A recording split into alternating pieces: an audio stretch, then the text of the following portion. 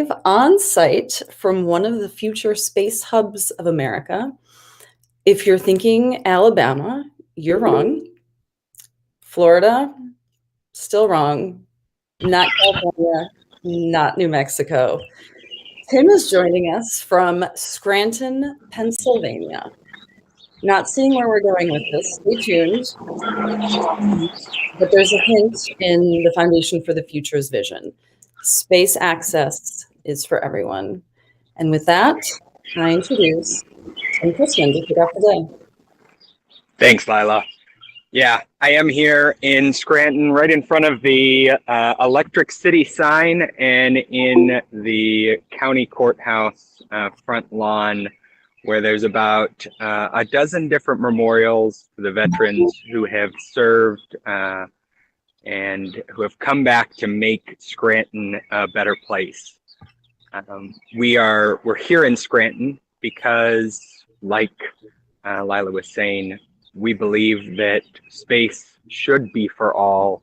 And to do that, we then need to meet some of the all who are not all on board with space, where they're at, and explain how the new space economy can affect their lives, change them, and ultimately revitalize where they're at. We chose Scranton because Scranton has a long history of firsts, from the first electric trolley to some of the first steam and rail integrations into coal mining. And over the decades, they have seen booms and busts as their firsts turn into has-been experiences. Throughout this town, as I've walked and driven, I've seen houses, apartments, buildings built for another era, for a steel mill time, a coal mill time, a time when everything was local, everything was simple. And you can see it on the storefronts and in the faces of people passing. This is not a sad town. This is a town that keeps trying new things. And when they do they take off. But right now they're in search of that next first. When they led the way with steam, with coal, with electric trolleys, that was visionary. That is what turned them into a thriving industrial zone. Scranton is carved into a valley. As you drive in here, you wonder, when is Scranton going to start? It's carved into the sides of hills. It looks like I'm leaning, but that's just the whole town is. And so we wanted to come here as our first to make the point that space is not just for those places we think about. Space is for everywhere. And we want to talk more about how mining and manufacturing, how they worked 200 years ago in Scranton, how are they going to work in this new century? Lila?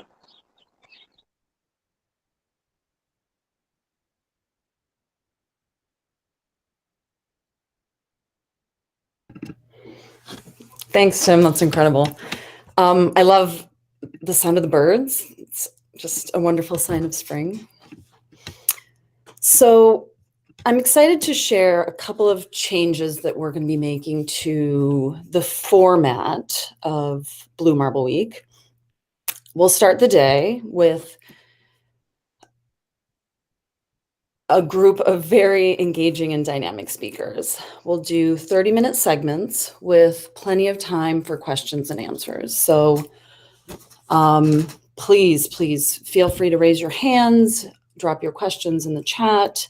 If you're in the call with us, or if you're joining via live stream, you can ask the questions in the event chat, or you can do it via Twitter as well. So that's F4, the number 4, F space. So from 2 to 3, this is also something a little different. We'll enjoy a panel discussion with some of our key speakers. Justin Kugler, Gary Kalnin, Michael Lewis, and Rob Hoyt will discuss the topic today, mining and manufacturing. And in space. And then at 3:15, we will bring the idea of community and connection to life through conversations about the future. We'll be doing breakout groups where we'll have the opportunity, I think, not only to network, but to really dig deep and discuss some big topics. Our plan is to drop some seeds and actually plant some topics this time. And I think since we have so many speakers, both experts, both on the speaker side and on the attendant side, I think this will be a really interesting discussion. So bringing the community in and seeing real change happen. So the questions today are all going to be relevant to our location, which is Scranton, Pennsylvania. For those of us just joining, Tim is live via Scranton today. And the questions that we're pondering will be today in our breakouts: how can a city like Scranton, Pennsylvania prepare a space-ready workforce? Tomorrow, our question will be, how could a space-ready workforce in Scranton, Pennsylvania impact the local economy? And I think these questions are important to ponder as we listen to a lot of the speakers, and I think will prompt a lot of ideas. So if you are joining us on the live stream and want to be in on this conversation, you'll have to do so by registering to the event. You can do so through our website, which is f4f.space/Blue Marble Week. And we really look forward to having you be a part of that conversation. And with that, I will ask Leo if he's ready to introduce Tim Chrisman. Leo? Hi, Lala. How are you? I'm great. How are you? Doing good. Yes, so it's really exciting. This is another week here. I'm going to introduce Tim, which is one of our co-founders, along with Lila Gislason. Tim is a former CIA intelligence officer who supported the National Space Council. He is a retired Army intelligence officer, former intelligence advisor, staff at the Pentagon. He holds 2 master's degrees, one in intelligence studies and one in international relations and affairs from American University. Mr. Chrisman is the author of the book Humanity in Space and of various articles about the expanse of our civilization in space. Tim's next challenge and mission is to make space accessible, survivable, and ultimately boring enough to be routine. Tim Chrisman, the screen is yours. Thanks, Leo. And after that location change and costume change, I am back. And this is fun. I understand the appeal of show business now, when you can make it look like you're in 2 completely different places. It's a lot of fun. So today I wanted to talk, as I was briefly previewing earlier, the gap between the reality of the space industry and where many of us on this call know the potential to be, and the rest of the country. And then give an update and overview of what we at the foundation are doing as part of our advocacy work, and hopefully close it out with some questions about where we're going, what we're doing, and how to get there. So any good pitch deck, any good explanation of a solution needs to orient us to the problem where we're at. So for the majority of the country, NASA is space. Just like Hollywood is movies, NASA does space stuff. But ultimately, NASA's meant to explore. They're not meant to develop subdivisions in low Earth orbit. Space Force is the new shiny toy for the government in a emerging domain that we see peer competitors talking about and cooperating in. But who is making what they're defending? Who are they defending? Why? And we see time and again, the commercial space industry demonstrates why the private sector truly is the innovation engine of America, as time and again, new impossible things are realized. But who sets the stage for their success? Who makes that possible? As Jeff Bezos said, he didn't build Amazon on his own. There was existing roads and postal services. Who's setting that up in space? So, as I promised, I'm going to continue to orient you on the map of where we're at. As an Army officer, I was told, be very precise where you point, don't use your finger, use a pen. And so I used handy little arrows here to show you where on these graphs we as the space economy are. And if you know or have read much about marketing theory and how mainstream products get adopted, you'll know one of these two analogies where we're either, as a community, about to hit this trough of disillusionment, or the chasm between the early adopters and the early majority. In either case, space is cool. There's a lot of hype, there's a lot of buildup, there's a lot of flash. But what we're about to run into is a point where the excitement and anticipation, just like after Apollo, is going to run into the reality of customers, of VCs needing their money, of towns and communities wondering, is this working for us? And that's that gap, that's that trough, where we realize this is cool, but it's a lot of work too, not very much fun. Kind of like what we all went through after we left high school and thought college was going to be great, and then had to pay for it. That's what we're going into, is the space economy.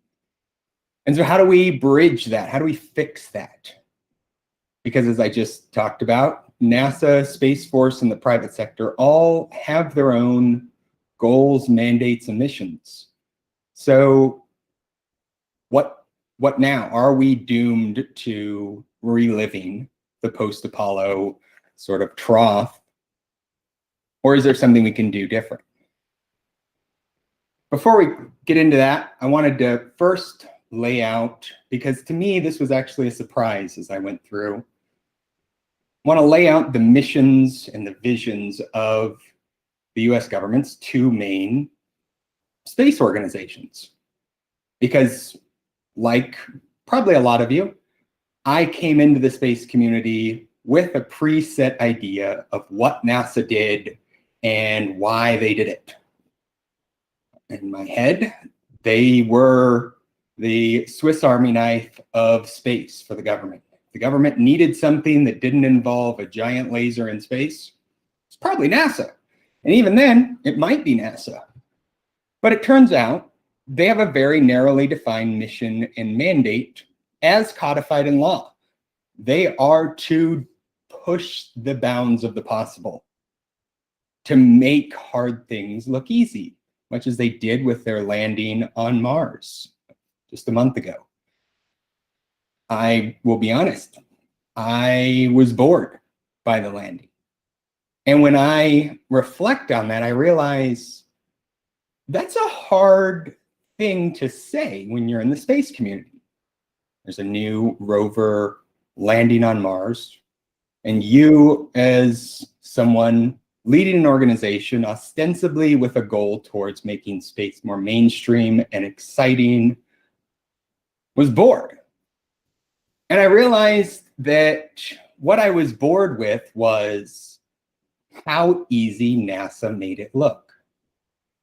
Millions of miles of travel, multiple minutes of lag in commands between here and the rover. And NASA burns in a landing, no stop, They do a Fast and the Furious drag race in, stick the landing, and now we've got a helicopter on Mars. And when I realized that, when I sort of sat back and reflected, I realized NASA really is fulfilling its mission of pushing the envelope and making it seem routine and easy. But at the same time, is it too much to expect them to do the rest of space things? And that's where Space Force comes in and has started to lift some of the burden of defense-related and or just interagency policy coordination things around space. Now there is a dedicated security organization to handle the requests and ultimately function as sort of the Navy equivalent in space to ensure the free and fair trade, to ensure we can get where we want to go when we want to go there, and protecting those vital interests we have in space. But that begs the question, are they building everything to get there? Is NASA, once it lands its rovers on Mars, doomed to follow those rovers, maintain them, and resupply them forever, even when it's not pushing the boundaries of the possible anymore? We say no to both. I've spent 10 years in the Army, and I know any military organization, given enough time, will always improve its position. It's a basic tenet of the military to always be improving, always be preparing for what's next. And so, given time, Space Force will invest in infrastructure, in basic enabling functions, so that it can better defend and protect the United States. But I also know that a military charged with economic development is an inefficient use of resources. Now, what I don't have experience with is a high-tech, edge-pushing organization like NASA, but I can extrapolate from my experience in the military to NASA that if they are being asked to maintain a low Earth orbit hotel as a national lab and movie studio, that has to be a drain on their core competencies and core missions. And so what we at the Foundation have put to Congress and are talking about now is an organization that merges the best of the private sector with the best of government to fill that niche between NASA and Space Force and unleash America's potential in space, to invest in, to build, to develop those boring parts of our lives that we don't think about: the roads, the rails, the power, the sewer, the things that make living somewhere doable versus deadly.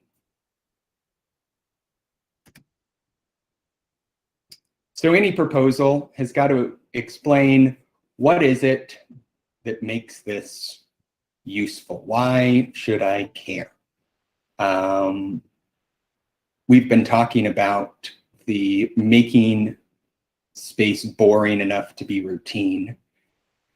And those words are very deliberate, because any organization that's planning 10, 20, 30, 50 years in the future, by necessity, has an extremely low risk tolerance. I was just talking with a former colleague about copper mining in South America, and how the companies he's worked with down there have projections of revenue and total copper mining in 2070. They have a pretty good idea that they will have revenue and how much that revenue is going to be in 50 years. And they have had projections like that forever. As long as these companies exist, they have those sorts of mindsets. Now, the problem is investing in new while having a 50+ year mindset don't go together. You can't predict 50 years from now if everything's about to change. And so the value proposition of Space Corporation is buying down that risk. It is the US government putting a flag in the ground and saying, we see a need for long-term patient private capital, and we will assume some of the risk alongside that to unlock it. Right now, there's an estimated $600 to $700 billion in open infrastructure investments around the country. President Biden announced a plan for $2 trillion in infrastructure spending over the next 8 years. All of that is done by or supported by organizations with trillions of dollars in untapped capital. And right now, space is not an investment category for them. And that's because it's too wild, too sexy, too crazy. And so what is it this Space Corporation would actually do? What is it? How would it function? Well, the basic tenets are that it would, through the easing of access to capital, allow these large private equity infrastructure investment firms to invest in projects ranging from mining to manufacturing, power to habitation. And it does this not only by the government either guaranteeing or putting up capital for these projects, but also by removing the uncertainty involved in the budget cycle. Right now, space has two kinds of investments. It's got venture capital, where you know how much money you're getting up front, but you also know that there is not a patient person in that VC firm. They want an exit. You have a timeline for that exit, and ideally that exit is early. And the other is government, where you're not actually sure how much money you're going to get over the life of that project because it could get canceled the next Congress. But you know, in general, the government's going to be patient, allow for extensions so long as there is money flowing. And so we've got a gap in patient certain capital. And that's what this Space Corporation seeks to fill. If you follow any of the political news right now, there is a surprising amount of debate about what is infrastructure, why infrastructure. I don't want to get into that here, only to say that in general, infrastructure investments are considered a good thing, even though civil engineers recommend it. Is one of the few things that my dad, who's a mechanical engineer, will give a civil engineer credit for, saying that they do a good job on roads. But it is also a useful investment for government. There are a great many things government is inefficient at spending at, and there are only a very select few where time and time again, research has found that government-financed investments actually return more than they require. And infrastructure is one of those. Returns about $1.60 for every dollar invested. Our pitch to Congress, including Scranton's representative and senators, is investment in space infrastructure have historically yielded extraordinarily outsized results. I have here the example of GPS, and I continue to use it extremely hypocritically because I tell people all the time, we cannot rely on GPS as our one infrastructure example. But it's a cool example because there's not many times when you can put 100-time return on investment as an example in your industry, and space can.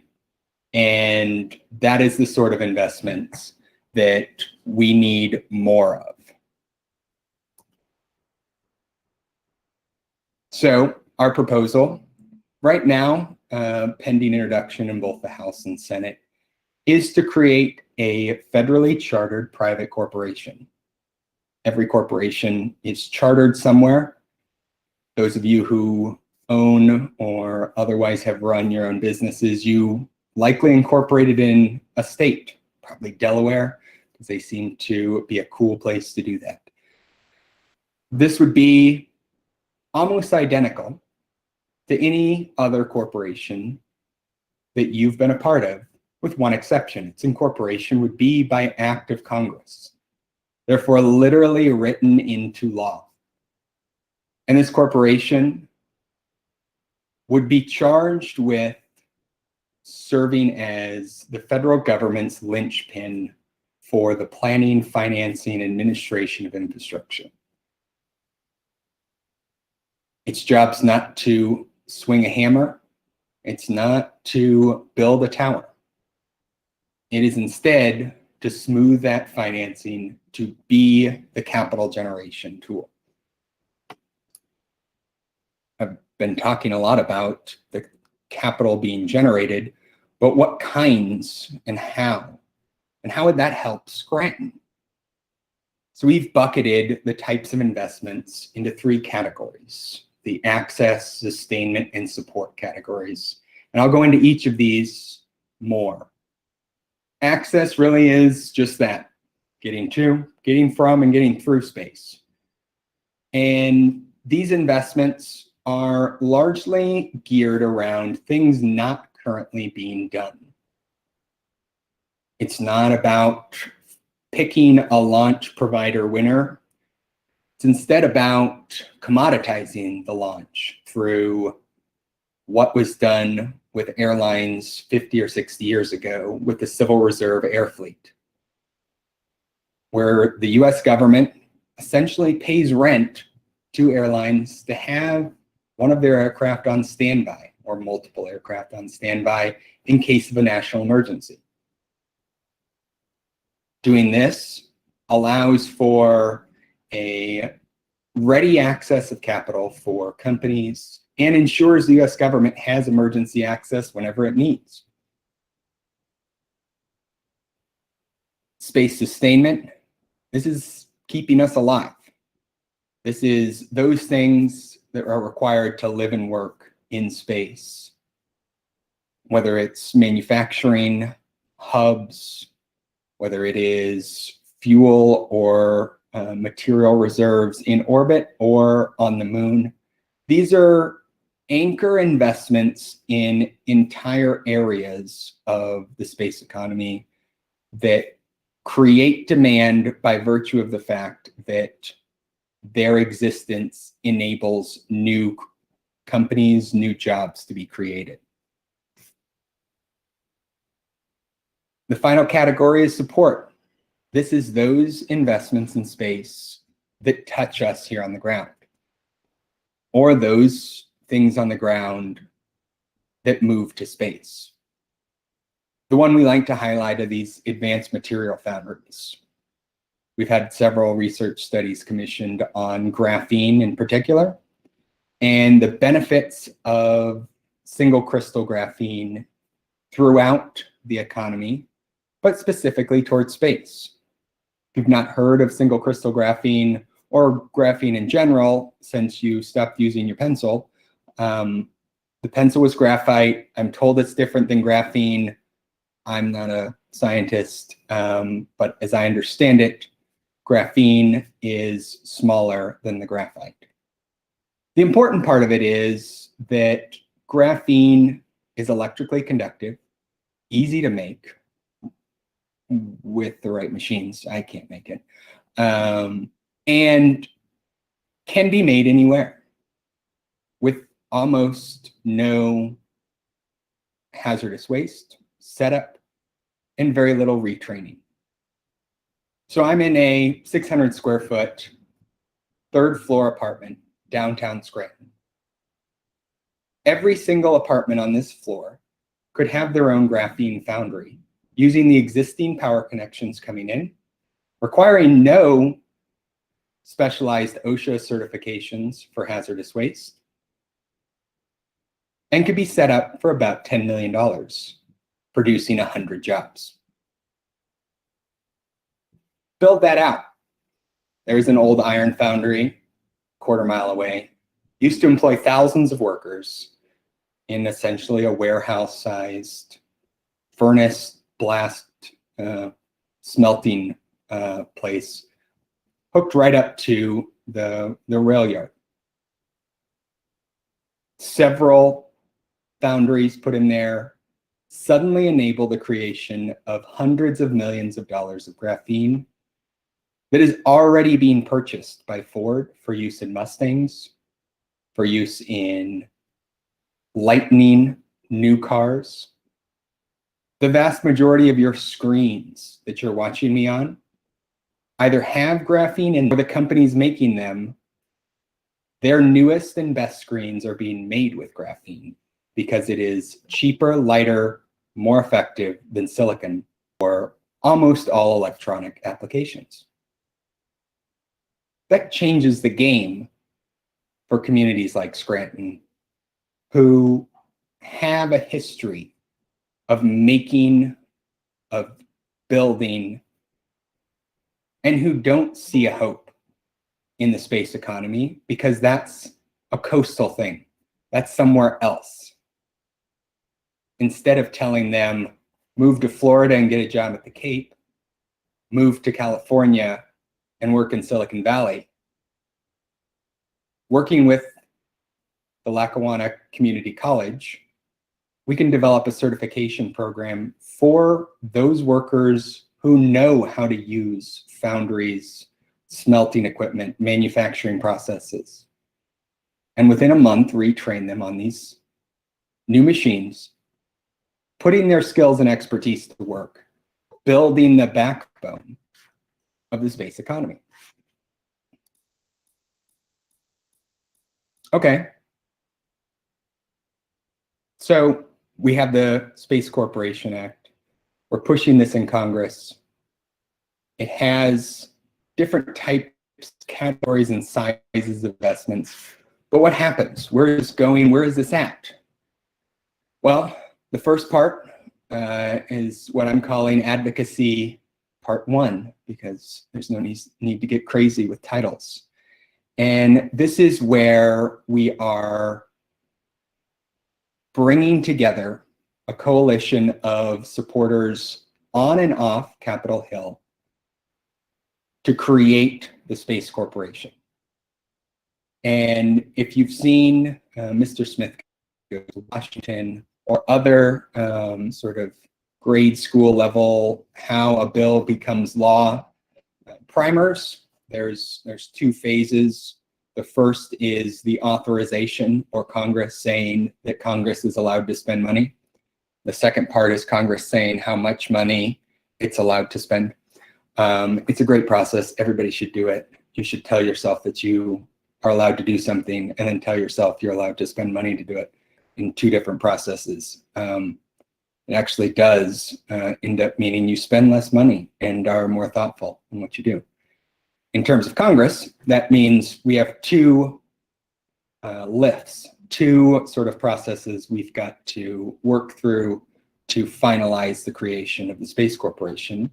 And our customers really are those 535 members of Congress and the roughly 4,000 staff they have.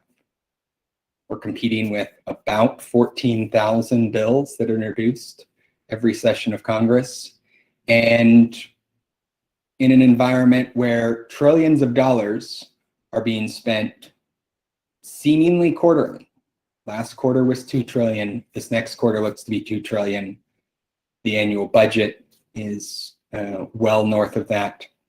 And so that is a environment where there is spending fatigue, and the idea that anything proposed needs to be a good steward and good use of the government's time and money.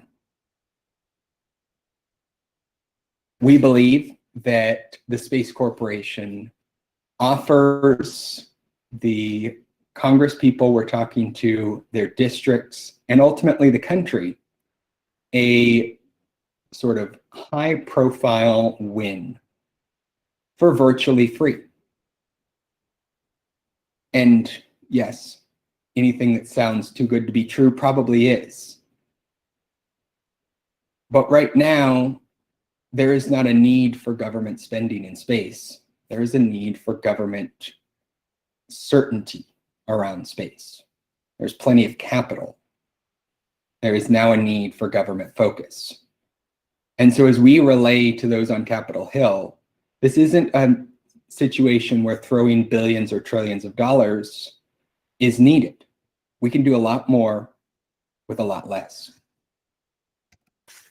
Part 2 comes after the initial passage of the Space Corporation Act, and that is where we, our partners, and others work with Congress, work with the private sector to ensure that both the Space Corporation and the space economy writ large have the sort of support it needs from Congress, whether it's workforce development, whether it is investments in national security. This is a much narrower and much more focused effort, targeting individual committees, individual members, to ensure that they are both continuing and begin to support the broad reach of the space economy, whether it's NASA to Space Force and everything in between. Ultimately, where this goes is 2020s where investments start being laid in a broad base of access, sustainment, and support infrastructure, creating hundreds of thousands of jobs directly and indirectly, and enabling an entirely new domain of economic activity to be created. The last time this happened, ARPANET became the internet, became the World Wide Web. That no one engineered it. There was no guiding hand. There was no central organization to shepherd investments into the backbone of it. And here we are in 2021 with a multi-trillion-dollar infrastructure investment bill that includes hundreds of billions of dollars to lay wire for basic internet. That's shocking that it's been 40 years of internet connectivity and we have not finished connecting the country.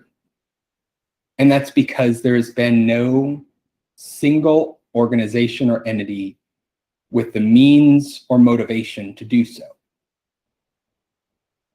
We want to make sure that space has that advocate, has that organization that can help it grow, mature, and achieve its full potential. So how can you help? Well, the short version of that is we need a broad group of people that can offer ideas, can offer money, and can offer introductions. So whether it is with organizations formally becoming members of our coalition as we build out our advocacy, our policy, and our workforce development initiatives, we need you. And these organizations that we're talking to that have either signed on or preparing to sign on range from large space holding companies to cyber providers to companies that are retooling manufacturing processes in North Carolina and the manufacturing belt in the South. that runs the gamut. We need ideas. We need ideas from people like you here, from educational institutions that we're inviting to join our Workforce for the Future initiative, which seeks to replicate the success of both ROTC and the NASA Space Grant Program by providing a blue-collar workforce development and a kindergarten to orbit pipeline, where every state has the ability to tap the resources and curriculum of the entire network and enable a space-focused education and workforce development at a fraction of the cost of going it alone. And we need people. If this was PBS, I would say viewers like you, not only for your contributions, but also we need your help advocating to your congresspeople. I have a call here in a few minutes with a number of people from the Scranton Chamber of Commerce and local schools to talk about how their members and how them personally can help us in our push to revitalize communities like Scranton, who have been left behind because they're not the shiny object. And their workers and their people are being told, move somewhere else, find something else, do something else, and then you'll be cool, good, or useful. We as a country have spent decades telling places like this, we care, we want to bring jobs back. What have we done? We need your help to change that. I'll stop it here for questions. Yeah, Lila? Actually, Tim, we have a question from somebody who is actually here on the call. Darnell Clayton asked, or more so, he made a comment, Space Force makes me wonder if we will fight wars on the moon and Mars. The Space Corporation would inspire the masses towards space, but in a non-violent kind of way. So, more so, would you say that this is a positive incentive in helping to accommodate uncertainty around the future of space? Yeah, so there's been a lot of academic work that has gone into the idea that interconnected economies have a lot more to lose in conflicts. It's not that that prevents war outright, but it definitely smooths over what would otherwise be aggressive fighting. We've seen that with the European Union in Europe, where they went from hundreds of years of war to somehow they all are just happy and frolicking, as near as I can tell. If anybody on the calls from the EU, please let me know if that's wrong. I actually don't want to know. It's a good example, so I'm going to keep using it. But no, I think that having been in the military, spent years in Afghanistan and Iraq, where we were told, build, develop, win hearts and minds, that's a hard mindset for organizations who are built for security, for lethal force. Everything returns to that baseline. And it's no fault of theirs. We would prefer our militaries to be good at their job like we would prefer firefighters to be good at their job. We don't ask firefighters to arrest people for a reason. And so with the Space Corporation, the idea is to have an infrastructure-minded organization that can do the civil engineering, construction, financing that Space Force may need, that NASA may want, but that neither will do efficiently.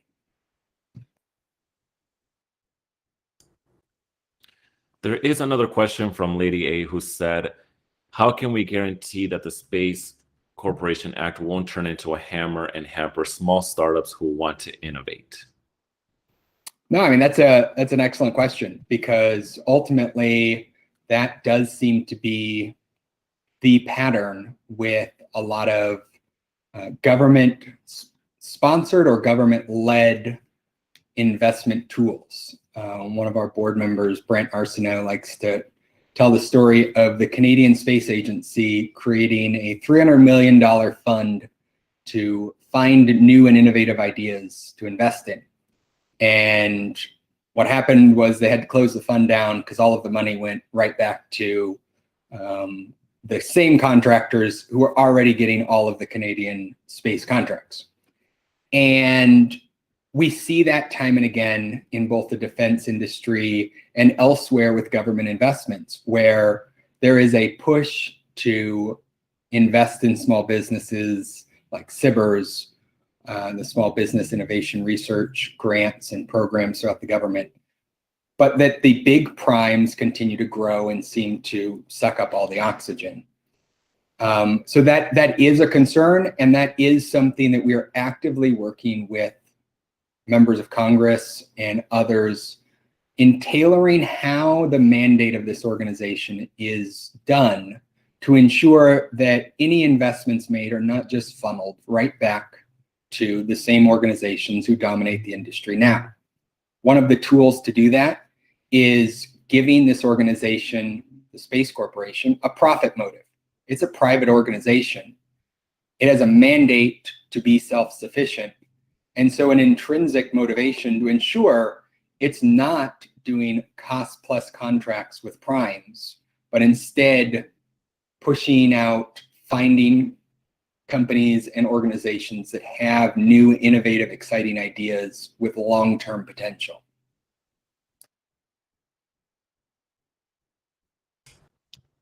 Very interesting. One other person asked, actually, he's currently writing out the, Lady A actually said, how can we get involved in working with congressmen to help steer this corporation in the right direction? It's a solid question. So the main thing we say to people is reach out to me or John. You can reach me at tim@f4f.space. And I will bring in John Chwat, our Director of Government Relations, and craft a plan. It varies greatly depending on where you're at, who you are. The letter I'm going to write to a congressperson is different than what Leo's going to do, and that's different than what Lila's going to do.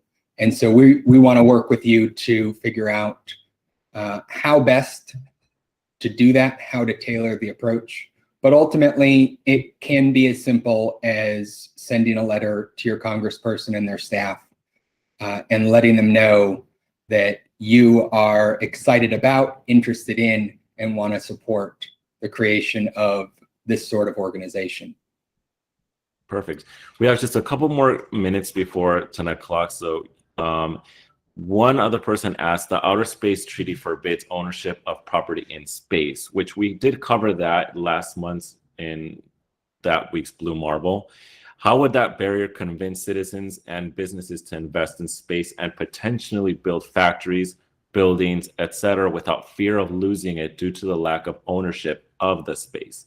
Pun not intended, which, by the way, came from Darnell Clayton. Thank you so much, Darnell.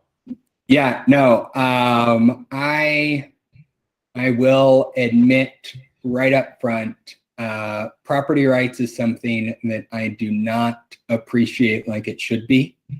I have a friend, Wayne White, who recently sent me a draft of bill he's writing for property rights in space.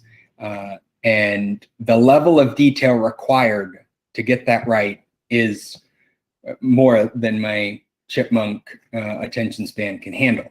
But you have a solid point, Darnell, that the bedrock of private investment in space is knowing you're going to own what comes out the other end. And there's a couple ways I can take this. The first is the treaty binds the signatories, which are countries. And so private citizens like you and I are more or less, by that treaty, free to do whatever we want. And so there is someone selling land from planets all over the solar system, making millions of dollars, and it's a fun joke. But that does bind the hands of the U.S. government through vehicles like NASA and DoD in investing in or taking a stake in those sorts of companies, mines, etc. On the flip side, because property rights is so complicated and such a big problem, it doesn't ever get solved until the last minute, until there's actually property at risk. And so part of our rationale is there aren't any voters in space. Until there are, they're not going to care and phone home about the property rights. And since it's rude to move people to space forcibly or suddenly in order to create a constituency, we're trying to do that with money. Because the more investments there are in space, the more people and companies have a stake in the success of that endeavor and who care about those details that I don't have the patience for, but that are needed, like property rights, like long-term, whether it's homesteading credit or other projects like that. Did that answer your question? And that's true, Sean. We did pass legislation that say we're America, we can do what we want, and that is true. Yeah. Really profound question. Thank you so much, Darna. One other one. Aaron Pagel asked, the internet and GPS are things that had direct terrestrial impacts with lots of complements and low marginal cost. How do you convince Congress and the public that they should invest in something that doesn't have a clear application to terrestrial concerns, at least for a couple decades? It's by focusing on how everything in space works for us. We have this conception in our head that all 6 of the robots currently colonizing Mars are fancy toys that some engineer made and shipped to Mars as a toy to play with. But in reality, every single one of those has dozens, if not hundreds, of technology demonstrators that are turned around and used here on the ground after essentially stress testing them in one of the harshest environments we know of. And so yes, there are very few parts of any Mars rover that are going to be used here on the ground or that directly benefit any of us. But the work and the tools that they're testing directly do help us, whether it's through better foam for our firefighters, from the graphene I mentioned earlier, the solar panels being talked about as key investments, to just how to better filter water. Turns out that's a big deal when you're on a space station and there's not an outside source of water. And so you figure out where all the water is coming from to get filtered. That matters a lot when you're also in a small community in a third world country without a lot of access to power, but now have the ability to use essentially a made in space water filter because of these technology demonstrators that are wildly expensive and hard to make the first time. But by the time they get put out into the world, they change our lives. Perfect. It's about that time. So Tim, thank you so much for speaking on the Space Corporation Act. Again, if you need any more information on that or to get involved, please visit Foundation for the Future's website at www.f4f.space. Tim will actually be speaking more on location at Scranton, Pennsylvania this afternoon. And if you have gone to the website, you may have noticed that Blue Marble Week will be shifting to Conversations for the Future. Conversations for the Future is actually shifting to this more conversational format. And the biggest reason for this is to engage the community. If you are here, that means that you are part of the biggest conversations in space topics. Before we move on to the next speaker, I want to introduce an amazing member of the Foundation for the Future, Emily Mishler. Emily specializes in business development, creative strategy, and fundraising. Emily Mishler launched her first company at the age of 22 and has since raised and distributed over $20 million of private investment for private clients, for-profit entities, and NGOs. She runs a group of impact-driven companies called the Cultivated Group and is on a mission to ignite and empower individuals and organizations to be the change you wish to see in the world.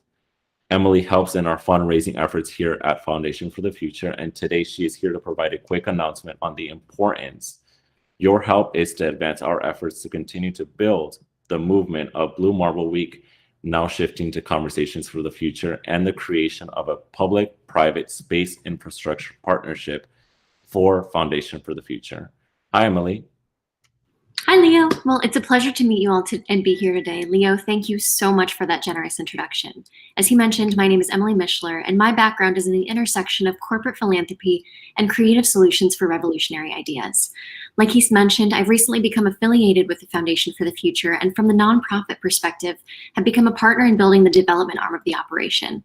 We're in the midst of growing an incredible organization that's changing the trajectory of our future, and we need your help. I'll now be playing a quick video to show you a little bit more about a few different avenues the Foundation for the Future has for you to get involved. And if there are any issues with the audio, please let me know.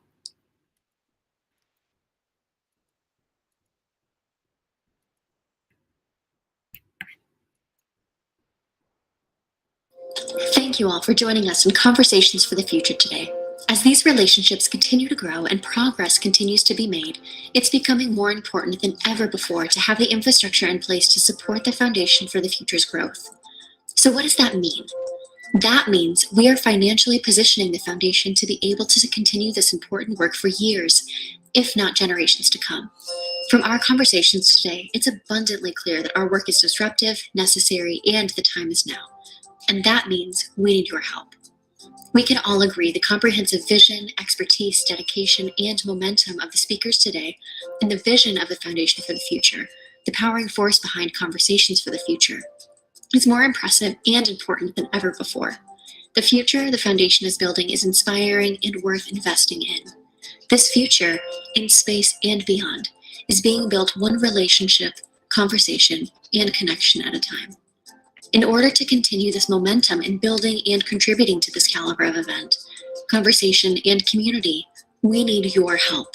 We need you, our allies, attendees, partners, advocates, and friends, to spread the word about our important work through social media, invite like-minded and like-hearted peers to our events, and to help us connect with philanthropists and organizations who believe what we believe, that our future in space is ours for the building and the time is now.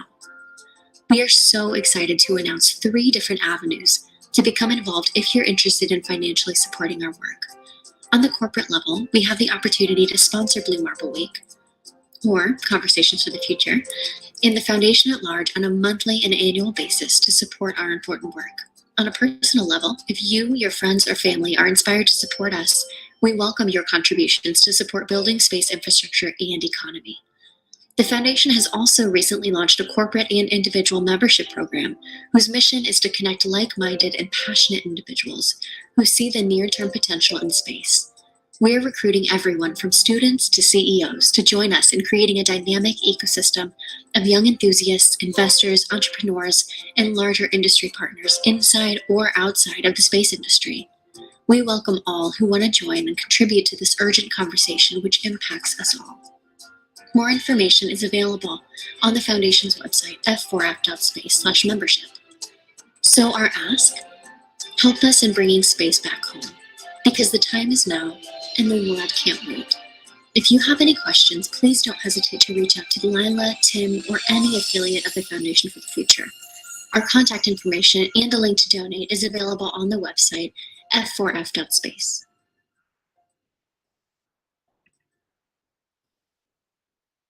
I'll be happy to stick around and field any questions from those of you on our organization's meeting link. And for those of you on the live stream, please feel free to reach out in the comments.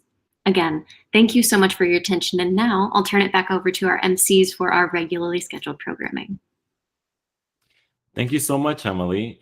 To everyone watching, your help in the ongoing efforts to make space accessible to all is not only appreciated, but also extremely important.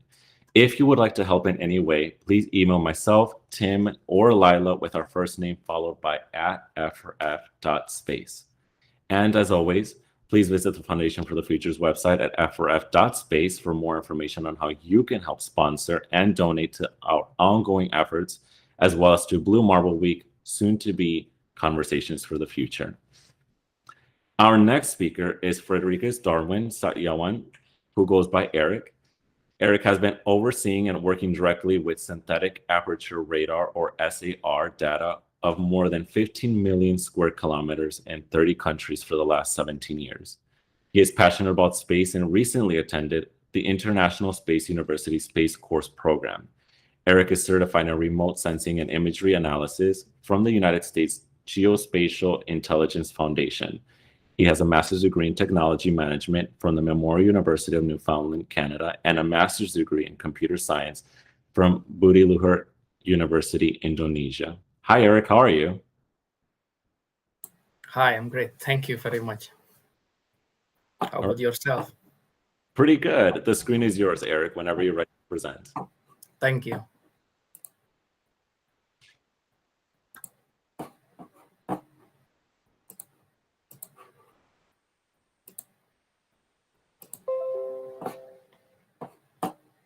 So please let me know if can you see my screen?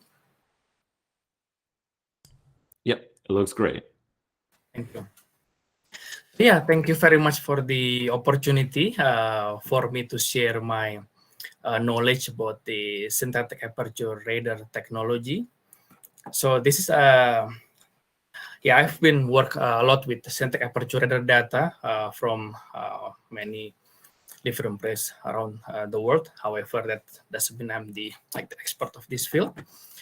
There are so many other people out there that have more expertise than me, but I just would like to share my knowledge so that people in the space industry will have will get introduced to this technology. And while this technology has been extensively used mainly on Earth, however, this has lots of potential application for the future in space, especially the space infrastructure development and space mining. So basically, synthetic aperture radar itself is a technology of a remote sensing imaging technology that used to imaging the surface of something that usually Earth, but can be used also to image moon surface or asteroid surface or any other planet or regolith celestial bodies. So radar itself is a radio detection and ranging. So this is a sister or brother's technology of what we usually know now from the optical satellite imagery. We have used like mapping application every day in our phone, but we know those applications use the the color optical imagery that looks nice and clear, and we see what we see like from our eyes. But synthetic aperture itself is a different kind of technology that's instead of using the optical wavelength, visible wavelength, it's using the radio wavelength. So this technology can be mounted on multiple platforms. The most of the platform now being used is spaceborne platform that this have relevant application for space, and also some can be mounted on the airborne platform and also on the terrestrial on land-based platform. So this SAR technology, it's work in the microwave wavelength. What we usually see in with our eyes or with our phone photos is using capturing or recording visible light.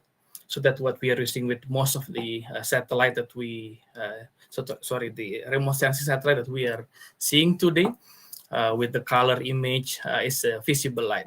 For SAR, it's using this microwave with a wavelength between few centimeters to a few meters. The advantage of this technology is this microwave can pass through cloud and pass through the atmospheric disturbance. That means when we want to image certain celestial bodies that covered by the atmospheric disturbance, the SAR technology is the suitable platform to do that. So, and also the second one, because it's using it's an active kind of remote sensing which transmitting and recording its own signal. So the SAR technology does not require any illumination to work on. So this is very useful if we want to image the dark side of the moon, where there is no sun illumination. This SAR technology will be very suitable for that. So these are the example of the image that recorded by this SAR technology. So this is like black and white, grayscale image with the tone, the brightness of the tone indicating the the strength of the signal that back to the sensor. So there are a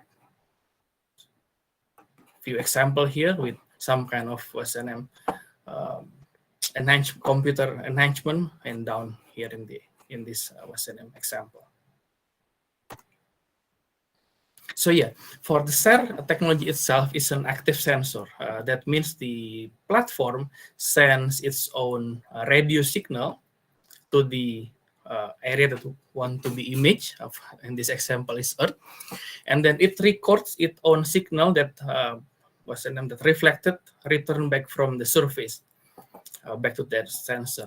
While the other technology that using optical, it's using passive sensors, which means that it records the energy that reflected by the surface that usually come from the sun.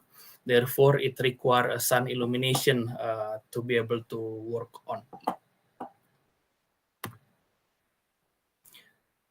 Because we are using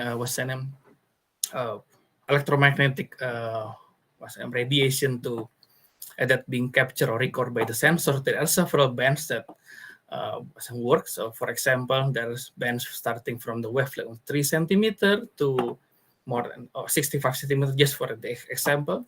And the longer the wavelength, it's actually able to penetrate more to the the canopy foliage on the trees, or in the space application, it can penetrate more to the ground or to the underground level of the surface.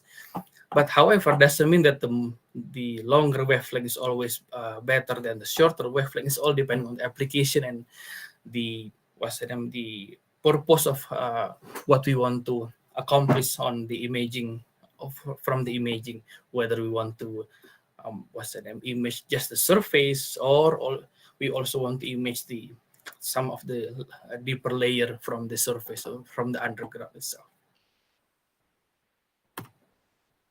So another properties that important from the SAR technology is the polarization. This is the orientation and shape of the electromagnetic wave that transmitted and recorded back to the sensor.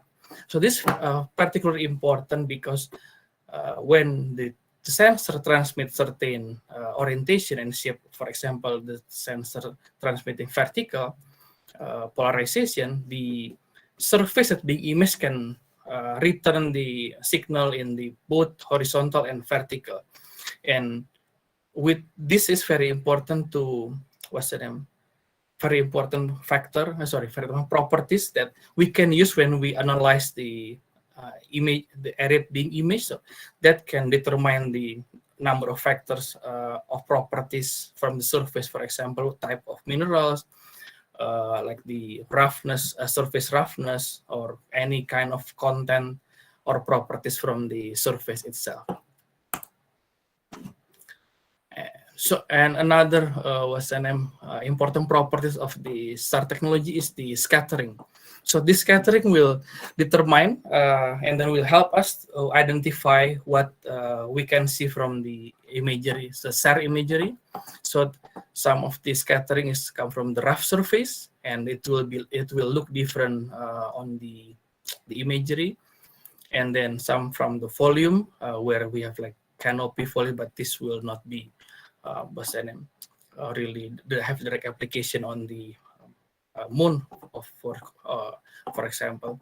However, this may be very useful when we terraforming Mars, and then we can plant trees on Mars, so this will be also useful. And also another one is the double bound. So this is very useful when we want to monitor infrastructure development in space. For example, we build like mining building on the dark side of the moon, or we want to track the vehicle activity on the moon surface. Maybe we have like all the heavy equipment on the moon surface that work for the mining that maybe wasn't fully automated, and we want to keep monitoring that. This will be very useful properties of the SAR technology to be able to help for that monitoring. And the resolution of the imagery from SAR technology is dependent on a few things. So there are two types of resolution from SAR imagery. One is the cross-track resolution, which is the resolution perpendicular to the movement of the sensor. So for example, it's a spacecraft movement with the sensor. So the resolution that perpendicular is related to the pulse length of the transmitted radio signal. However, the higher pulse length means it needs higher energy to transmit. It's depending on the power envelope of the spacecraft itself. And there is a mathematical formulation or technique that can help overcome that limitation of the using the longer pulse length, but to get the higher resolution. And the other resolution also is the along track resolution. So it is the resolution that same like the direction of the movement of the sensor, and this is dependent on the length of the antenna. So in essence, the longer the antenna, the higher resolution that the SAR technology can capture for the along track resolution. However, as we all know that the very low antenna is of course not applicable for any platform. For spaceborne or even airborne, we would not be able to have like 1 kilometer length antenna. So therefore, the antenna length is synthesized, which means that it's like a virtual antenna. So the platform keep recording the signal from the same target along the movement of the sensor, as long as the target is still within the beam of the antenna itself. That's why the technology named synthetic aperture radar, because it's a radar that using synthetic antenna, it's not physical antenna. So if we see radar on airport, it's like rotating with huge antenna. There's a physical, real aperture radar antenna, but this technology is using the synthetic antenna. So the antenna can be very, very long without actually requiring the physical antenna. So with the mathematical formulation, we actually can generate very high resolution imagery that can mimic very long antenna length. So these are the output examples of the basic output example of the SAR technology. The first one and top right here is the SAR imagery itself. So we can see that we can see buildings here with higher return because of double bars that I mentioned before. So we can see some of the metal structure or features on the ground that return very, very high return signal because of the double bound. And we can see some of the like roads and the different kind of gray shade on the depending on the surface roughness on the surface here. So this very so I mean, it's very useful because we can determine and then we can differentiate between one feature to another using the SAR, the SAR imagery. And another output example is with a technique called interferometric synthetic aperture radar. We actually can can get the height, the 3D feature from the surface itself that we can continue to monitor. For example, if we have the mining site on the moon, we want to keep capturing the 3D feature of the the terrain to see how deep we already excavate and all the changes that happen on the surface because of our activity. Or even for infrastructure development, because when we build road, sometimes we have to cut through the hills and fill through the valleys, and that will be also very useful for that kind of activity. So another useful application on Earth is for maritime monitoring. So because of the properties of the SAR signal itself, it bounce back signal when it meet the smooth surface. So water considered as a smooth surface and bounce back signal away from the sensor. And any surface, any feature or any things that float on the water will have a more stronger return and double bounce, so we can see easily all the ships or vessels that around this around this area. So the darker area is the water, and then the brighter area is the land. So we can see there is like port in here in this area. And this is an interesting thing that happened recently with the Ever Given ship stuck in the Suez Canal. And this, I'm taking a screenshot from the European Space Agency Twitter site, Twitter account. So this image on the right shows when the Ever Given ship stuck in here, and there are lots of ships accumulating, waiting to enter the canal. And when this Ever Given ship has freed out from the stuck, so we can see there are less of ships waiting because many of them has been able to pass through the canal. So this is very important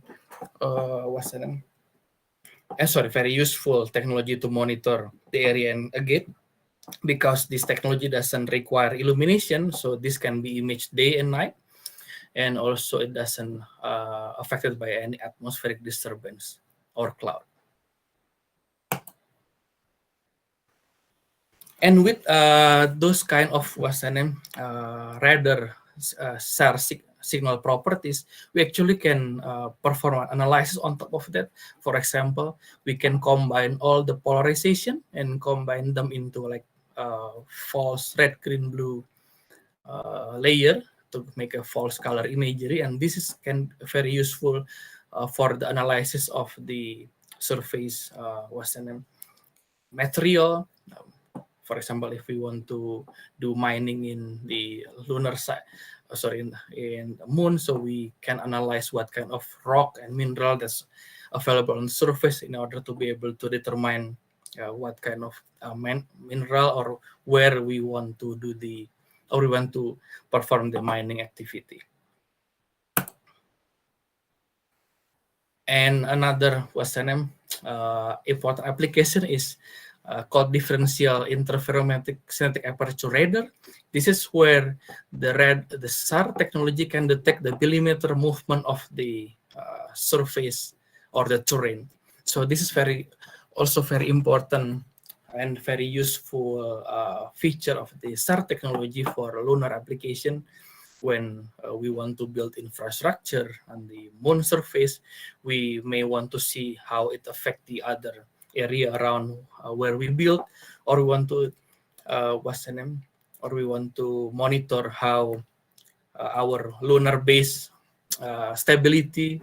Are there any ground movement on that base, or whether that will still be safe because of lots of ground movement. So for example, in this area, all the green dots are representing the very minimal ground movement, while yellow and red dots representing higher ground movement. So this is an example of a train station that have pretty substantial ground movement compared to the other, maybe because the weight of the train station, the length goes down. So this is one of the useful feature for space application of synthetic aperture radar. This is another example of ground movement detection after earthquake that struck in Italy in 2016.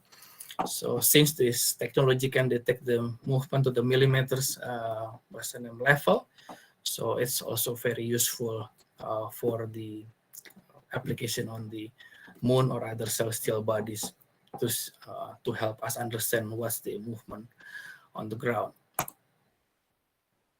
So this is the example of a geological mapping that derived from the SAR technology. So this geological mapping can help us determining the type of mineral content and then where we want to put the mining site is. So this also will be very useful for lunar mining or Mars or any other celestial bodies.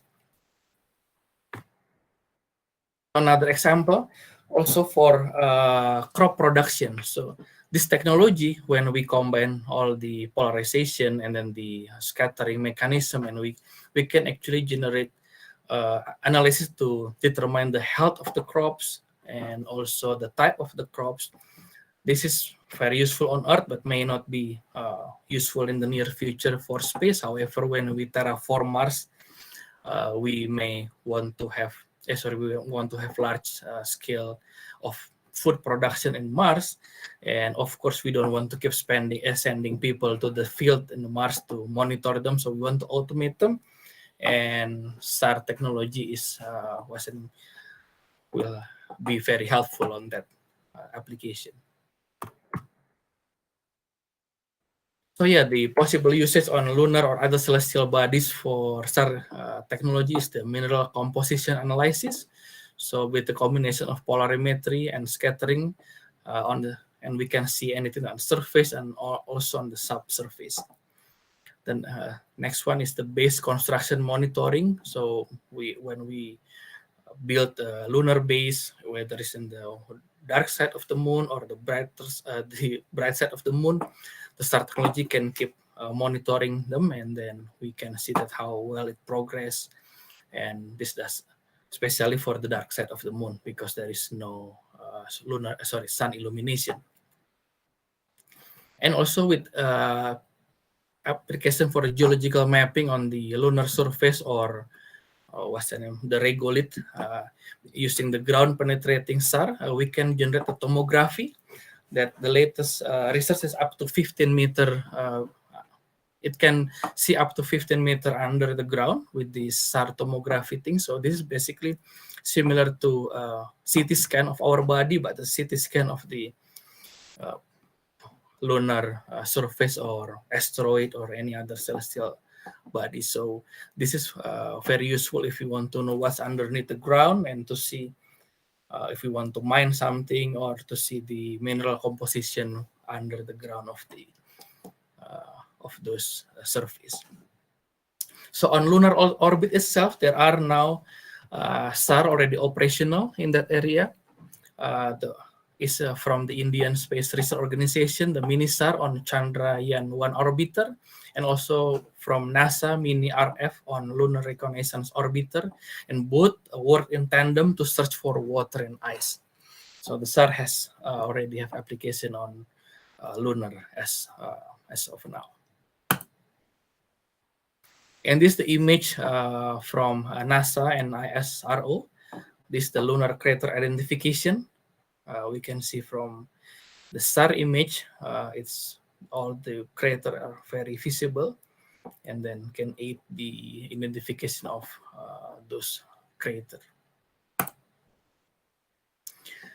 And this the another one from NASA that the SAR observation on moon can see the approximately 10 to 15 meters below the lunar surface. So this is the light and dust of compositional change of lunar dust and the difference in the abundance of rocks and within the soil itself. So this is very useful for lunar mining application. And I think that's all from me. If there are any questions, I would be happy to help answer if I can. Thank you very much. Thanks a lot, Eric. Really appreciate that. We are on a tight schedule, so we're going to shift over very quickly. But I wanted to just, give you my appreciation. You tackled a pretty challenging topic here.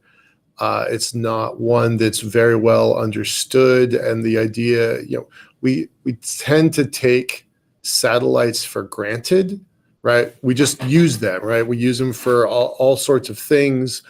But hardly, especially in our community, a lot of people just simply don't understand how that data happens in the first place. It's great that we have that example of the Ever Given. I was particularly happy about that. I was glad that you put that into your slides.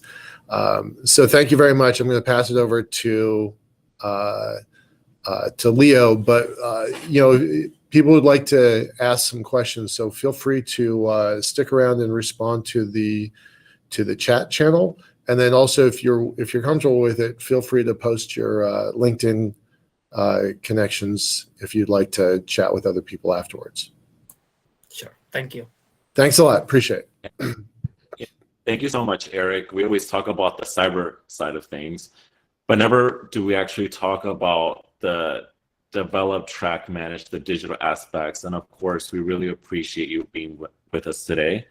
To continue the networking benefits for this event, please put your LinkedIn link in the chat or the comments, like Michael said. For everyone listening, thank you for joining us for this Blue Marble Week, soon to be Conversations for the Future, powered by Foundation for the Future. Our next speaker is Michael Lane, who was just on, who will be speaking on the grand architecture. Mr. Lane founded the Liftport Group with the idea that an elevator to space could and should be built commercially. The concept for Liftport was simple: to develop the subsystems and precursor technologies needed for the elevator and to commercialize these as a method of payment for the larger, longer-term project of building the elevator.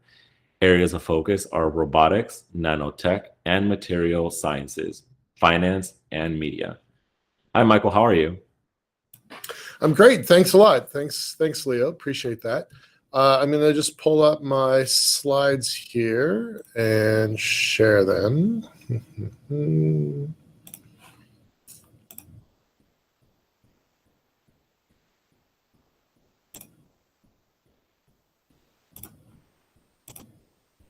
Everybody seeing that? It's I haven't enlarged it yet. Let me do that.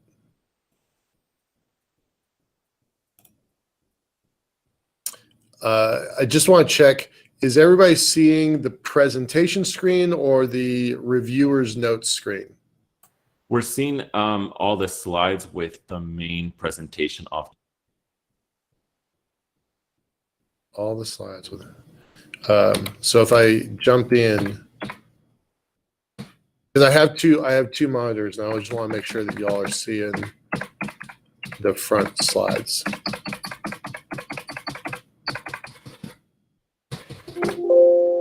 Okay, all right. I think you're seeing what I want you to see, just the main one screen, not the presenter notes slide. Yeah, we see that. Okay, great. So I guess I want to start with, this is now our 5th event. We used to call the Blue Marble Week a conference, and that name didn't really stick. It didn't really feel like a normal conference.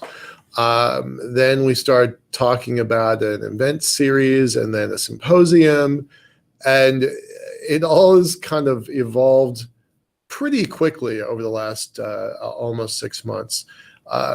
And most of the time at the beginning of each of these sessions, we've presented this kind of grand architecture idea that The work that the Foundation for the Future is doing is really focused primarily on infrastructure, but what does that mean, right? Infrastructure development. So what does that mean? And so you heard Tim and Lila earlier this morning. The Blue Marble series has really kind of had some overarching themes here. You've had conversations around hardware. We're going to talk a lot about hardware today, the infrastructure and the industrial base of space. A couple of months ago, we had a lot of conversations around launch, for example. And we talk a lot about workforce development. Tim talked about how do we go from a kindergarten to orbit workforce. I mean, that's never happened before. We don't have blueprints on how to build that workforce, but we need to start thinking about it in order to have the workforce necessary when it's time to have these situations in place. We talk a lot about, you just heard Fredericus a moment ago talking about kind of the digital aspects. We spent a lot of time talking about cyber and moving ones and zeros in space, because it only takes a little while, a few months or a year or two, to build a satellite, but then that satellite's got a useful life of 5, 10, 15 years. For that remaining life, it's all about moving ones and zeros from taking the pictures to beaming them back down to the ground to using them in various algorithms and analysis. And then the final piece is defense. We had a great conversation a couple months ago with several folks from Space Force, kind enough to bring in Lieutenant General, 3-star General Saltzman, and several folks from Space Force. So those are the big overarching ideas that we've been exploring with this Blue Marble Week programming. We're gonna shift its title a little bit. Lila will talk about this more tomorrow. And turn more into this kind of conversations for the future. Because what we realize is we're using these events as a crowdsourcing tool to get ideas from the community on how to push forward this Space Act. And so for where we've come from in the last few months, I'm really grateful to the folks that are tuning in, and whether they're live on our channel or out in the wild, wild west of the internet. And then those are the large ideals, right? So workforce, cyber, defense, and industrial base and hardware. Within that, we spent a lot of time talking about this grand architecture. How are things going to move out into space? We're going to talk about that more in a minute, so I'm not going to spoil any of that. But we tried to be very methodical and process driven about how this is going to unfold, in our opinions, right? Certainly other people have other opinions. And each month we've picked a theme to really dive into. So when we talked about launch, we didn't talk about launch from the perspective of, one big shiny rocket or another big shiny rocket or another big shiny rocket. We talked about launch from the perspective of economics, right? Lots and lots of conferences show off cool shiny rockets. Lots of conferences do that. And that's great. Happy that they do that. We wanted to look at the down to earth, down on the ground implications of what does that rocketry, machinery, infrastructure, what does that mean to us down here on the ground? So we found ourselves in a spot where we're not a very stereotypical space conference, exactly where we wanted to be. We are not a very stereotypical space conference. And it's been fun to kind of watch that evolution happen. Now, the monthly topics that we've been kind of looking at, launch, I said, defense, I said, last month it was about space elevators. This month, it's really about orbital development, in as large of your imagination as you can get. Now, keeping true to our founding ideals, we're only talking about from now to 2035, so it's very boxed in time, and it's very boxed. I'm going to use the word geographically, but that's not the right word. From the ground of Earth to the lunar regolith. That's the zone that we're talking about. And we refer to that as either CisLunar space or the CisLunar Econosphere. And that's been really fun, right? How is this environment going to evolve? Sorry, I thought I was on a different page. I'm just kind of looking at the moon here. As this stuff evolves, there's probably a progression to it. There's probably a fairly natural step-by-step process here, and we're gonna kind of look into this a little bit. So, at the beginning of each of our Blue Marble events, we always kind of showcase this grand architecture for how we think the future is going to evolve. And again, we're not looking at CGI of Martian settlement, right? You know, those SpaceX images are cool, they're neat, they're fun, but they run counter to many of the goals of the Space Act, because what we've heard time and again from the politicians and the folks, the staffers at Capitol Hill, one is Mars isn't in my jurisdiction. It's not my constituent base. Two, it's too far away, right? It's too far away both in distance and in time. Right, it's not a problem they have to solve next week, next month, or even this congressional session. So that's why we boxed it about between time and space, and that's why we don't have a lot of kind of fantasy pictures of what space might someday become. Hey, Michael, really quick, Michael. I think your slides might be frozen. I was. Are they frozen? Which slide are you in right now, just to reference? I'm on, well, I just advanced it to a new era for deep space exploration and development. Yeah, I think they may be frozen. Can you unpresent and then present back in and see if Sure. that fixes the issue? Yeah. Okay.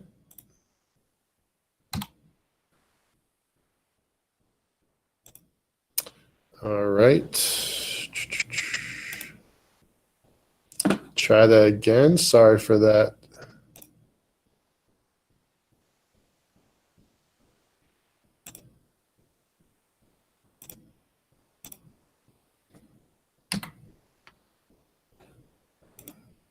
Yep, perfect. I can see commercialization of Leo, correct? Yep. Yes, Leo. That's commercialization of Leo. If you, just to test it out, Michael, go to the last slide and then go back into the current one just to make sure that it won't be frozen. Okay. Are you seeing it kind of progress? Still on the same slide. Really? Because I am definitely pushing buttons on this side. Yeah, it's frozen on my end. Okay. We're going to do this a little bit different. And Okay. Yeah, I see now a yeah, I see you moving now. Okay, so I'm not going to expand it. That was the problem I was having a moment ago when I asked you about checks. So I'm not going to expand my whole slides because I think that's what's causing the problem. Yeah, so everything's fine like that. I mean, I can see it perfectly fine like this. Okay, all right. So All right, so I was kind of still in the preamble stage, but I will move on. Okay, so the reason I put this question slide almost as the very beginning is that we want to stress that we're open to a conversation about the future, conversation about this grand architecture, about orbital servicing, assembly and manufacture, because that is the future that we're going to. That is where we're going to very quickly. So I'm going to be, well, I've just changed how my screen is set up, but let me just pause and move that to a different screen. So I'll be watching the chat a little bit and kind of going back and forth, I think, to maybe answer some questions, because I think it's more important that we answer questions than it is for me to work my way through every detail in my slide deck. Because I think that also goes back to kind of this concept of this conversations for the future, that Blue Marble is going to be making some shifts naming wise. So let me just jump in here and just after the anniversary of landing on the Apollo missions, the National Space Council came out with this document. In my 20 years in working in the space field, I've never seen a document like this. You know, hats off to the folks that helped craft this. We're super fortunate. We're going to have one of the senior leadership of the National Space Council in our conversations tomorrow. So please make sure that you join Laura Forsick and Jared Stout in that conversation. This document from the National Space Council is one of the most interesting, and I would say, dare I say, hopeful documents I've seen come out of government, maybe in my whole lifetime. It's powerful and profound. We're going to talk about it in quite a bit of detail here in a minute. It has kind of 5 overarching concepts. It's not a very long document, only 27, 28 pages. But it's powerful, it's weighty, it's got meat to it. And the big ideas are commercialization of LEO, getting back to the moon, and then staying there. That's very important to emphasize. Extending onto Mars. I'm certain that's a priority for a lot of people. I confess it's not a priority for me. I didn't yawn at it the way Tim did when he saw Perseverance landing. I was jumping up and down when I saw Perseverance landing. I'm excited about sending humans to Mars, but that is not my priority. The document brings up deep space science and, very critically, education workforce development. So those are the big ideas that came out of the National Space Council a little while ago. The areas I want us to pay attention to, because we're talking about orbital manufacturing, assembly, and servicing. I have the initials backwards. OSAM, orbital servicing, assembly, and manufacturing, tends to be in these 2 areas, right? We probably will manufacture probably oxygen, possibly fuels when we get out to Mars, but that's a long ways from now. We're not there yet. We're going to go back to the moon and figure out how to do the stuff we need on Mars first. So over the last 5 months of running these Blue Marble weeks and what's turning into the conversations for the future, now retired 3-star General Quast talked to our he joined our early Blue Marble Week events 2 different times, and he said that this is maybe the most important conversation in our nation's history. And I was fortunate enough to ask him some questions about that, and he really kind of doubled down that where we go as a nation into the future, is going to be determined by the decisions that we make in the next 1 year, 2 years, 5 years, 7 years. That was pretty profound. That was pretty powerful for him to say that to me. And then last month we had the chief scientist of U.S. Space Force at our event. So he was saying that, you know, innovation is the key to the future in a lot of different ways. A lot of different ways. He said innovation is the key to the future. He said that commercialization of space is pretty critical, paramount. And it kind of, when we start talking about this grand architecture, that there's a role of government. There are current programs and there are potential programs. So what we're going to talk about here is really some of this potential programs. I'm a big fan of the current programs, absolutely a big fan of the current programs.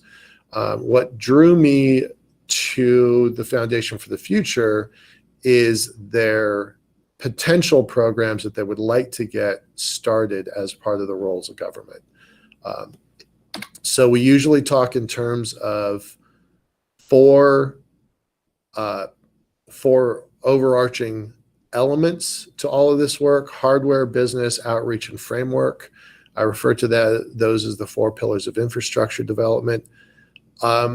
When we spend the next 2 days, we're going to spend a lot of time talking about hardware this afternoon, but we're not going to neglect business, outreach, and framework. Most of that happens on day number 2.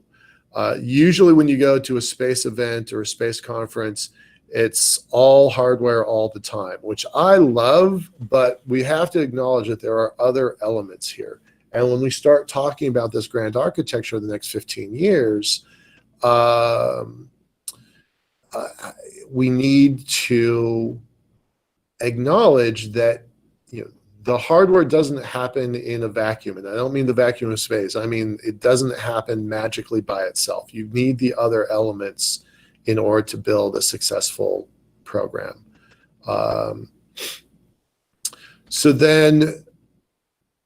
then the other way we look at it is, who are the partners, right? Who are the people that are involved in this process? I'm 53 years old. One of the pivotal moments of my young life was an AC/DC concert that's only about 4 miles away from where I am right now. And I refer to these partners that are going to space as AC/DC: academic, civil, defense, and commercial. And that's one way of kind of looking at the players, right? These are stakeholders in this grand vision for going to space. So then what does this grand architecture look like? You know, in this, what are the steps of it? It's these 6: launch, in-space transport. I believe that lunar elevators are going to be constructed. That's going to be a part of the overarching systems. We'll have space stations that will lead to mining and manufacturing, and ultimately what my personal holy grail is focused on space-based solar power. So this is kind of how I think it's going to evolve. I think this is how the future is going to evolve. We're going to break these down a little bit at a time. I do see some questions in the chat. I'm going to get through this section and then I'm going to go to the chat and take a look. Okay, so just bear with me for a sec. I want us to all be kind of on the same page. We might disagree, but I want us to all kind of be operating from the same point of view. Hey, Michael, I'll save the questions to ask you once you're done with this in case you miss any of them, okay? Terrific. Thanks a lot, Leo. Appreciate that. So we're going to start with launch. Launch used to be the hardest part of the equation. I got into space in the first place. My professional background goes back to the NASA Institute for Advanced Concepts work on the space elevator, because I thought launch was too darn hard. That seems pretty comical to me now, but at the time, no one really had imagined reusable rocketry. I mean, it was in science fiction, but it wasn't a fact that we could count on. And now, depending on how you count it, there's at least 6, 7, or 8 reusable rocketry companies in the United States alone. If you look to Europe and Asia, there's probably additional, I can think of at least 4 in each places. So maybe that's 14. Maybe that's, knowing that there are companies that are in stealth, I would argue that there's probably between 10 and 20 global companies that have figured out reusable rocketry. And just saying that sentence kind of blows my mind a little bit. So I'm just going to say we've pretty much figured out launch. Now, we're not good at the reusable side of it yet. Not really. Some companies are doing okay. Most governmental programs are not reusable. So I won't say that we've mastered it, but we've got a good handle on it, and I feel confident. We're pretty smart as a global species. I have a lot of confidence that we will master launch. And then that leads us to communications and observation. We just saw Eric with his synthetic aperture radars. We're pretty good at Earth observation. We're pretty good at communications. But wow, you ain't seen nothing yet. When I started, there were only 400 satellites at all in space. There's just shy of 4,000 now. And in the next 5 to 10 to 15 years, we're likely to have minimum 40,000. And the Satellite Industry Association anticipates between 90 and 110,000 satellites. The vast majority of those will be commercial. So I'm just going to say that we basically have solved this first bullet point. One way or the other, whether we claim mastery or not, I think that's still debatable. But I'm going to give us a checkbox on the first one, and that moves us to in-space transportation. That's coming. There are several organizations, Northrop Grumman, Momentous, I think ULA. There are several organizations that have figured out in-space transportation. That is a necessary part of this ecosystem if we're going to get from where we want to be to where we need to be. And that includes going from low Earth orbit to geosynchronous orbit, out to the Lagrange points, down to the surface of the moon. So in-space transport is not the same as launch. A lot of people think it is currently the same as launch, but I assure you it's not.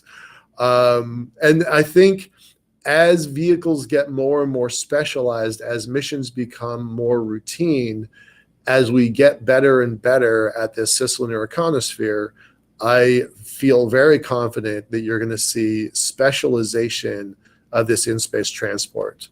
I can think of at least three standard fuel types that are going to evolve. Gary Collin is going to talk about one of them in just, in an hour or two. So in-space transport is both the machine itself and the fuel that machine takes. So we're going to see a lot of evolution there. I predict that's going to be pretty bumpy, but it almost doesn't matter who the winners are, because we down here on the ground, we are going to be the winners of whatever happens up in the CisLunar Econosphere.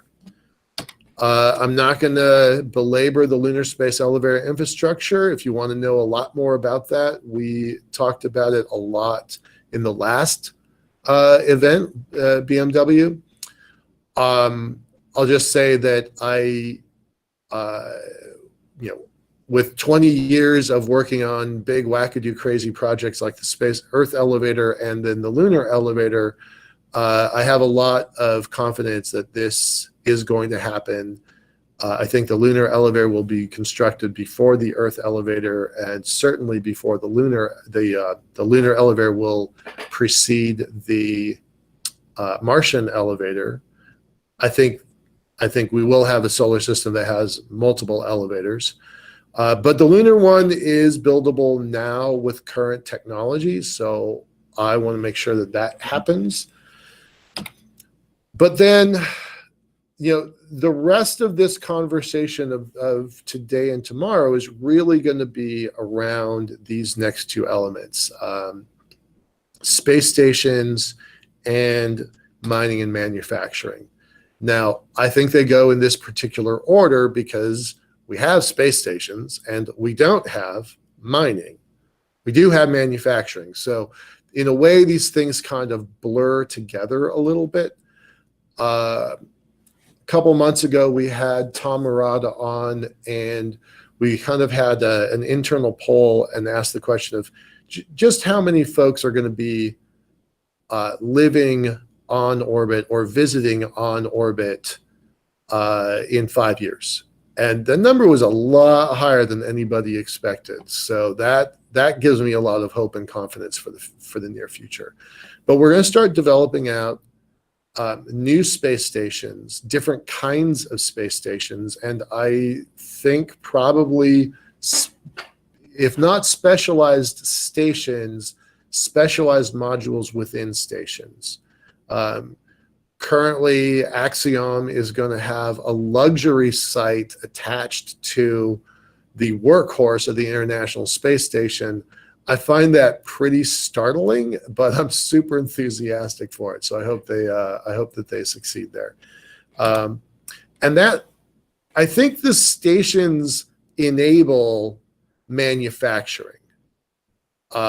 We've only just recently, in the last 5 to 7 years, started experimenting with doing manufacturing in a commercial way. We're going to spend a lot of the rest of the day talking about that. We've got nanoracks, and what used to be made in space is now Redwire, and Tethers Unlimited to talk about manufacturing on orbit and space stations later today. So I'm super excited about that. And then the mining component is still very raw. I think it's very raw, but I think it is an inevitable part of this grand architecture. And so to talk about that a little bit, not that we're at the moon mining, because we're still not there yet. We're certainly not mining on asteroids yet. But we brought in Melissa Roth to talk about the work that their company is doing to create lunar regolith simulants so that we can prepare for doing that kind of mining, so you can prepare for doing that kind of manufacturing. And finally, if all those things succeed, I lost the page.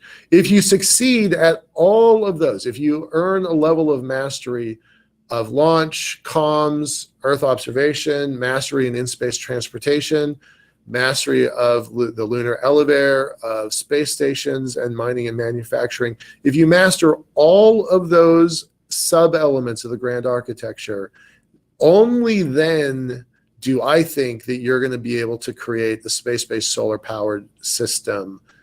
And that's the thing that got me into space in the first place.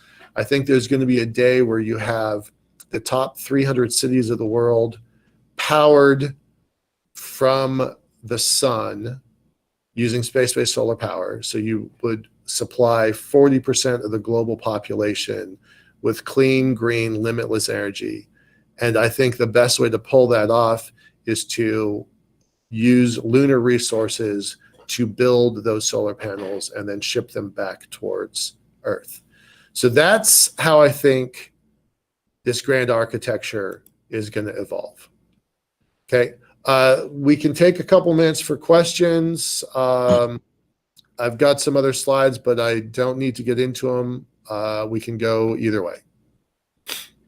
Thank you so much, Michael. Joshua Carlson actually asked a good question. Hey, he said, where did you get the 4 pillars of infrastructure? It's logical, but did you develop it or did you get it from somewhere?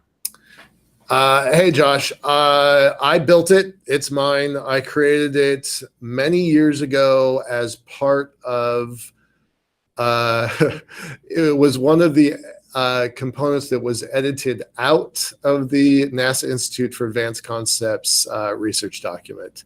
So it was a cutting room floor element that I liked a lot and I kept. Really interesting. I'm happy to share it with you, Josh. I know you do kind of this same kind of work.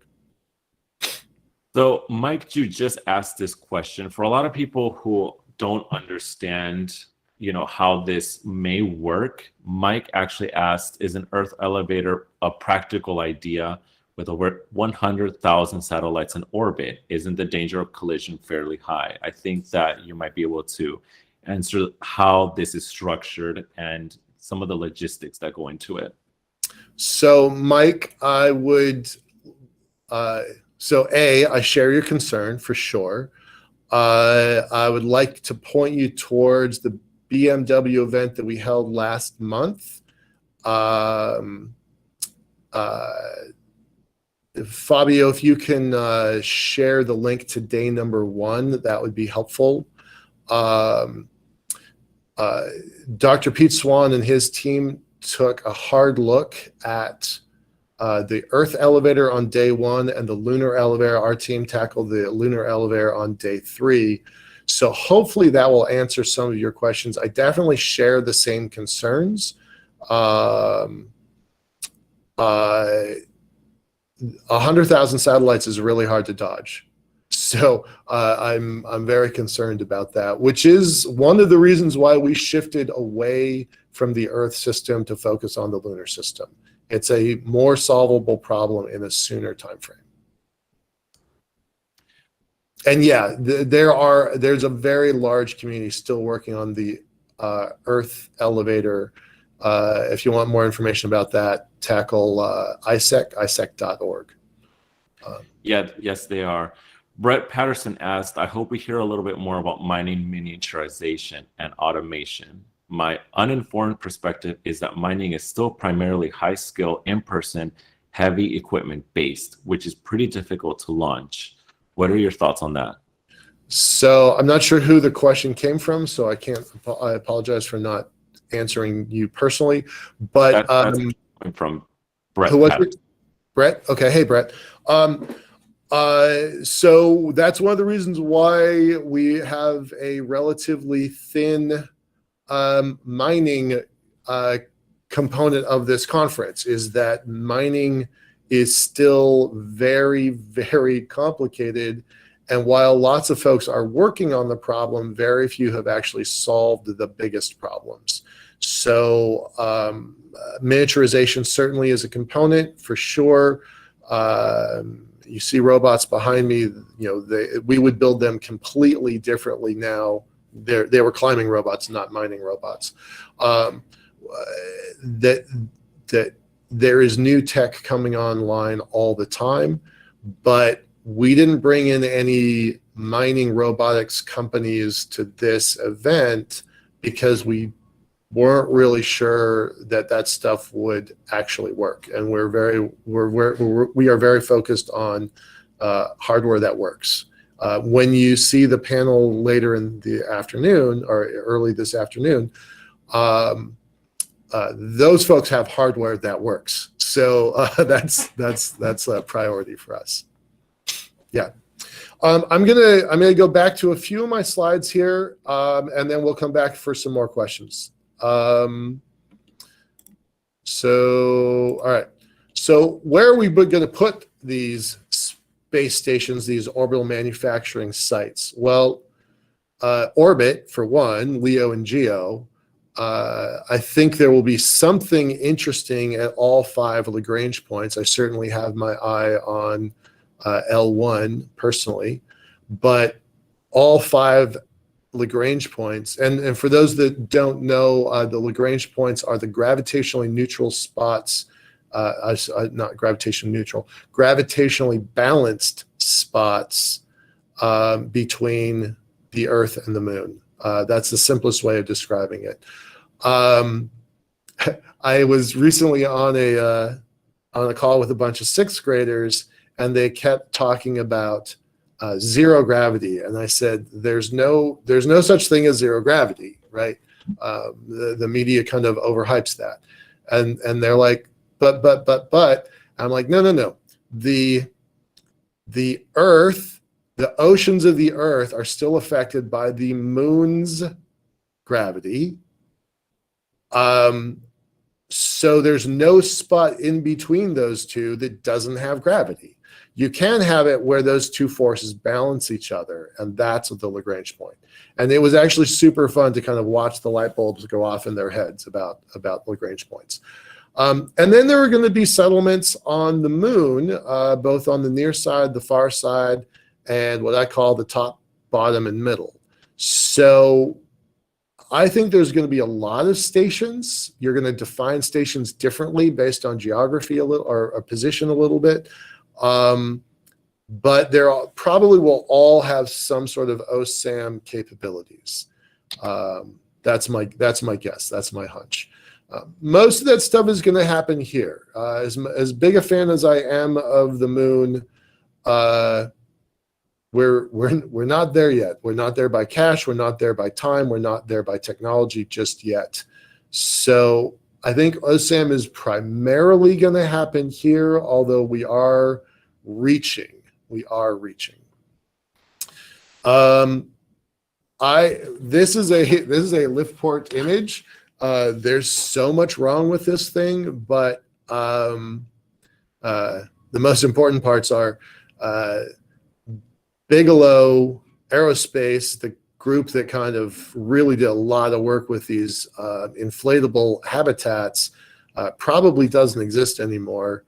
I hope they come back to life. They failed once before. Maybe they'll come back to life. But even still, this inflatable style structure is probably in somebody's drawing board somewhere. We talked about this: academic, civil, defense, and commercial. Those are the partners.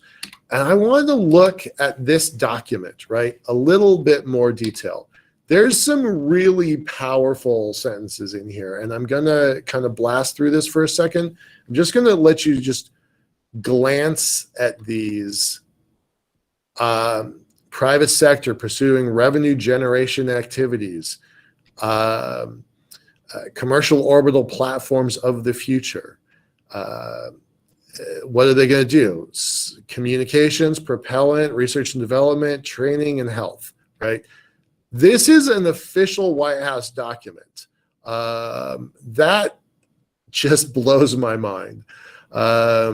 Preparing for the next lunar explorers, long-lasting habitation, life support, power generation, all the things that we need to make this stuff work.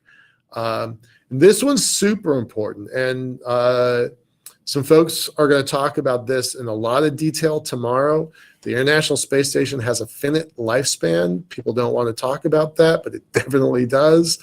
And it's very unlikely that we're going to duplicate this multi-billion-dollar, multi-million-pound facility, right? I think the number I heard that may or may not be credible was $108 billion for the ISS. Nobody thinks we're going to build ISS-2. Nobody that I know of thinks we're going to build an ISS-2. So what happens when we deorbit or raise orbit for the ISS and we take it out of service, what happens when we don't have people living off Earth? Do we have replacement systems? And the United States will be a major customer or anchor tenant of these low Earth orbit stations. So all of this is super exciting to me. It kind of points to a future that I really am, I'm really hopeful for. So I'm going to switch it back to Leo. I think we're out of time, but we can, it's up to you. Are we doing questions or are we moving on? I don't think that we have any more questions, Michael. I think that's it. You're actually on time. Good. So, Okay, good. yes. Thank you so much, Michael, and we really appreciate that amazing presentation. For more information, please visit f4f.space and Liftport's website at liftport.com. To continue the networking benefits for this event, please put your LinkedIn link in the chat or comments. And for everyone listening, thank you for joining us for this Blue Marble Week, soon to be Conversations for the Future, powered by Foundation for the Future. Foundation for the Future, along with some of our phenomenal partners, created Blue Marble Week, primarily to accelerate near-term CisLunar space infrastructure development from Earth's ground to the moon's surface from now to 2035.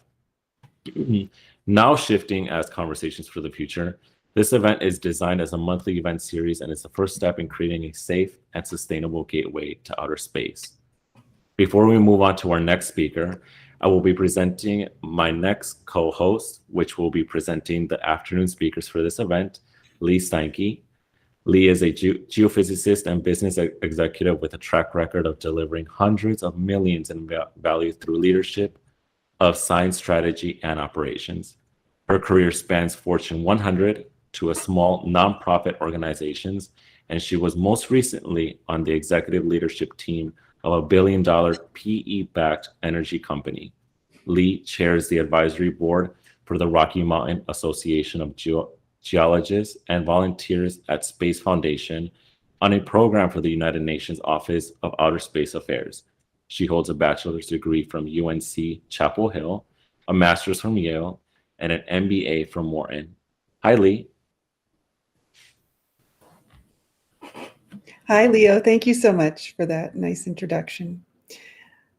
Dr. Egbert Edelbroek is the CEO of Spaceborne United, a biotechnology company that researches and enables the conditions for human reproduction in space. His interest in helping humans become a multiplanetary species accelerated shortly after he decided to become a sperm donor in 2010. Learning about assisted reproductive technology, or ART, inspired him to explore how to re-engineer existing IVF technology for application in space, which could allow for the first human babies to be conceived and born in space. Dr. Egbert earned his PhD in courage development in organizations, and he just may have applied that courage to his choice of career. Dr. Egbert, you have the screen. Thank you so much, Lee, for the warm introduction. Can everybody see and hear me? You look great. Perfect. Let me share the screen.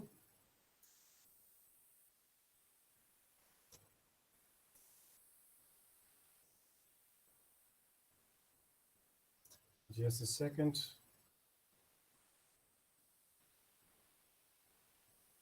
I'm sorry. Oh.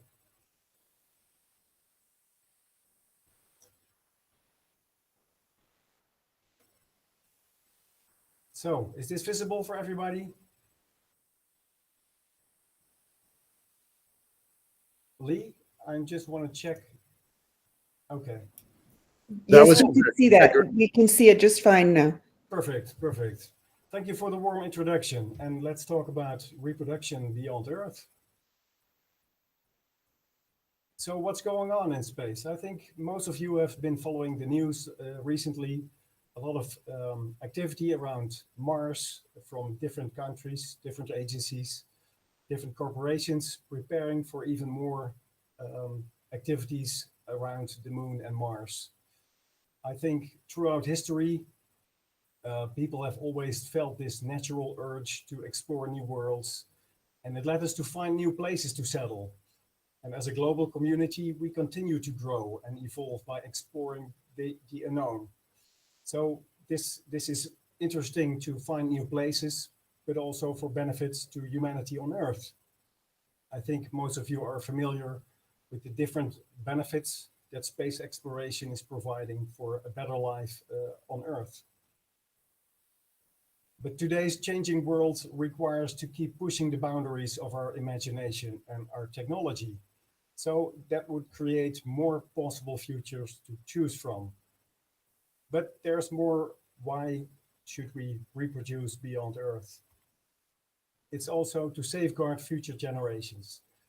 The different scientists from all the renowned agencies and institutions, they repeatedly warn us for different threats and increasing threats to human life on Earth. And it's not just about climate change. It's not just about rapidly increasing extinction rates. It's also about pandemics that we experience right now. And we also are not sure that in the next few hundred years, there will never be a moment that there will be a nuclear threat. And even a lot earlier, in a few decades, artificial intelligence might become dangerous. So there are many reasons why we should become a multiplanetary species. My personal view on this is that as a former courage development researcher, I like to help humanity to expand the human comfort zone. But of course, I couldn't, I also included this interesting quote from Carl Sagan. I have nothing much to add to this great quote, but I wanted to share it with you. So also these big ambitions of becoming multiplanetary are part of the International Space Exploration Group, as you see. But there is a problem. There is one crucial element that is missing. Because obviously we also need to learn how to reproduce beyond Earth. And this challenge is very difficult. It appears very difficult because it's an ethically delicate subject, and that's difficult to address by space agencies and also by large corporations. Mainly because spending taxpayer money on these delicate matters is a real challenge. It doesn't work. The alternating political focus is not helping also. This is a very long-term project. It takes a few decades to really learn how to reproduce in space in all the stages of reproduction. So it's not working if Obama is focusing on Mars and then Trump is focusing on the moon, or vice versa, etc. So it doesn't work to focus on the short-term goals, what politicians need to do. Fortunately, agencies like NASA explicitly encourage focused companies like ourselves to address this challenge. So we, as a life science research and biotech company, are positioned well to address this challenge. So what do? We do three things. Oh, by the way, this beautiful building that you're looking at, this UFO-shaped office building, is a place where we rent some of our offices to coordinate our research in the city of Eindhoven in the Netherlands. So we do three things. We research the conditions for human reproduction in space. We translate the outcomes into mission architecture, and we're also working on this with execution partners. And the third thing is we translate the outcomes into designs for our biomedical equipment that is required for these missions. Let me go really quickly through the different research areas that this implies. Of course, we have to deal with biomedical challenges and with space technology matters. And of course, this is an ethically delicate subject, so we also deal with ethical and legal challenges. So reproduction is not just one thing. It consists of different stages. And our research and our mission designs focus on the very first and the very last stage of reproduction. So the first is conception in low Earth orbit. Conception actually also the first 5 days of embryo development. But our name, Spaceborne United, is also, of course, referring to the last stage, childbirth in space. There are many other stages of reproduction, and we also monitor relevant trends that can eventually help us to design additional mission designs. We're mainly focusing on monitoring the developments around artificial wombs and cryogenic solutions to protect reproductive organs during the long travel to, for example, Mars. But our main focus, I think 80% of our focus is around conception and early embryo development. So how does that work? We did not invent everything ourselves, of course. There's a lot of valuable work that has already been done by many renowned research institutions like NASA, ESA, of course, JAXA, many others. These are just a few examples. I'm not going in all the details here, but you can imagine a lot of valuable work has been done the last few decades. So what we do is focusing on IVF in space, or in other words, assistance. And we are dealing with several challenges in a mission like this. So, of course, embryos are designed to function in Earth gravity. And we want to learn what happens to embryos and their development if we adjust the gravity levels, for example, to the Mars level or the Moon level. We have to deal with radiation protection because embryos are used to a protective atmosphere on Earth, etc. In this mission, we also have to deal with logistical challenges because the freshly harvested female reproduction cells, they will only remain fertile for about 7 to 8 hours. So within this time, we need to harvest them and we need to make sure they get on board our satellites and go into low Earth orbit, all within 7 to 8 hours. So that requires, for example, very late access to the payload, which is unusual, of course. And we are working with a recoverable biosatellite, so we also need to recover the payloads, the cell samples. And we are remotely controlling a life support system, which comes with challenges of itself. So we are working with existing IVF technology, and we re-engineer this for application in low Earth orbit. You can imagine in a normal IVF clinic, these devices like the embryo incubator, which is our focus, these devices are never designed to be optimized for volume or mass or energy consumption and so on. So that's what we do. And we also add a few crucial functionalities. So as I was talking about artificial gravity, we want to learn what is the minimum required gravity level for healthy embryo development. So we need to enable this by making adjustable artificial gravity possible. We also protect the cell samples for the re-entry to Earth. All the vibrations and the gravity peaks are not very healthy for young embryos. So we pause the development by cryogenic technology to protect them against these hazards.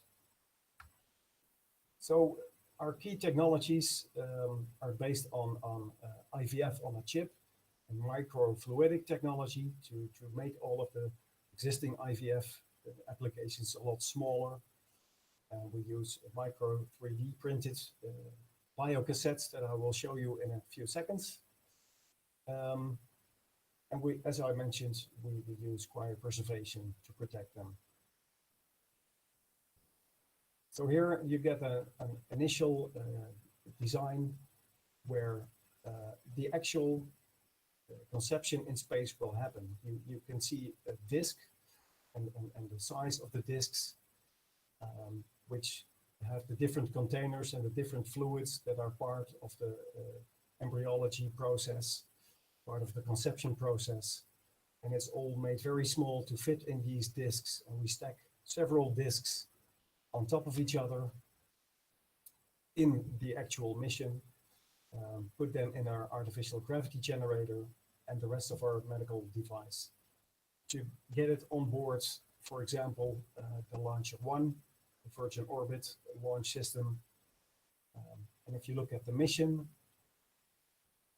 I will not go into all the details, but you can imagine how a mission with the Cosmic Girl and the Launcher 1 will work during the launch phase, the operational phase, which is about 5 days.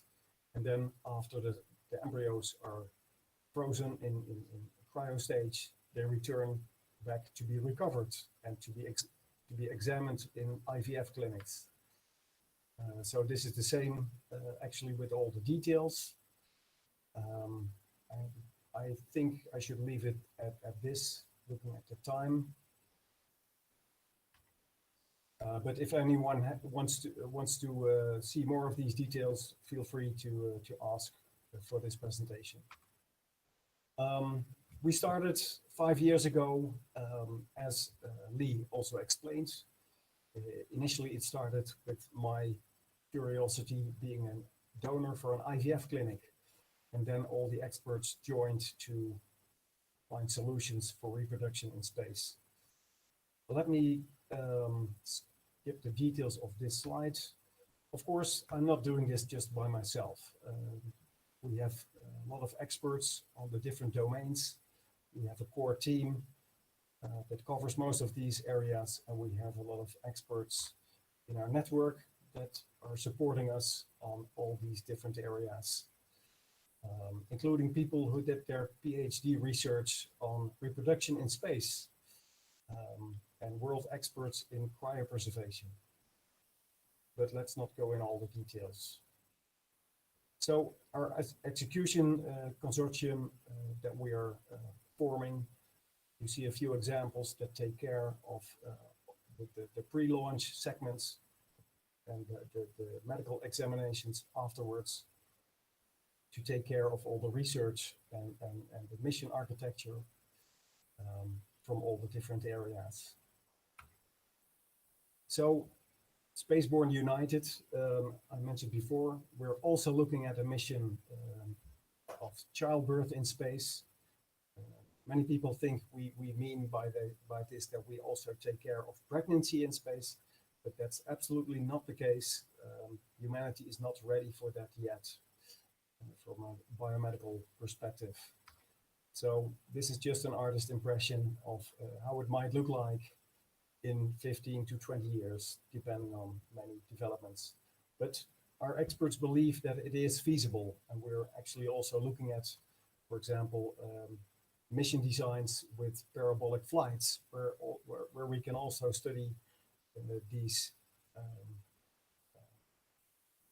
challenges in microgravity. We're looking at spacecraft with comfortable G profiles. So the G peaks will always stay under 2 Gs or even under 1.5 Gs in this Dream Chaser. Now they have the cargo version, but they also have a personnel version. And this would actually be a spacecraft that would enable safe childbirth in space, if you ask our experts. This is a lot of details. I will not go into these. As I mentioned, we work with space engineering challenges, biomedical challenges, and ethical and legal challenges. Yes, the media is interested in what we do, and we are very grateful because it's not just scientific added value, but it's also seen, our missions are also seen as steps in human evolution. For the first time in history, human babies will be conceived and born in space, and the media is really interested in everything that's happening for us, and we're grateful to have podia like this. And this is expensive, and we are still looking for additional funding on the long term. The large agencies are interested in what we do, and it's crucial technology, challenges that they cannot address, as I explained. But mainly space life science research centers are interested in everything that we learn regarding partial gravity. There's so many data that we can fill, so that's valuable for them. What we do is also expected to accelerate developments for the IVF on Earth. So that's also a source of funding for us. And a special one that is the upcoming Space Nations. Let me zoom in on that one. We've been receiving requests from different upcoming Space Nations that try to be able to claim this unique achievement in space. Some nations would like the first woman on the moon. Others want to put, of course, the first people on Mars. But there are also countries that show serious interest in being able to say, we enabled the first conception in space or the first childbirth in space. So that's fine for us, as long as if this will be the funding source for us for the larger missions, the long-term missions, that's fine for us, as long as this country will support high standards of a moral compass, because of course this is about pregnant women going into space with a medical team, and that needs a high moral standards. We also monitor the future of reproduction in space. There are different interesting trends that help us to design additional missions. This one is not the most interesting. I think many of you have seen this image of a lamb in an artificial womb. We are working with a partner in the Netherlands, with Professor Oei, who's working on the human version of this artificial womb. Today, it's used to improve the lung development for premature infants that are born, well, a few weeks too early. But in the future, it might provide an interesting alternative for the radiation damaged organs during long space journeys. And the Next Nature network that is managed by Professor van Mensvoort with the Reprodutopia approach, they are actually looking way beyond what we are able to do today. They're even exploring options where animal wombs would allow human fetuses to develop, to name just an exotic example. Very relevant for us is very recent research results from Dr. Hanna in Israel. Until now, all biologists know that embryos can develop outside of the uterus only for 5 days. That's also the reason why our mission for conception in space is a 5 to 6 days mission. But with the outcomes of this research, we might be able to extend our mission and learn a lot more about embryo development in different gravity levels. So this is the Weizmann Institute, where Dr. Hanna is doing this with his group. Looking at the time, I think I should allow for time for questions. And as we look at it, this is a small step for a baby, but a giant baby step for mankind. So let me stop sharing the screen and see what questions I can answer. It's a really fascinating topic. We'll look for questions in the chat, but were you surprised when you first started out at the amount of buy-in that you were able to get from your advisors, from the various funding and support sources you mentioned in this topic at this time? Yeah, it is. This is definitely. I've been learning a lot, and a lot of the reasons why this research is so important. I was actually especially amazed by the different arguments for the IVF sector, for IVF clinics, and of course for the partial gravity research. But I didn't think about geopolitical space race motives, but this might very well be a great source of funding in a few months. Yeah. We have a question from Inara. What are the 3 largest roadblocks to your ongoing work? Yes, Inara, thank you. That's an interesting question. Finding the balance between organizations that are interested in providing funding and keeping so this is about this same geopolitical thing, that the space race is, and the upcoming space nations, they continue to push, and someone wants to be the first. Yeah.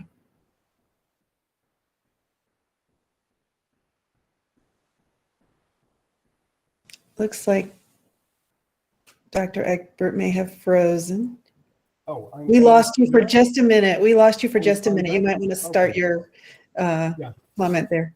So it's difficult to find the right balance between accepting a nation or other wealthy funding partner that wants to be the first, because that pushes the moral standards that we want to work with.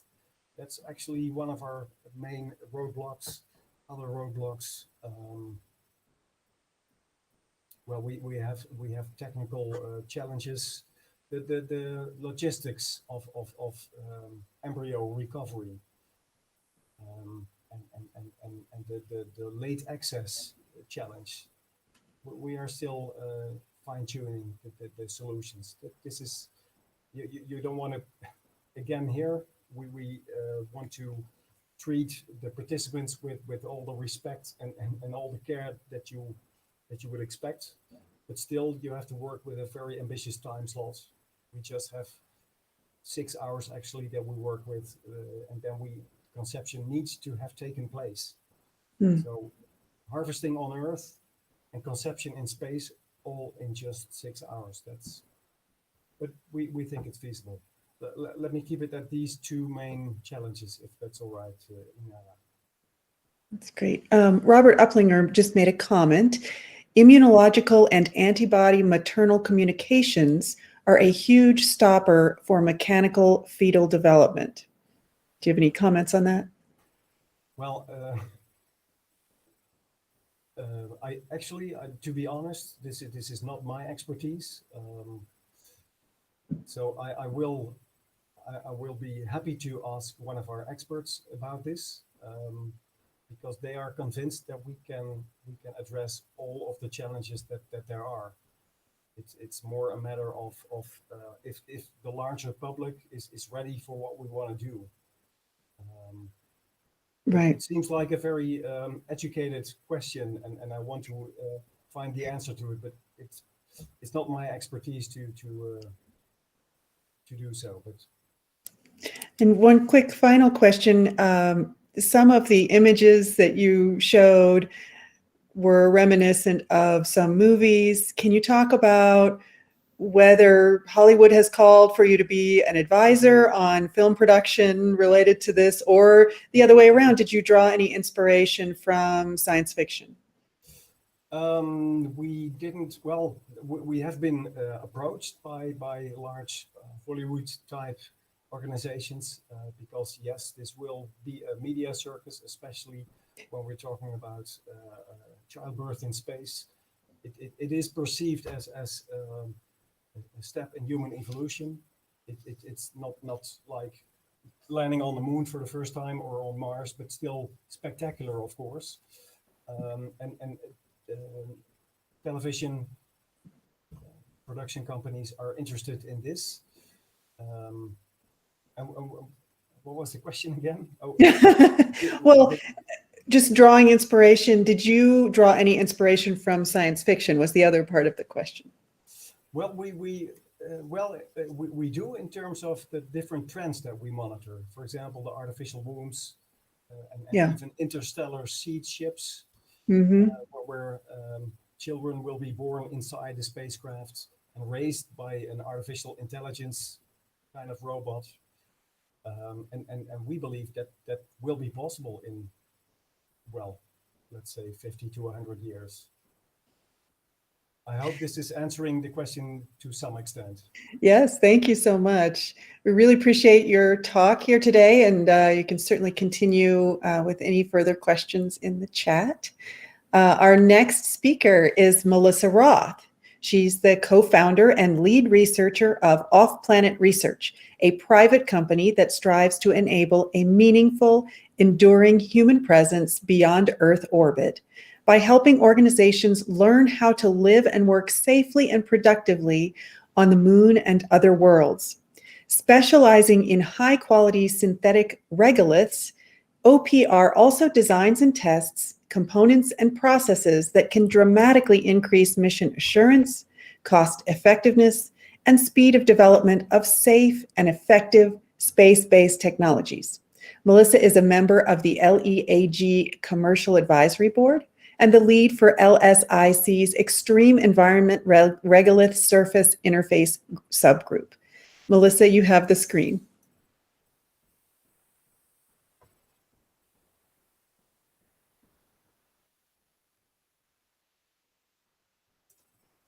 You are on mute.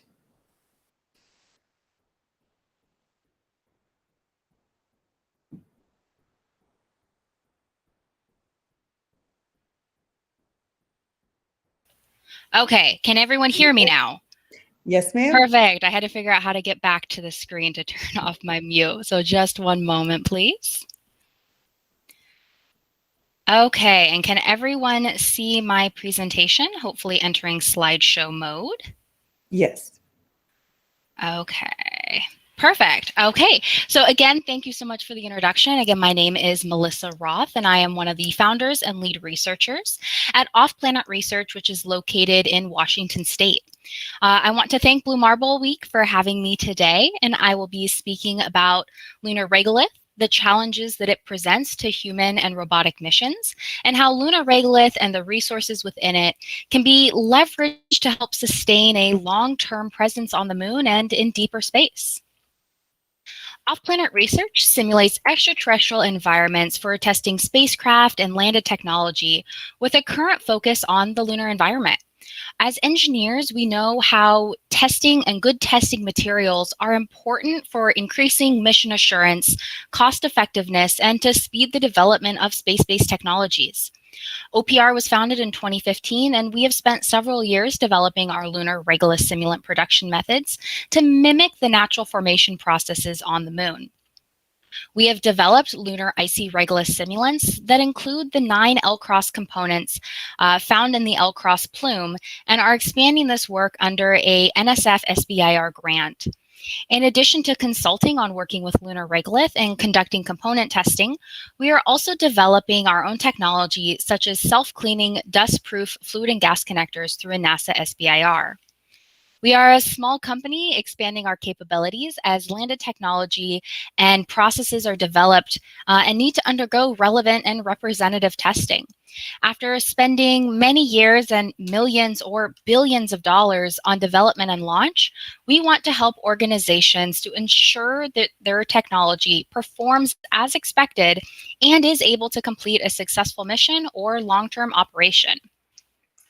So to clarify some terminology, regolith is a geology term referring to the layer of unconsolidated rocky material covering bedrock and is used to describe the soil on the moon and other planetary bodies.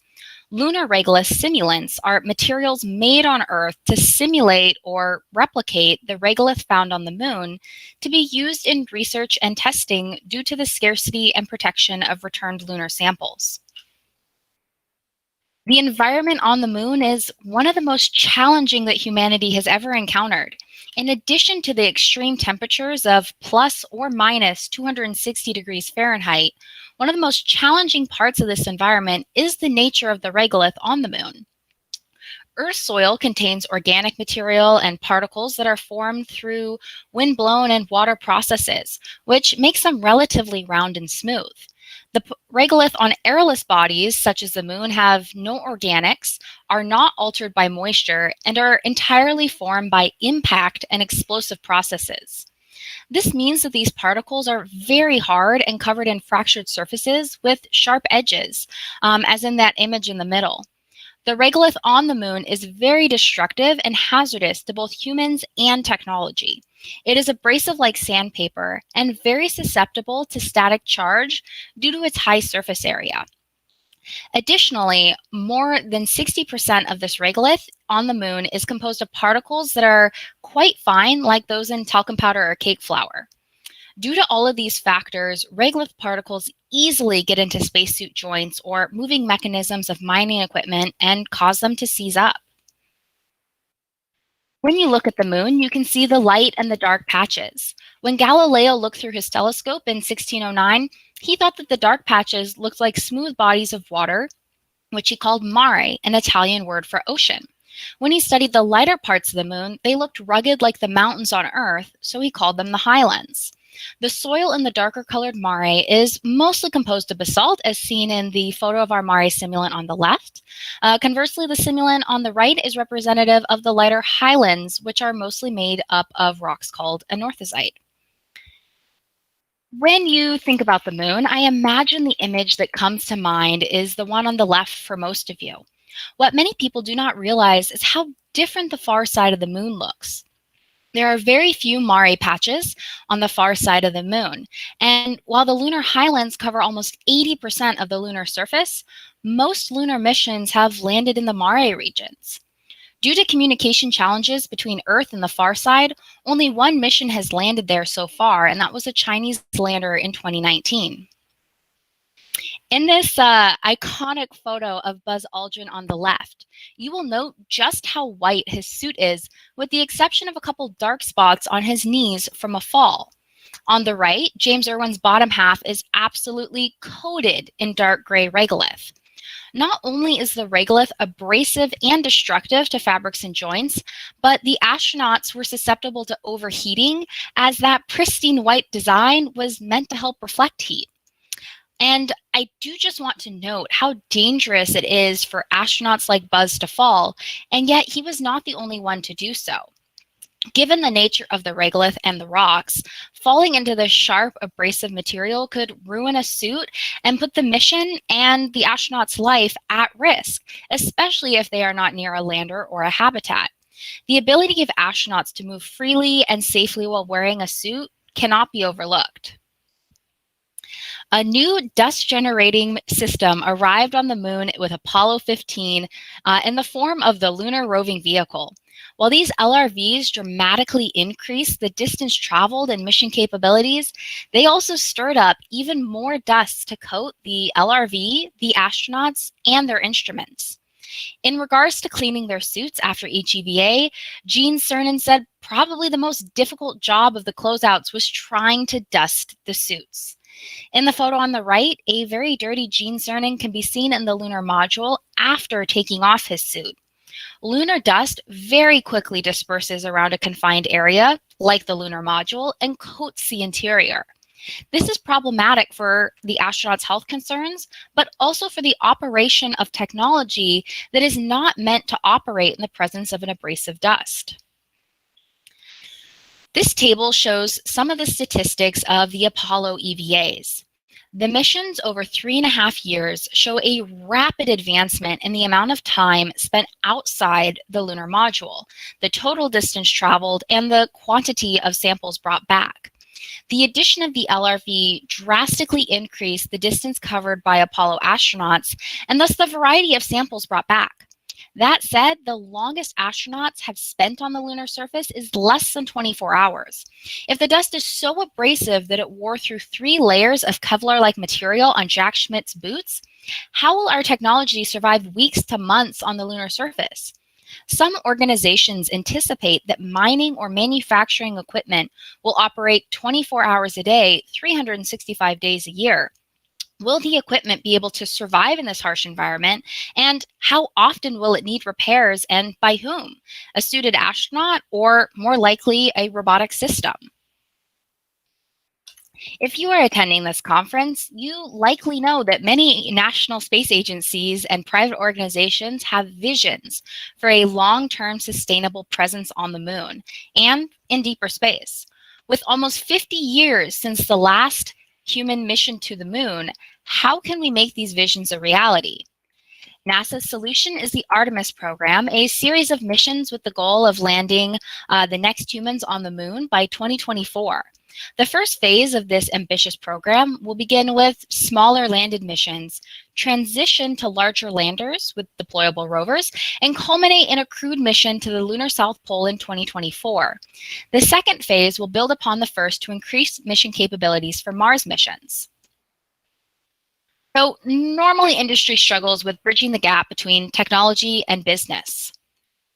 Well, while still applicable for the space industry, the bigger struggle is about bridging the gap between the technology designed for environments on Earth and technology designed for the moon and other worlds, of which we often have incomplete or little knowledge.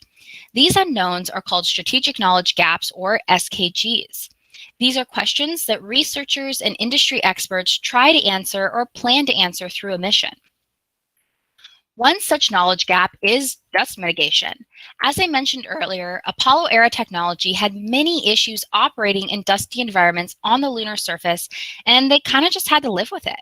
Well, for that vision of humans and mining equipment inhabiting the moon, you can't just live with the dust. We need to either prevent dust from collecting on surfaces in the first place, or we need to create new technology that is more durable for this harsh environment. In addition to procedural mitigation techniques, cleaning processes, and strict planning to avoid hazards, Apollo astronauts used dust brushes, dust covers, and rover fenders to reduce or remove dust. Now, the problem with a brush is that it often creates static. With particles that are very fine and susceptible to static charge, these brushes were only marginally effective, as we saw earlier. So, what happens when a vital component breaks on the moon and the closest hardware store is 239,000 miles away? Well, there were several instances of life and mission-threatening breaks during the Apollo missions, but one almost prevented the final two roving EVAs of the Apollo era. At the end of the first Apollo 17 EVA, Gene Cernan's hammer caught on the edge of a fender and popped it off. Without the fender extension protecting them from the dust, driving the LRV was a serious hazard. Due to the 1/6 gravity, any lofted dust goes much further than it would on Earth. And the astronauts described riding without the fender extension causing massive rooster tails. This lofted dust spread all over their instruments and their suits. And as the dust is darker than the equipment or the astronauts' bright white suits, that dust would be absorbing heat from the sun and could cause overheating.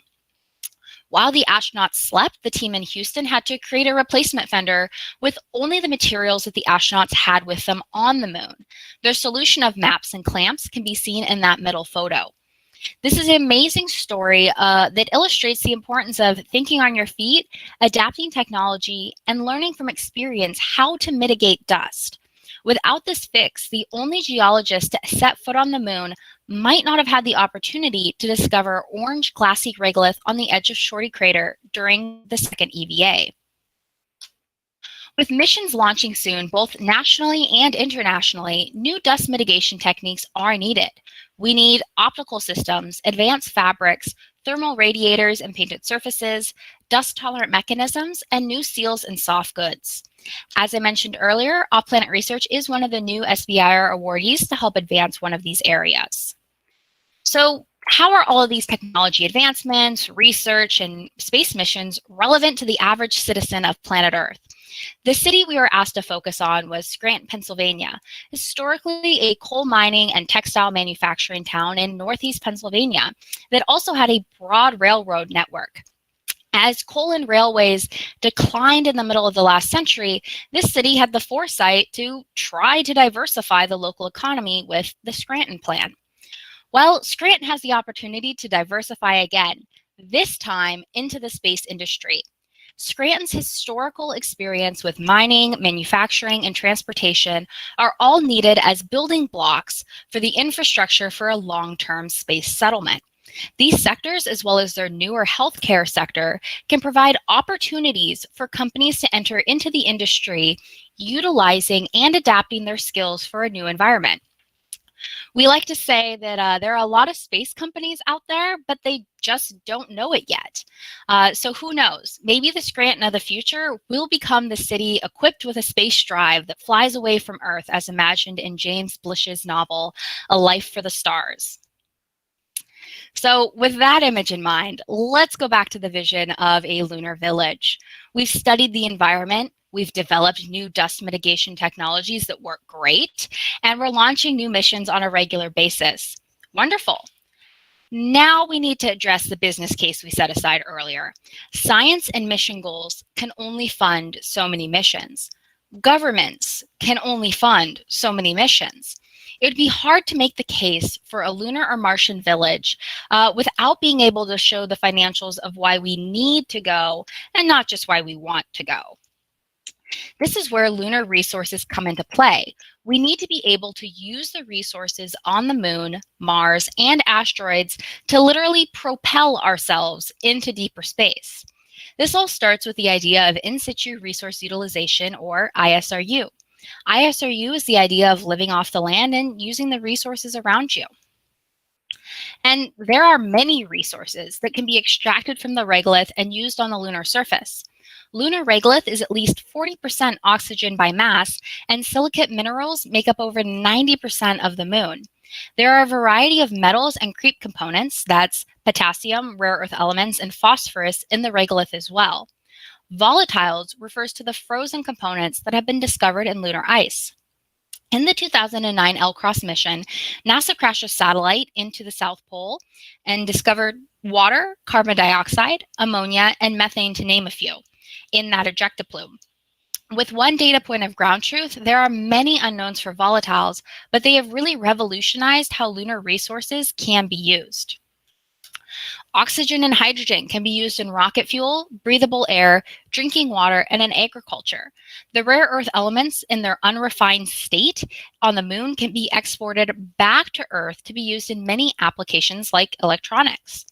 Raw or processed lunar regolith can be used in sintering or 3D printing applications to make tools and construct buildings, protective thermal and impact shields, and roads. Earlier, I mentioned that there are a lot of unknowns about the volatiles in the lunar polar regions. The largest supply of volatiles that is most easily accessible from the surface is expected to be in the permanently shadowed regions where the sunlight never hits. These regions at the North and South Pole are often in or at the edge of craters and are ultra cold at minus 260 degrees Fahrenheit or even colder in certain craters. Early missions to the polar regions will be sending prospecting instruments and rovers like NASA's Viper rover to head into these extreme access areas and categorize and map the distribution of volatiles in preparation for future excavation and extraction missions. Later missions can utilize these resources to help create a robust infrastructure on the lunar surface. So, the moon is the stepping stone to the rest of the universe. However, it should not be overlooked for the science and resources it offers in its own right. By developing lunar resources, colonizing space becomes more profitable and desirable. Regolith, which is one of the biggest nuisances and hazards of the moon, might just be the very reason that humanity can envision a thriving economy in space. Ultimately, the reason for becoming a multi-planet civilization is to better the lives of everyone and ensure the survival of humanity. As we begin the next stage of space development, we do need to ensure that we work to make this vision a reality while not repeating the errors of our past. And learning to survive and thrive on the moon is the first step towards this new existence.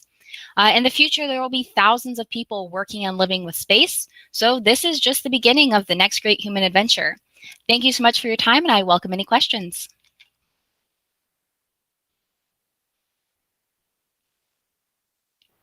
Thank you, Melissa, for tying that so expertly back to our host city in Scranton, Pennsylvania. You seem to have a really good sense of the big picture of all the important aspects of positives and negatives with regolith. Can you talk a little bit about how you're designing regoliths, synthetic regoliths for other worlds as well? Yeah, so what our focus has been the moon, in part because the material on the moon is a little bit more unique, but also in some ways a little bit simpler than other worlds. There's a lot less variety across the moon. Yeah. You don't really have these different kind of zones that Mars has. But conversely, this is also a very abrasive material that isn't like what we have here on Earth due to the angularity and the morphology of the particles. So we have been looking into other planetary bodies like Mars. The biggest thing that we look for when we're looking at creating new simulants or custom simulants for specific clients is what is going to be important for them and what are they going to need. So this is where we love speaking with people, getting input on what they're looking for, short-term, long-term, so we can start developing it and so that it's ready when they're testing us. Great.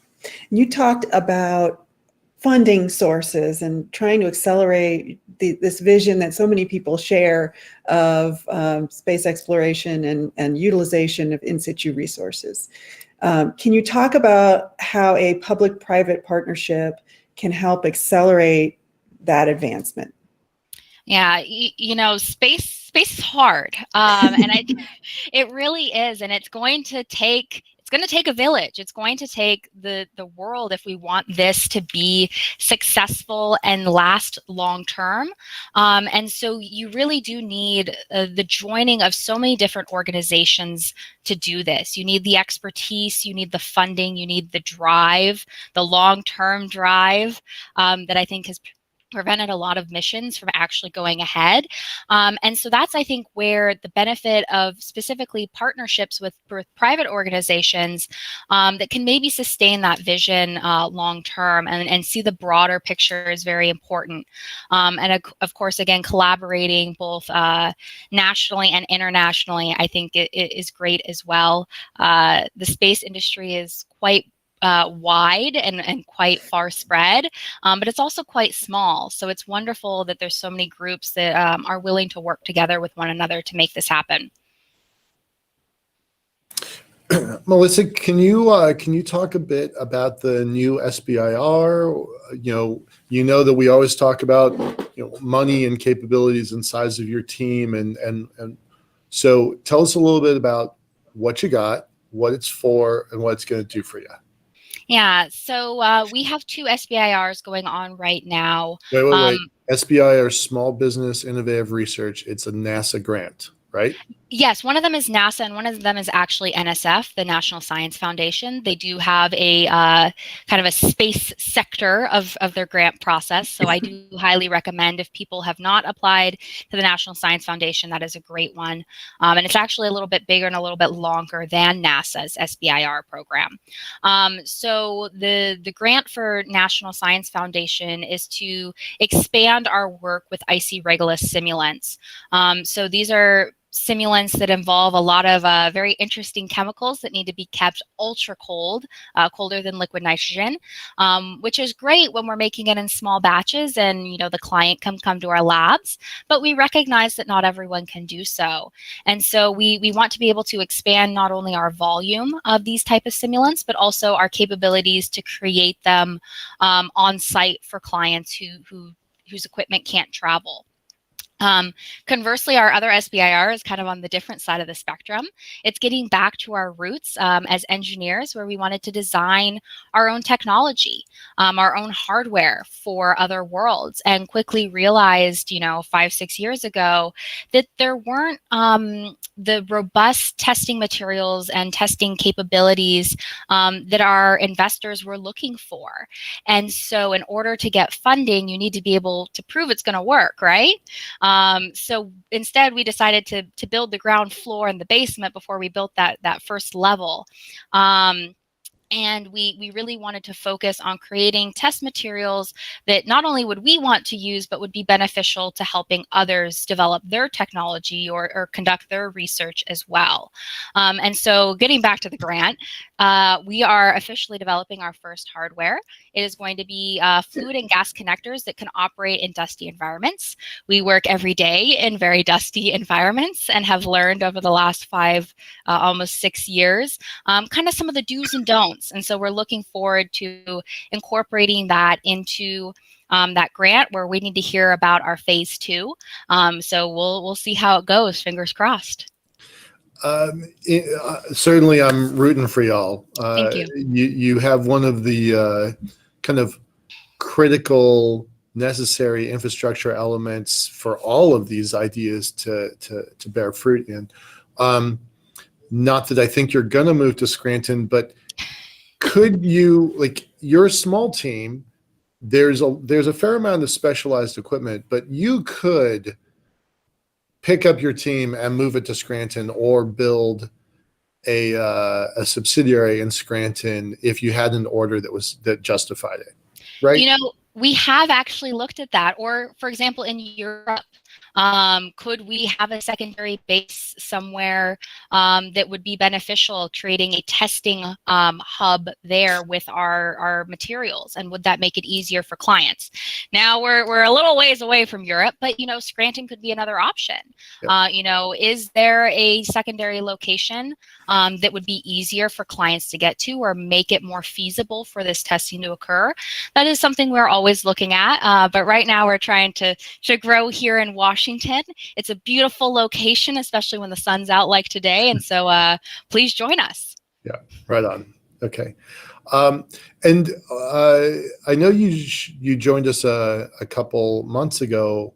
How has this grant changed your company in just a relatively short time? It's Yeah. grants. And how much was it? Do you mind sharing? It's public record. Yeah, it's public knowledge. The question is, can I remember? I believe the NASA grant, phase 1 is $125K. Right. And the NSF is $225. We Yeah. Unfortunately submitted right as they were increasing at another $25K. So Yeah, because I was about to say it's 256 now. yeah, I think Yeah. they did increase it. When we got it, it was 225. I think one of the most valuable things about these SBIR programs is some of the additional kind of features that they have with them. So we participated in what they call their innovation core and boot camp programs. Oh, yeah. I've probably interviewed a few people on this call. If not, let me know if you want to be questioned about your needs and capabilities moving forward.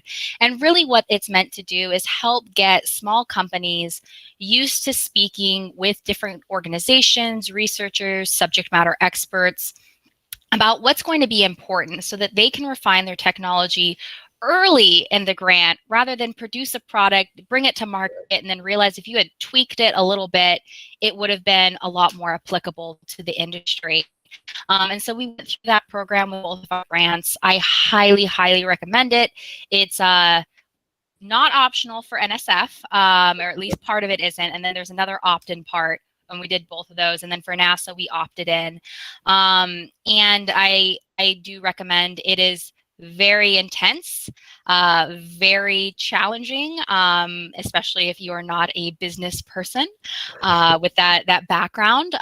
But it was great. We met a lot of contacts that also helped other aspects of our business, and kind of having awareness that we're here and, you know, this is kind of what we do. Terrific. Certainly wish you the very best. I've got a technical question from Charles Radley. Quote, are you aware of the volatile content in Maria ilmenite deposits? That's hard for me to say. Ilmenite deposits. Maria ilmenite deposits. Yeah, so we actually do have a Mari ilmenite simulant. It's going to be more applicable for certain applications than others. So I guess it would depend on what volatiles he's specifically referring to. First, before you answer that, yes. Tell everybody else what that question means. Oh, so volatiles are kind of like different commodities, I guess you could say, or chemical components that are embedded into the soil. And so I mentioned earlier, you know, it depends on if you're going to consider things like oxygen that's in the regolith but isn't frozen. Are you considering that a volatile? So that would be my question back to Charles. Is he talking about frozen components or just the kind of more innate chemical makeup of the simulant itself? Yeah, not frozen, he says. Okay, yeah. So I mean, there's great commodities that can be harvested, whether you're in a permanently shattered region where there's ice or not. And I think that's the great thing about the lunar surface is just the variety of resources that are available. Some of them, again, sitting right there, that just need to be processed. So we do need to switch to the next topic, Charles. So I apologize. I didn't see your question until just at the very end. But I encourage y'all, I think y'all know each other, or think I've introduced y'all before. Okay. So just definitely put your contact, all of y'all if you're comfortable with it, put your contact information in the chat, and I'm going to turn it over to Lee. Thanks a lot, Melissa. Appreciate you being here. Thank you. Thanks. Sounds like if this group on this call were in charge, we'd have offices in Scranton, the UK, and Portugal. Thank you so much, Melissa. Before I introduce our next speaker, I'm going to share my screen briefly. And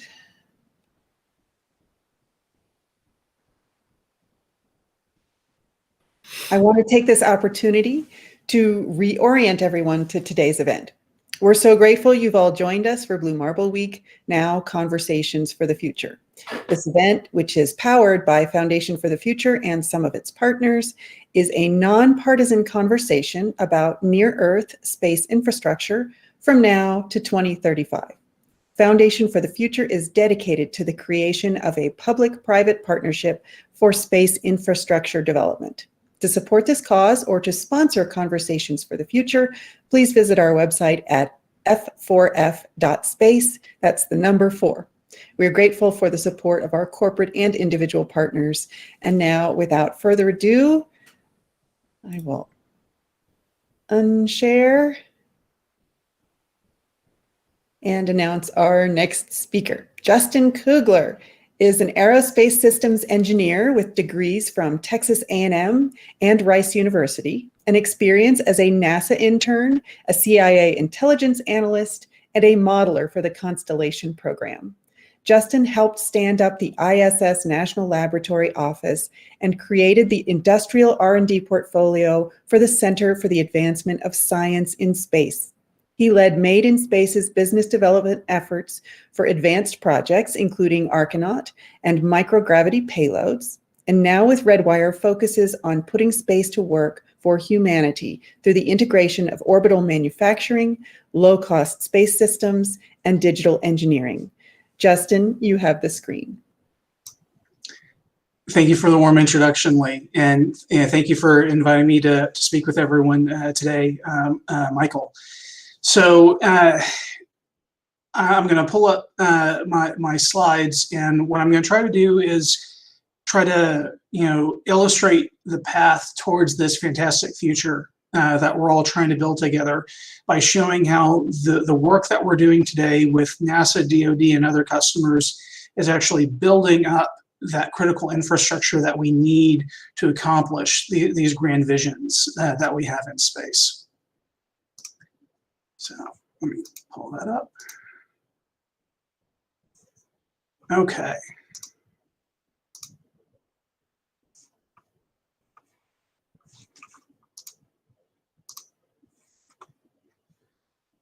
Okay. So as Lee said, I'm Justin Kugler, Vice President of Civil and Commercial Space for Redwire. You see my contact information on the slide. But to start off with, Redwire is still a relatively young company, despite all the progress that you may have seen in the press over the past year. And really, the reason why Redwire was created was specifically to create a mid-tier company focused on generating solutions in space infrastructure to advance humanity's use of space beyond just generating and transmitting ones and zeros. And we're doing that by combining the pioneering work that Made in Space has been doing on orbital servicing, assembly, and manufacturing technologies with the heritage space systems from the other Redwire business units, so that we can offer those end-to-end space solutions for private industry, government customers, and beyond. What I'm going to talk to you today about is what's going on with space industrialization and why that's so important to this future that we're trying to create. When I talk about space industrialization, what I mean is that we are moving the means of production off-world to generate new value. So perhaps the penultimate example of that Michael referenced earlier is space-based solar power. So taking advantage of the fact that the sun never sets if you're in the right orbit, to generate an endless supply of effectively free energy. But to get to that place, to get to that end state, you have to create the infrastructure to harness that power and transmit it to a useful location in an economical fashion. And to do that, you've got to have the construction equipment, the transportation equipment, and the component technologies that are necessary to make that end-to-end system work. The same is true whether we're talking about commercial space stations, microgravity production of materials for terrestrial use, as well as the next generation of satellites. Where this started for us at Made in Space is in what we call exploration manufacturing. So it's moving the means of production to the point of use to make it easier, safer, and more sustainable for humans to live and work in space, to go back to the moon, to go on to Mars, and eventually wherever else in the solar system our fancy may take us. It started with the first polymer manufacturing machine flown to the space station in 2014, which was followed up only 2 years later with our commercial additive manufacturing facility. You can see in the picture here one of the Cobalt branded tools that we printed on board the ISS. This is important evolution, not just from a technological perspective, but from a business perspective as well, in that NASA does not own or operate our manufacturing equipment on board the space station. Rather, we've co-developed those fundamental capabilities through cooperative NASA grants like the SBIR program, so that NASA is confident that we can deliver the capabilities they're looking for, but then we return that value back to them in terms of manufacturing services and on-orbit operations, so that we can move at the speed of need and NASA doesn't have to carry all of that overhead on their own internal programs. And you can see that evolution happen throughout the space industry today, whether we're talking about commercial crew and commercial cargo, or commercial lunar payload services, and even now with the NASA Human Landing System. Again, we're moving towards this model where NASA focuses on the things where there's only a government market or government interest in performing those missions, and then relies more and more on commercial service providers to provide that sustaining engineering and sustaining transportation, so that we can bring down the cost of those operations and bring down the cost of those services over time, and thus create a virtuous cycle in which we can open up this capability to non-NASA users, whether we're talking about private industry focused on in-space utilization, or even terrestrial companies that want to take advantage of the microgravity environment in a way that they never have before. And so this work in exploration manufacturing continues to this day. We're continuing work with NASA on an advanced hybrid metal manufacturing system, where we use a combination of additive manufacturing and self-contained subtractive manufacturing, so that you can create a near net shape, which means you get to like 95% of the part quality using additive, and then you use miniaturized CNC tools to do all of the surface finishing and fine features that flight critical metal parts required. We're also working with NASA right now on a first of its kind portable freezer facility to make a more resilient logistics chain. If you look at what's going on the space station right now, they're doing a ton of amazing biomedical, pharmaceutical, and biological research. But there's only a certain amount of freezer space on board the space station, and there's only a certain amount of powered locker space on the cargo vehicles that are going to and from the space station. So we're working with NASA to develop these portable freezers that don't require external power, but still hold temperature during those transit times between the Earth and orbit. And it's important to keep in mind that it's not just the actual flight time, between launch and docking. We also have to account for the fact that there are terrestrial logistics that are involved in this. So it could be as much as 3 to 4 days between when a sample is loaded in the freezer and when a scientist is retrieving their sample. And this all has to be soft stowable, and it can't be hard mounted. And we have to do it without batteries and without external power. And we're really excited to be working with NASA on this, because this helps solve even more logistics chains, like the sample return problem that Melissa referenced in her talk. Some of these volatiles, you get them to room temperature, and they're going to evaporate. They're gone. And so having this technology available so that you can affordably and sustainably return pristine samples, back for testing in Earth labs is also, very important and very critical. So with that, fundamental knowledge of how to do manufacturing in microgravity under our belts, we've also moved into what we call space-enabled manufacturing. So this is actually using the low gravity environment currently on board the space station and eventually on future orbital platforms as a catalyst for new innovation and new products that are not possible on Earth. And this is really where I got my start in this industry. First at the ISS National Lab office in Houston, and then at CASIS, and now I've brought that knowledge into private industry. We are currently flying, building, and operating a wide variety of new facilities for the ISS to focus on high-grade industrial material development. This is not space for space. This is space for Earth. This is creating new products and new materials that can close a business case and actually return value back to everyone here on the ground. This started with our fiber optic material manufacturing facility, which we're now working on the second generation of automation and process development. But we also flew the first stereolithography machine for high-grade ceramics production this past fall, and we're getting ready to do the second flight of that facility in just a few months.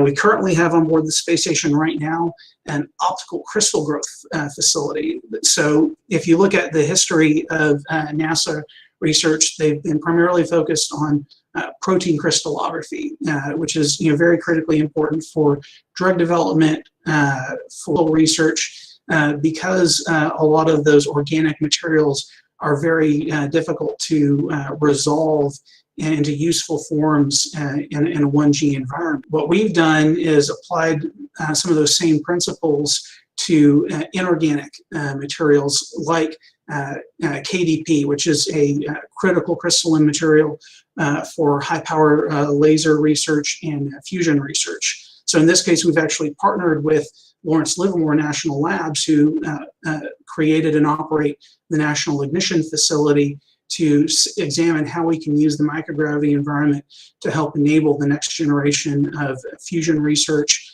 high-powered laser sensors, and related devices. And then in just a couple of months, we're also going to be flying the first industrial-grade metal furnace to the space station. Prior metallurgy research on the space station has really been focused on basic science, but it's hard to do a one-to-one comparison with that basic science research and applied research as is done in industrial laboratories today. So what we're doing is creating a furnace that is rated up to 1400 C, and that is capable of processing standard ASTM coupons as well as bespoke parts for partners like Sierra Turbines, so that you can actually make the same part in space as what you make on the ground, and then test it in those same terrestrial facilities that you've already invested in, so you can get that apples to apples comparison and determine whether you can make a better part in microgravity or not. And then not too far behind these pilot facilities, we're also working with NASA on a series of new payloads, including an acoustic levitation furnace and a new plasma-based deposition process for investigating the ability to produce high-value semiconductors and electronics in the microgravity environment. Beyond that, we're also working on in-space manufacturing and robotic assembly. So this is where we've taken all of the pieces that we learned from doing work on board the space station, and we now apply that to free-flying satellites. This requires the combination of what we call on-orbit continuous manufacturing, whether we're talking about engineering thermopolymers, metals, or even other materials, with robotic autonomous assembly and integration.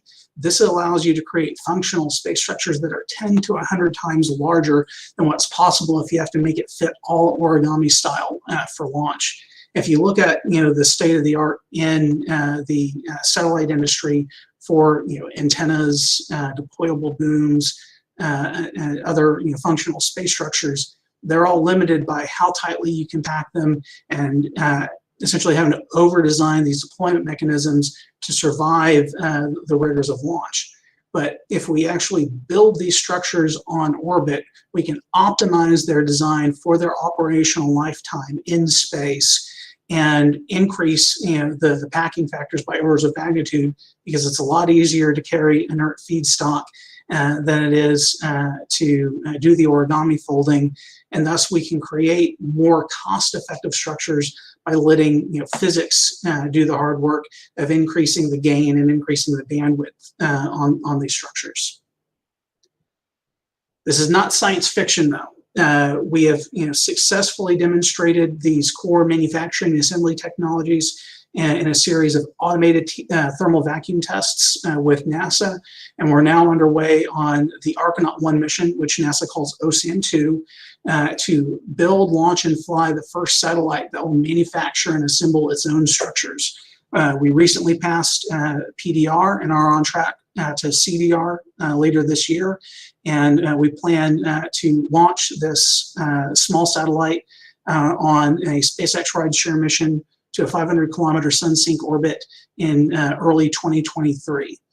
This was selected through NASA's Tipping Point program for the flight demonstration mission because we went through that successful stepwise process of demonstrating core capabilities through SBIR programs, successfully demonstrating the integrated automated manufacturing and assembly capability through the first round of NASA's Tipping Point program, which showed that we had developed it to sufficient maturity that it was ready to go to a flight mission. And so you can see from the pictures here that the real critical innovation is that we use the combination of a single robot arm and a single manufacturing device to create functional structures that are much larger than a satellite of this size could ever hope to carry by itself. And by essentially externalizing the deployment mechanisms into the manufacturing device and the robot arm, we can increase the customization of the structures themselves without having to build into it the complex and expensive and fragile deployment mechanisms that would typically be required for a functional structure of this size. And so I'm very excited to see this go up in about a year and a half. We also recently completed what we call the vertical test demonstration, where we built a flight-like version of this system and tested it in a test apparatus that we built out here in Cecil Field in Jacksonville. So I'm really, really excited to see this fly in the not too distant future. So I want to, shift gears a little bit now. I've talked a lot about the work that we've done and, what's gotten us to this point, but I think it's critically important to talk about why we're doing this. If you're a student of sociology, you're probably familiar with Joseph Tainer's work on the collapse of complex societies. Or if you're a rock fan like me and you love the band Muse, you know that their album, The Second Law, is a concept album that very deeply explores the questions of how do we continue to build human society in a closed system. The answer to all this is the fact that Earth is not a closed system because of the constant input that we receive from the sun. Earth is not a closed system because we have high value what we call rare earth metals because of asteroids that crashed into our surface and deposited those high value materials ages ago, because the ones that naturally exist on this planet were all too heavy and they already sunk down below the crust millions of years ago. To overcome the limits of a closed system, to overcome the limits that we impose on ourselves, we have to go to space to do that. We have to figure out how to put the solar system to work for the rest of us so that we can actually figure out how to achieve a post-scarcity society on the level of the human experience. And I believe that it's supremely possible by putting space to work as an industrial park. We can use that technology to create the next generation of deep space observatories that will unlock the secrets of the universe, to study exoplanets, to study Kuiper Belt objects. We need much larger apertures, much larger telescope systems than even James Webb to achieve that fine angular resolution required. But we can't afford to do that with conventional approaches. We need in-space manufacturing and assembly to create those next great space observatories. And in doing so, that unlocks the next generation of space-based solar power. It creates the ability to produce on orbit and other deep space habitats that can use the local resources to make it habitable wherever we want to go. And that's what leads to energy resources and material resources that are effectively unlimited on individual scales of time.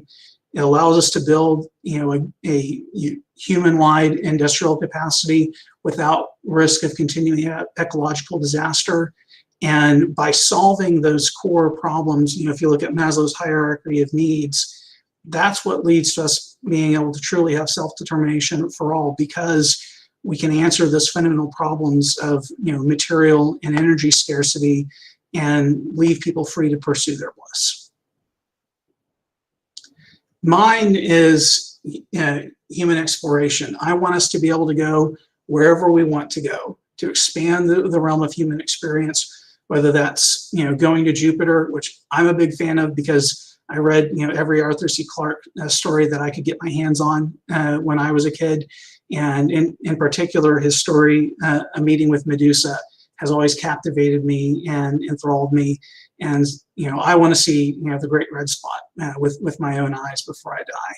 And eventually, we're going to figure out how to build spaceships to go to other systems and other worlds. And eventually, we're going to want to build habitats and spacecraft that are big enough that they're effectively cities and civilizations under themselves. But to do that, we've got to have these technologies that can only be made in space.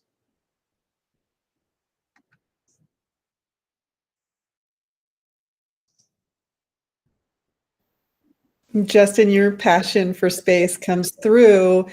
and yet it doesn't blur your ability to really get into the nuts and bolts of how things will really work. So I really appreciate your presentation.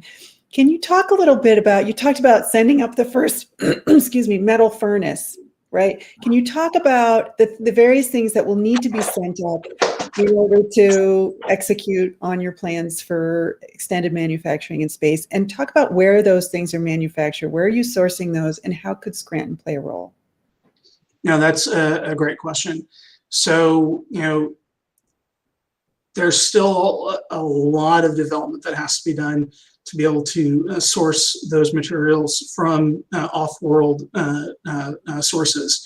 And I think it's going more than likely going to be one of those things where we have to go to an asteroid or we have to go to the moon to do something else that we've decided is valuable, whether that is scientific exploration and research akin to the expeditions that we send to Antarctica, or other maybe even national security reasons, depending on how the geopolitical situation continues to evolve. And so if we're going to be sending people there anyways, if we're going to be sending infrastructure there anyways, then it makes sense to be able to send the capability to harness those local resources and reduce your logistics load as you get further and further out. But until then, we need to use what we have at hand. And so that means being able to use, high quality but affordable local sources of feedstock. And so, the work that we're doing with metal manufacturing now, that's American steel and aluminum and other, high grade metal feedstock, because we've got to verify to our customers that what we build on orbit, products that they will never see with their own eyes, meets their standards for quality, resilience, and functionality. And so we've got to be sure that the feedstock going into those manufacturing machines meets that quality. And so, Scranton has a very long history in that industry, and I would love to have some really good feedstock suppliers from Pennsylvania. Yeah, my grandfather was an engineer for U.S. Steel way back in the day. Can you talk a little bit about competitor collaboration in these advancements? So a lot of people are working on all kinds of designs for these foundries and robotic arms. There are partnerships across the industry. Can you talk about that interplay of competitiveness and collaboration? Yeah, I know that's a great question. So, I think, perhaps the best example of that is, our relationship with companies like, the Maxars and Northrop Grumman's and Lockheed's of the world. They're the giants of industry, and even as fast growing as Redwire is, I joined Maiden Space as employee number 22 just a little over 5 years ago. And we're now a 500-person organization with hundreds of thousands of square feet of space spread across the country. But even that, we're tiny compared to giants like them. And so I definitely feel like we're in that kind of competimates phenomenon where when it comes to OSAM technologies, we hold our own, and we compete fairly and openly in these competitions. But we also recognize that for opportunities where there is a greater good, we collaborate and we team up to combine our services and our capabilities where it makes sense to do so. For example, we've worked together on LEO commercialization efforts for NASA. We're on many of the teams that are working on the Artemis program in various capacities, ranging all the way from the solar arrays for the Lunar Gateway to the vision and navigation systems for the Firefly Aerospace CLPS lander. So really, we see it as our job to provide the infrastructure that enables the wide variety of missions that everybody's trying to accomplish today. Thank you very much. We'll look forward. Sorry, Michael? Justin, we're about to kind of run out of time for your session, but you're sticking around for the panel, right? Absolutely. Okay, good, because you're not getting away without a question without the upcoming SPAC and Mike Gold joining your team. So just know that that's on my to-do list. Okay? All right. All right. Great. Thank you so much, Justin. All right, Gary Kalman is the co-founder and CEO of CisLunar Industries, a space technology startup focused on developing, building, and operating metal foundries in space. In this role, Gary is applying his diverse background in entrepreneurship, capital markets, and corporate finance to building a key component of the emerging CisLunar industrial economy. With a BA in economics from the University of Colorado and a charter from the CFA Institute, Gary took action with his lifelong passion for space by completing the ISU Space Studies program in 2017, and now strives to help lay the foundation for a sustainable human presence beyond Earth. Gary, it's my pleasure to hand the screen over to you. Thanks, Lee. Let me make sure this is working. Let's see here. So, if this doesn't work, I'll switch to a PDF version. But let's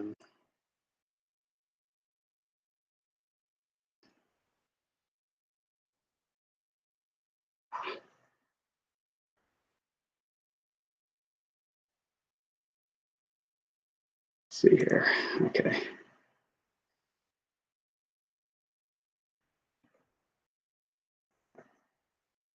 The too many screens problem. Sorry, guys. Let me try for the. Hold in there. Yeah. Gotta make sure I got the right screen in the right spot. We're going to be looking up on off to the right. It'll look weird. All right, let's see. Okay.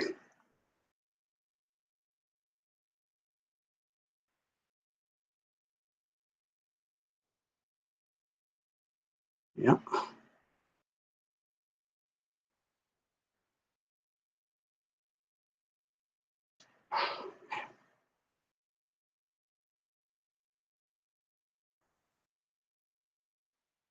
One more time. There we go. Can you see the screen? Oh, wait, it's telling me it's presenting. Okay. Yes, we can see it. You can. So you see that screen. Great. All right. Well, yeah, like I said, thanks for the introduction. I think the way you did that was even better than the one that I had put together. So thank you. As you heard, I'm Gary Kalman. I'm the CEO and co-founder of CisLunar Industries, and we are building foundries in space. Yes, following Made in Space with their wide-ranging capabilities is sort of a tough act to follow, but I feel excited to tell you about a little bit that we're working on, and we see our piece of the puzzle is fitting in with all the stuff that Justin was talking about in many different ways. So, I really love this conversation that we've been having because, and the whole purpose of this organization, because, we really believe in trying to get humanity to move beyond Earth, and that the foundation of being able to do that is really building up an industrial ecosystem and infrastructure in CisLunar space, and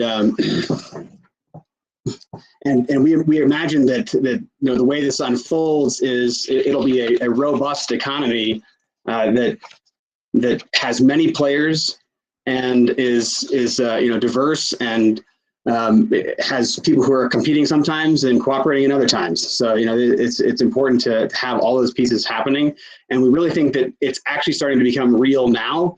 As Justin sort of mentioned with some of the technologies they're putting forward, this is not science fiction anymore, and we want to make an impact on this. So I'll show you where we see some of the pieces coming together before we dive into some of what we're doing. Okay. Yeah, so we see in this new industrial in-space economy that is actually now emerging, that metal processing will be critical. And there's sort of a conversation that's gone on over the past where how do we get from where we are now to this full robust economy? How do we bridge that gap? Like I know some of what Made in Space is doing is finding ways to serve customers on the ground, for example, and then that's one way to get there. We see our contribution with what we're developing as what we're calling the microspace foundry as a key potential component to bridging that gap. At a high level, the microspace foundry is a modular and scalable metal processing system that will be able to be added to any spacecraft of sufficient size to supply a wide range of applications from propulsion to in-space manufacturing. And it's that modularity and that scalability that we think is one of our key competitive advantages. But before we dive into that technology, this is sort of how we look at the ecosystem from our point of view. And this is why we think that now is really the time to be pursuing these technologies, that now is the time to actually make it real. And that's that there are so many different elements of it that are becoming real now as we speak. In looking around the different landscape that we have here, we've got propellant depots where we think we can sell our propellant rods at. We've got metal-based propulsion systems on one side that, from Newman Space and others that can utilize some of the materials we intend to make. We've got commercial space stations that can host these capabilities. Companies like Made in Space and Tethers that are building robot arms, which we need and we would become a customer for, and potentially we can deliver materials to feed into their manufacturing processes. So it sort of goes both directions. And then we've got, of course, all the companies, and this is but just a sample, but that are doing space logistics, debris removal, satellite servicing, and all this stuff are pieces of the puzzle without which our system that we want to develop, our piece of the puzzle, really has no way of becoming real. So we need this whole ecosystem to create something that's viable. And now we feel that it's finally coming into play. At the bottom, of course, sort of as a foundation piece, especially in the beginning, we see all the government agencies that are supporting these developments as critical first customers and foundational pieces to provide that funding and help bridge that gap to where we can have a sustainable, self-sustaining in-space industrial economy.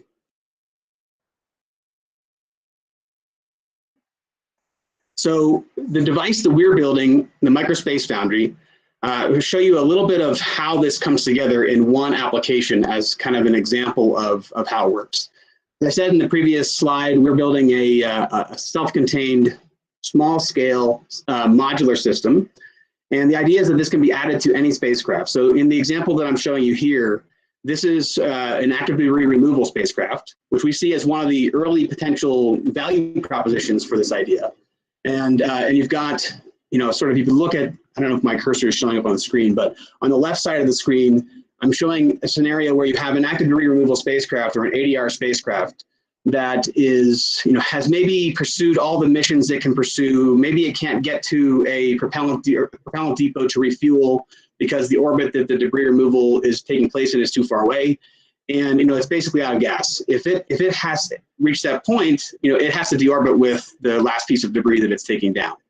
And you might be able to get, without refueling, you might be able to get 5, maybe 10, uses out of a typical system that I've seen anyway, demonstrated or written about. And then that spacecraft has fulfilled its mission. With this system, if you're in low Earth orbit, this spacecraft could actually harvest metal from the piece of debris that it's removing, and then that metal would be fed into a microspace foundry, which is added to the vehicle itself. So we're not creating the vehicle, but we're creating the key subsystem that enables this new capability. We're also not creating the robot arms and the cutting systems either. We're relying on partners to do that piece too. So this is another example of all the pieces fitting together. So the metal gets fed into the space foundry, and then that space foundry creates a propellant rod, and the propellant rod can be used in a Newman thruster, again, another partner that we are relying on to make this become a reality. Newman Thruster is one company that's making a metal propulsion system, uses metal rods, any conductive material can be used. So that creates a diverse way of processing the metals you find on space debris into something that can be used for propulsion. There are other companies working on metal-based propellant systems, and this is just one of them. But this shows how with those steps at the end of the line, you essentially are able to refuel a spacecraft from the material that it's removing from orbit. And in the case where you're deorbiting things, you're able to, from our early calculations, you only need maybe 10, 20% of the mass that's being deorbited to be converted into fuel to be able to deorbit the whole object and get back to the next object. And that's based on like an 800-kilometer orbit down to say 200. And so this is just one use case, but you could also say, instead of deorbiting that object, if there is a propellant depot nearby, you could process the whole thing and carry the remaining stash of propellant rods to the depot, where they could be stored for delivery to other customers who use the same metal propulsion system. And of course, since they're just metal rods, they don't need pressurized containers to hold them. They're a little bit easier to store and handle. And so there's some advantages to having that. And of course, if you're in a higher orbit where you can't deorbit things, say in GEO, you could actually use this process to remove objects that you want to remove, to remove them from being a hazard, or remove them from being observable by other entities, other countries, or other companies. And so there's a whole range of potential applications here. And then there's the manufacturing application that goes with this as well. Instead of placing this on an active debris removal spacecraft, you could put it on, say, a space station, and you could combine multiples to increase throughput, but you're basically making a standardized metal input component. And it doesn't have to be a rod either. You can make different shapes as well, but for this purpose, we're looking at rods for the propulsion system. But basically, you're making metal feedstock.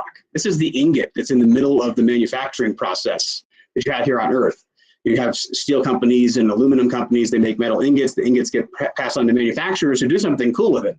So we could see ourselves passing these materials on to companies like Made in Space and Tethers and other in-space manufacturers to use in their systems going forward.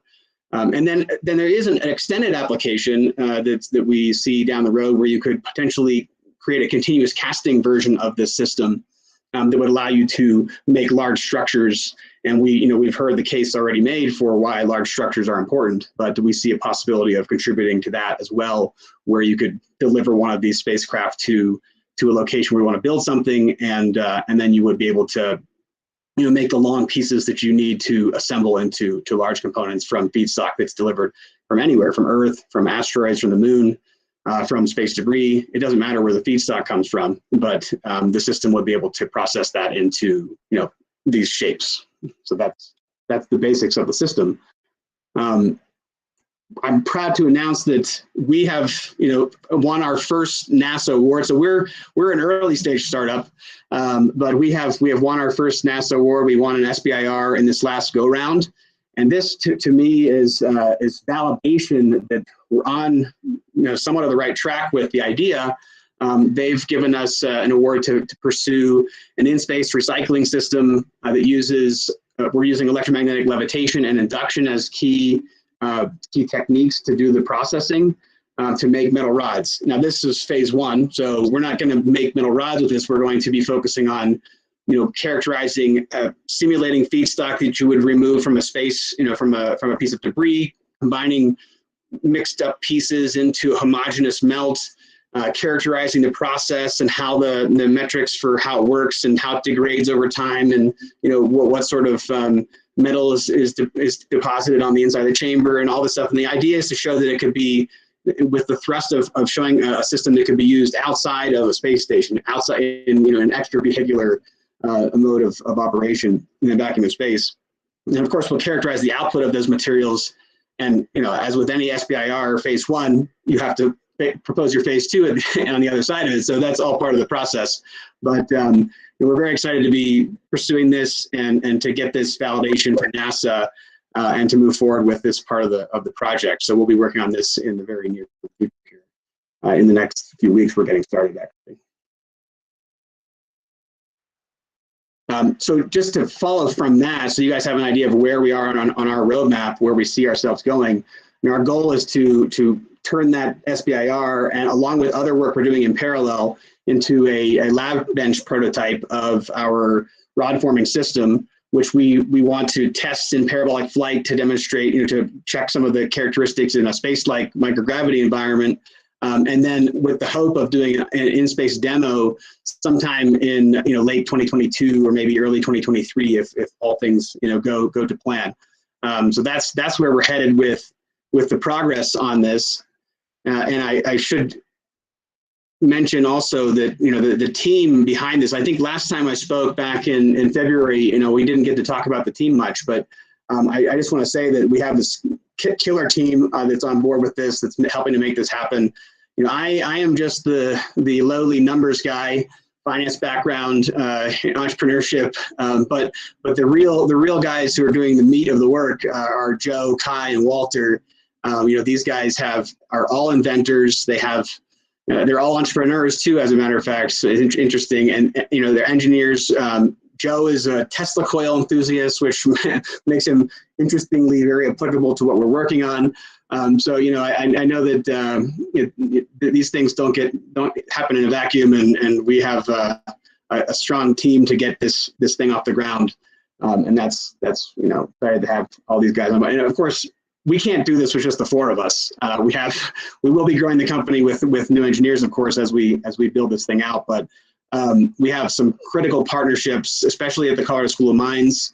NanoRacks is also helping us with aspects of our SBIR project, and several contractors are working with us who are experts in their own areas of expertise. So we've developed a really great set of outsiders and insiders on this team to make this thing happen.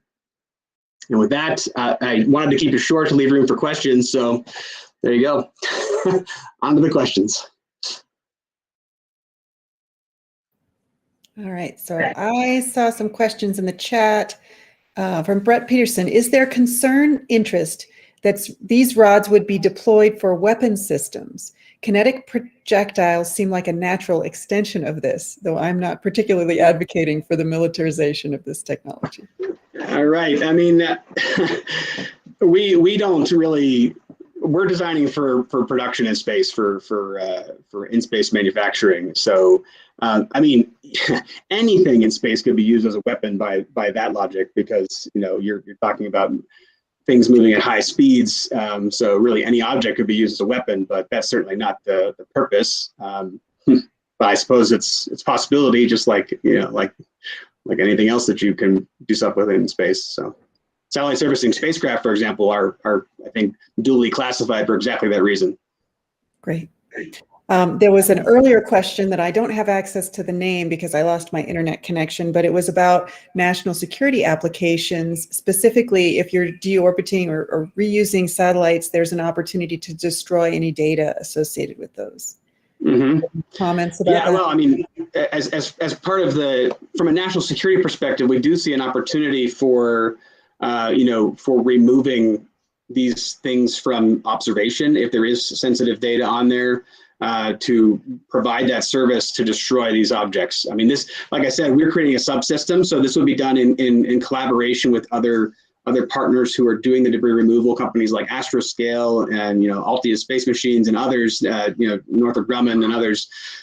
We would add the system to that, but combined, it creates the possibility of removing, destroying, completely eliminating an object and turning it into a cache of materials that could be strategic and useful later.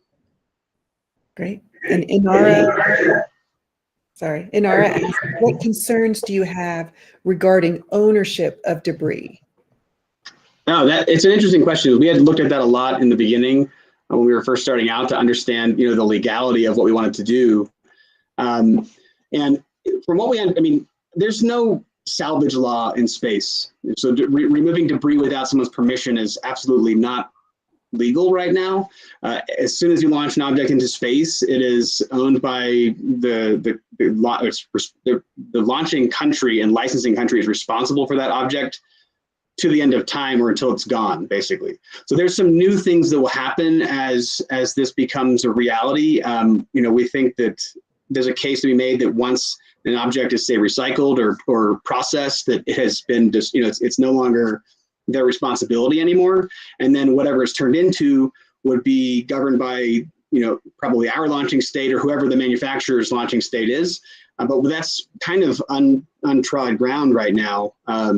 I mean, maybe Justin knows more about that what the realities of making things in space and what, you know, who owns it at that point. But yeah, I think with permission is the key right now. So there's not really an issue if you get permission from the launching state and from the company that owns the object, if there's a company.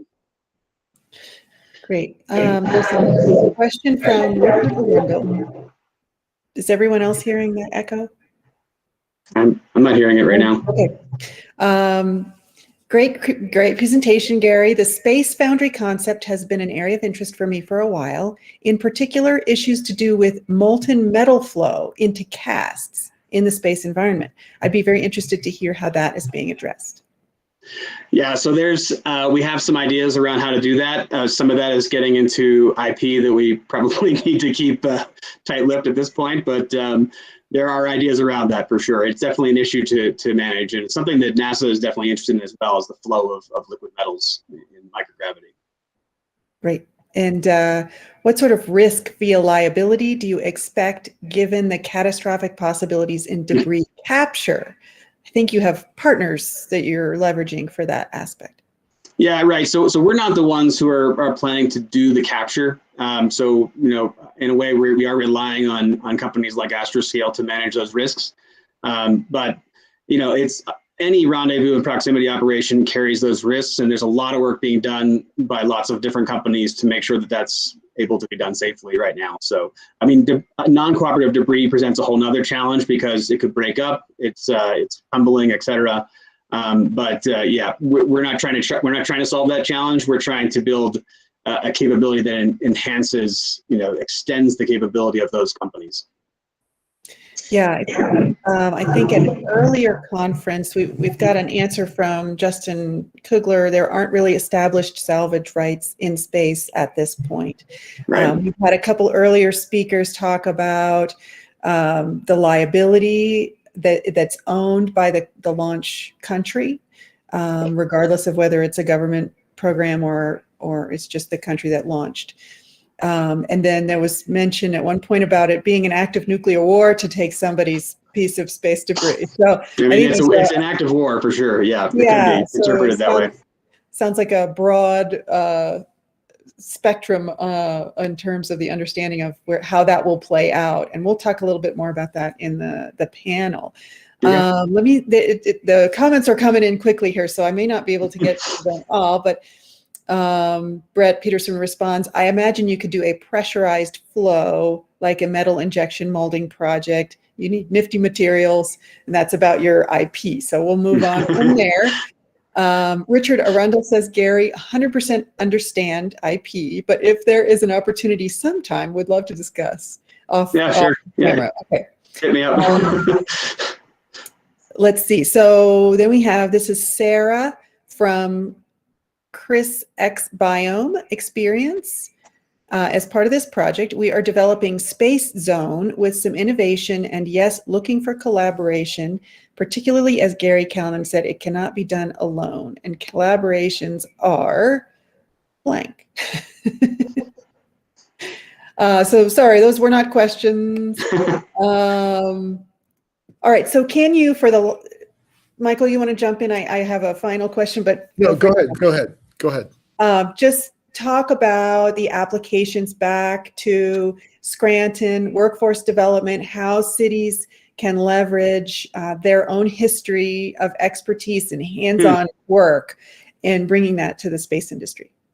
Yeah, I mean, you know, I guess what we're trying to pursue is an example of trying to take an old industry, foundries, and bring them to space. So obviously, you know, Scranton. I come from the Pittsburgh area originally, so I think it's part of the same sort of ethos and background of experience. But yeah, I mean, those expertise will be necessary. We're not just looking for space engineers to join our company. We're actually looking for metallurgists and people with experience in foundries to join the company as we grow this and move forward. So I think cities like Scranton, you know, can have that history and experience. They can certainly help to supply those capabilities to companies like ours, and there's plenty of opportunities to get in.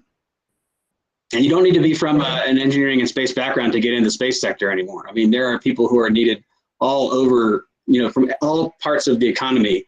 that will be needed in increasing amounts as we expand out beyond Earth as a species. So.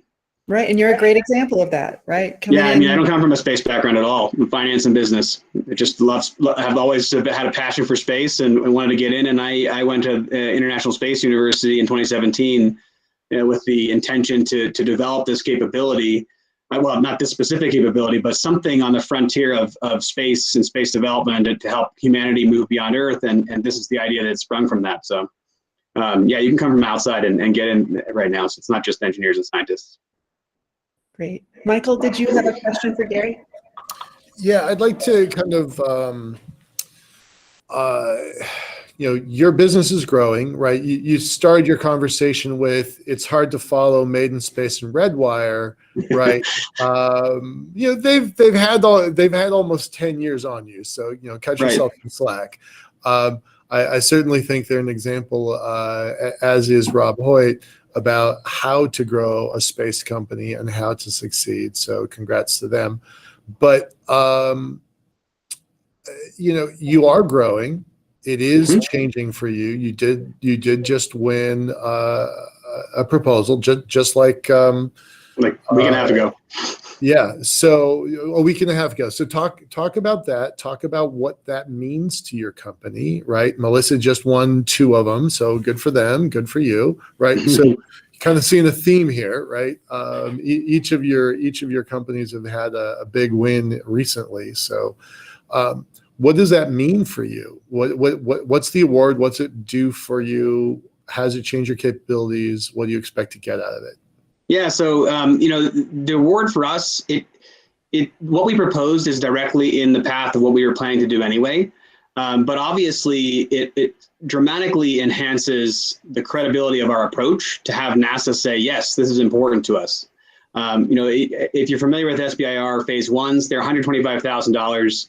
If you're talking about hiring engineers, you don't get that far, honestly, with $125,000, but it is a huge shot in the arm for us, and it makes attracting other capital that much easier, and we are working on getting ready to progress with those resources in place. So yeah, it's a huge thing for us, and it opens the door for us to be able to follow on with phase 2s.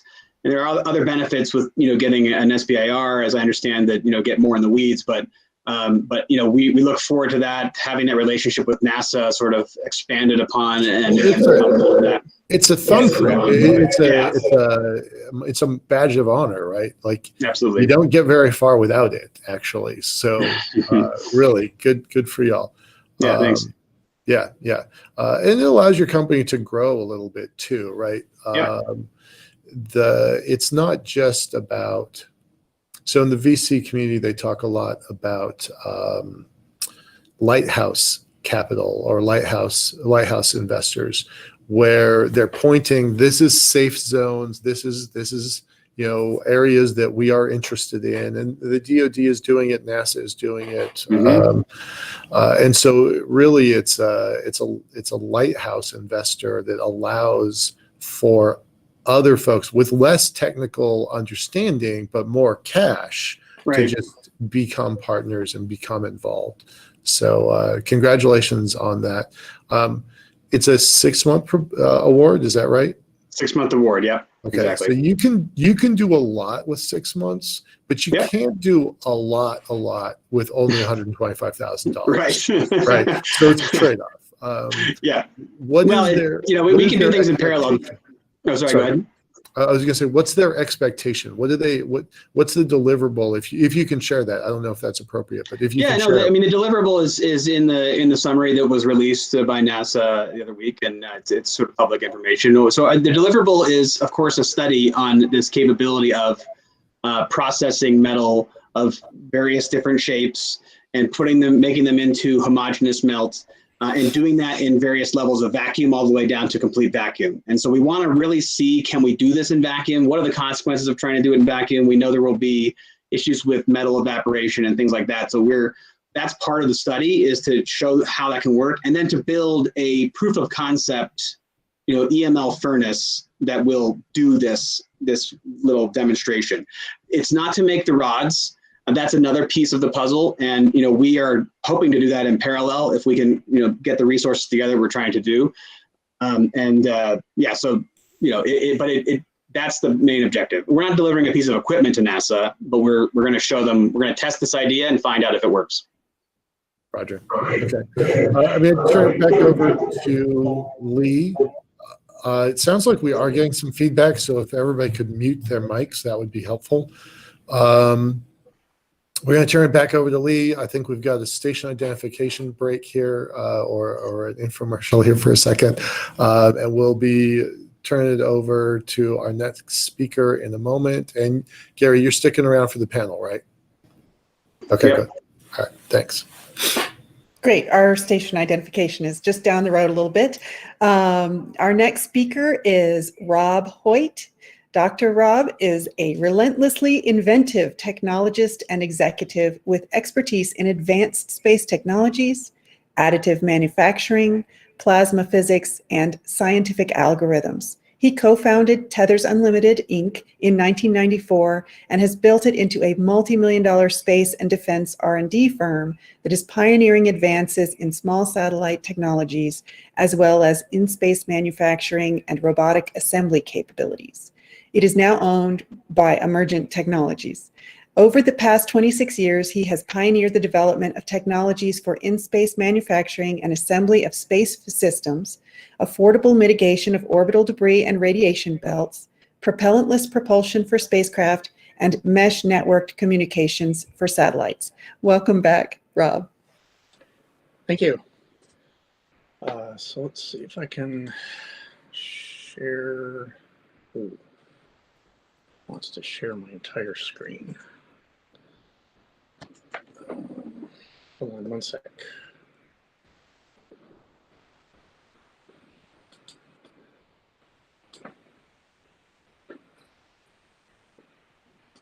Sorry, I was expecting to be able to just share one screen. Entire screen. Can you see this now? Can you see my screen? Not yet.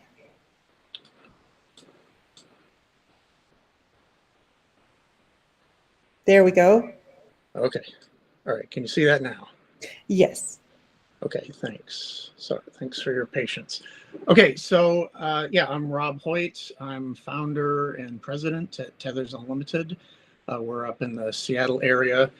And we work in a couple of areas. We do a lot of work on high performance components for small satellites, such as software defined radios, thrusters, gimbals, and deorbit devices.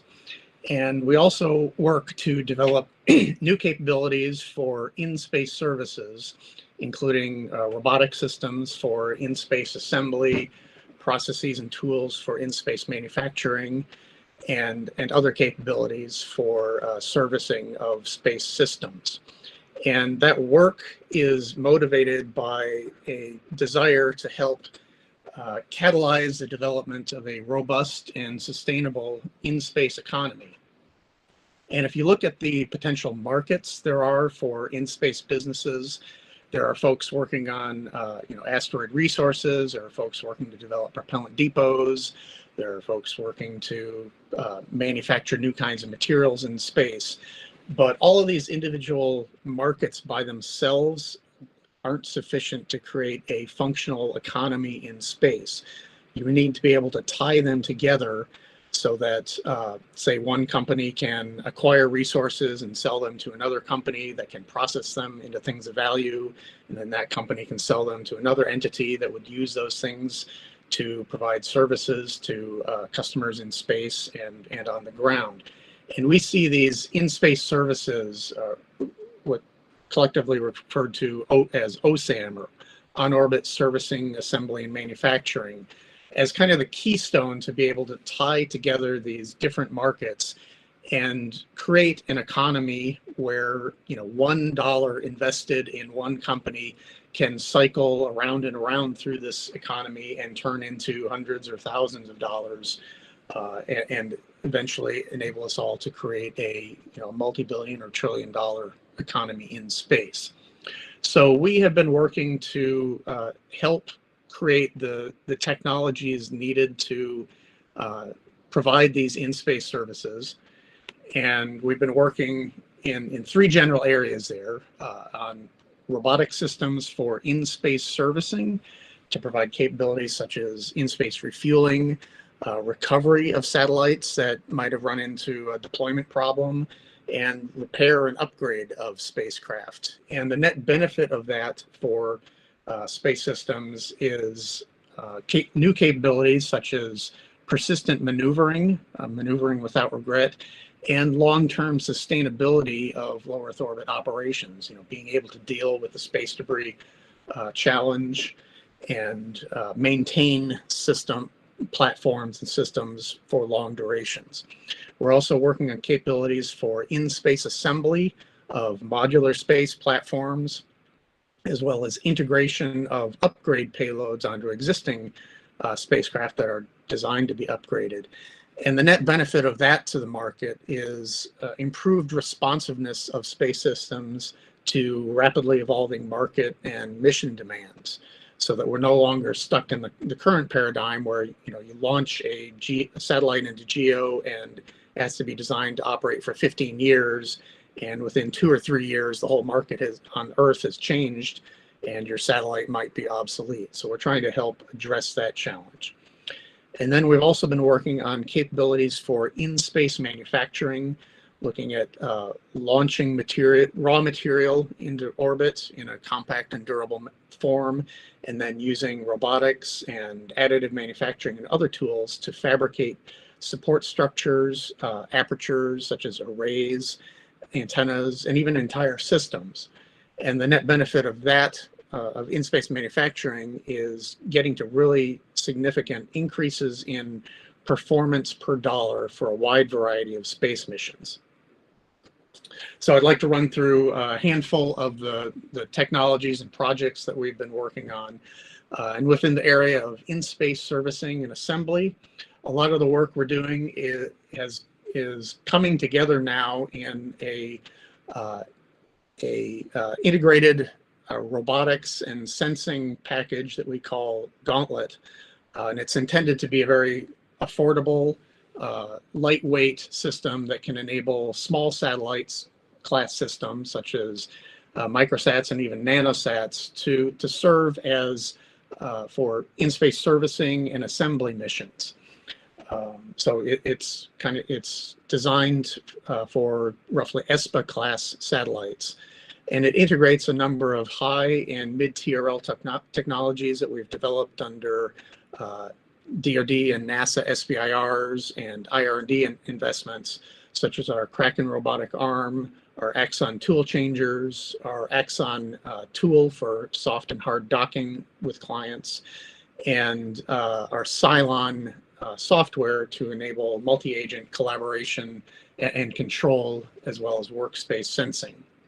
And I'll talk about that each of those a little bit, but this kind of illustrates the Gauntlet robotic servicing payload. Again, it integrates a couple of robotic arms, and they fold up into a very compact stowed volume.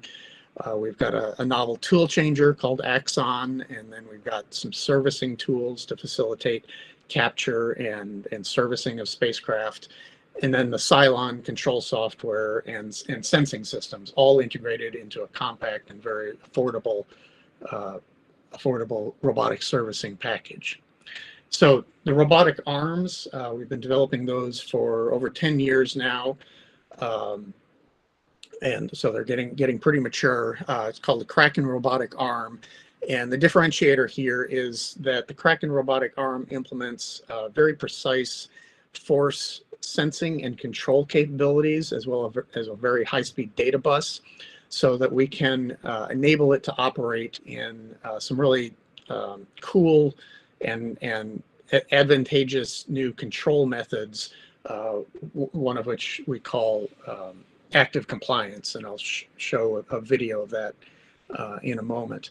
But the arm it's modular. We've got 4 different joint designs: small, medium, large, venti.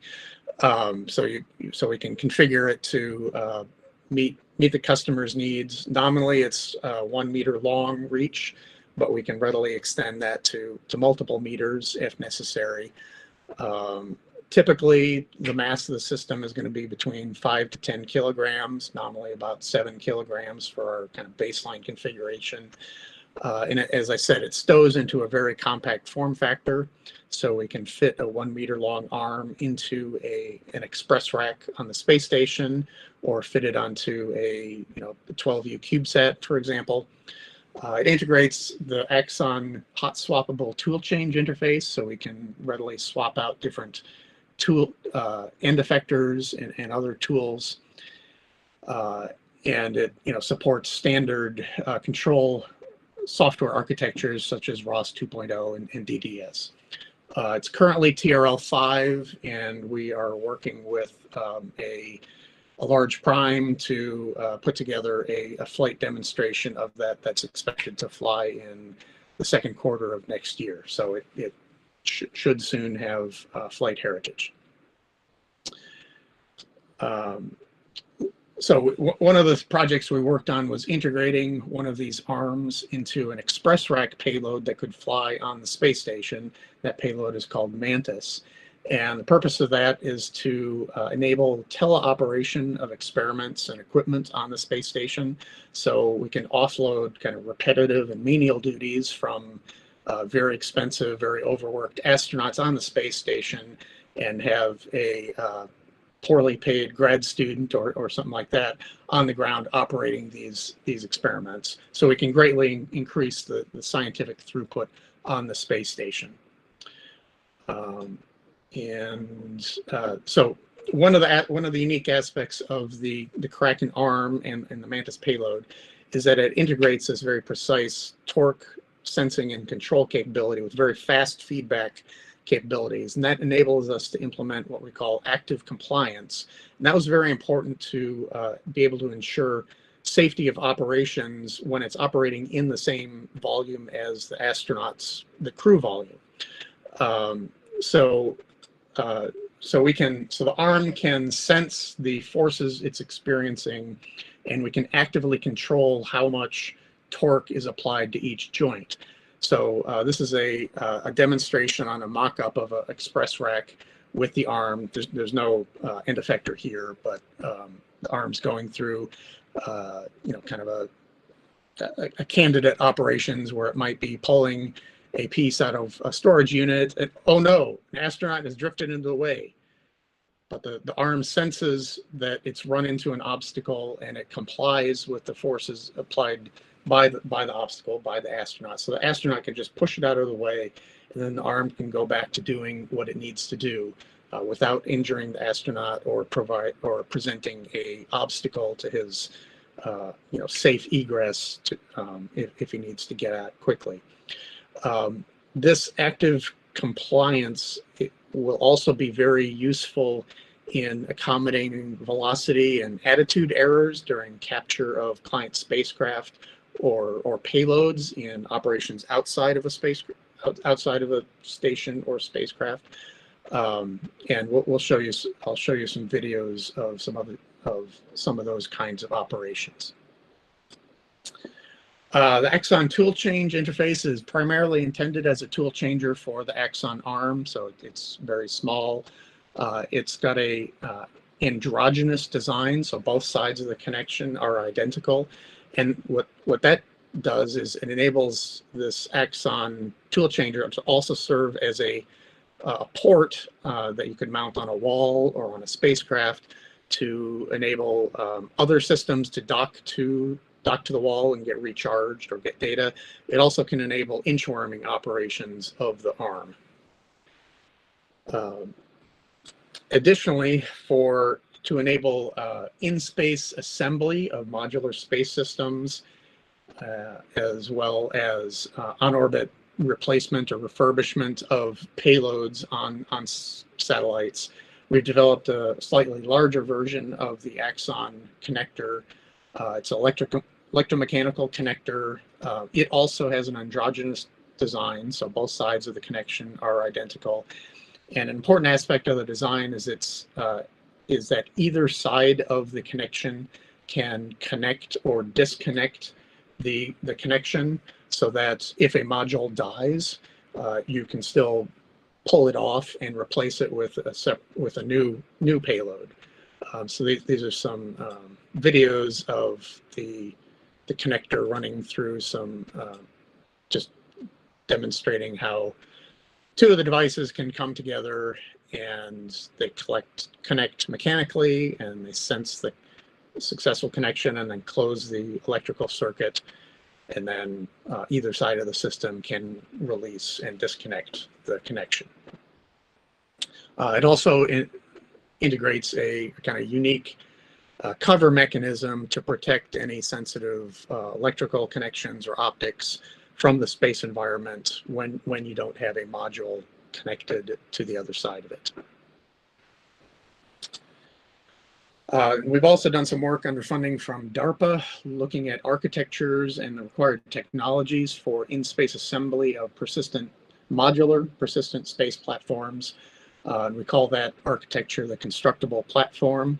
And it, of course, uses axon connectors and would rely upon a robotic system such as a spacecraft with Gauntlet or the RSGS or similar robotic systems to assemble microsat class modules together to create a large platform, large high capability platform. And a somewhat unique aspect of this architecture is we've integrated capabilities for distributed control and distributed resource sharing, so that each of the individual modules can be relatively small, maybe single string or limited redundancy.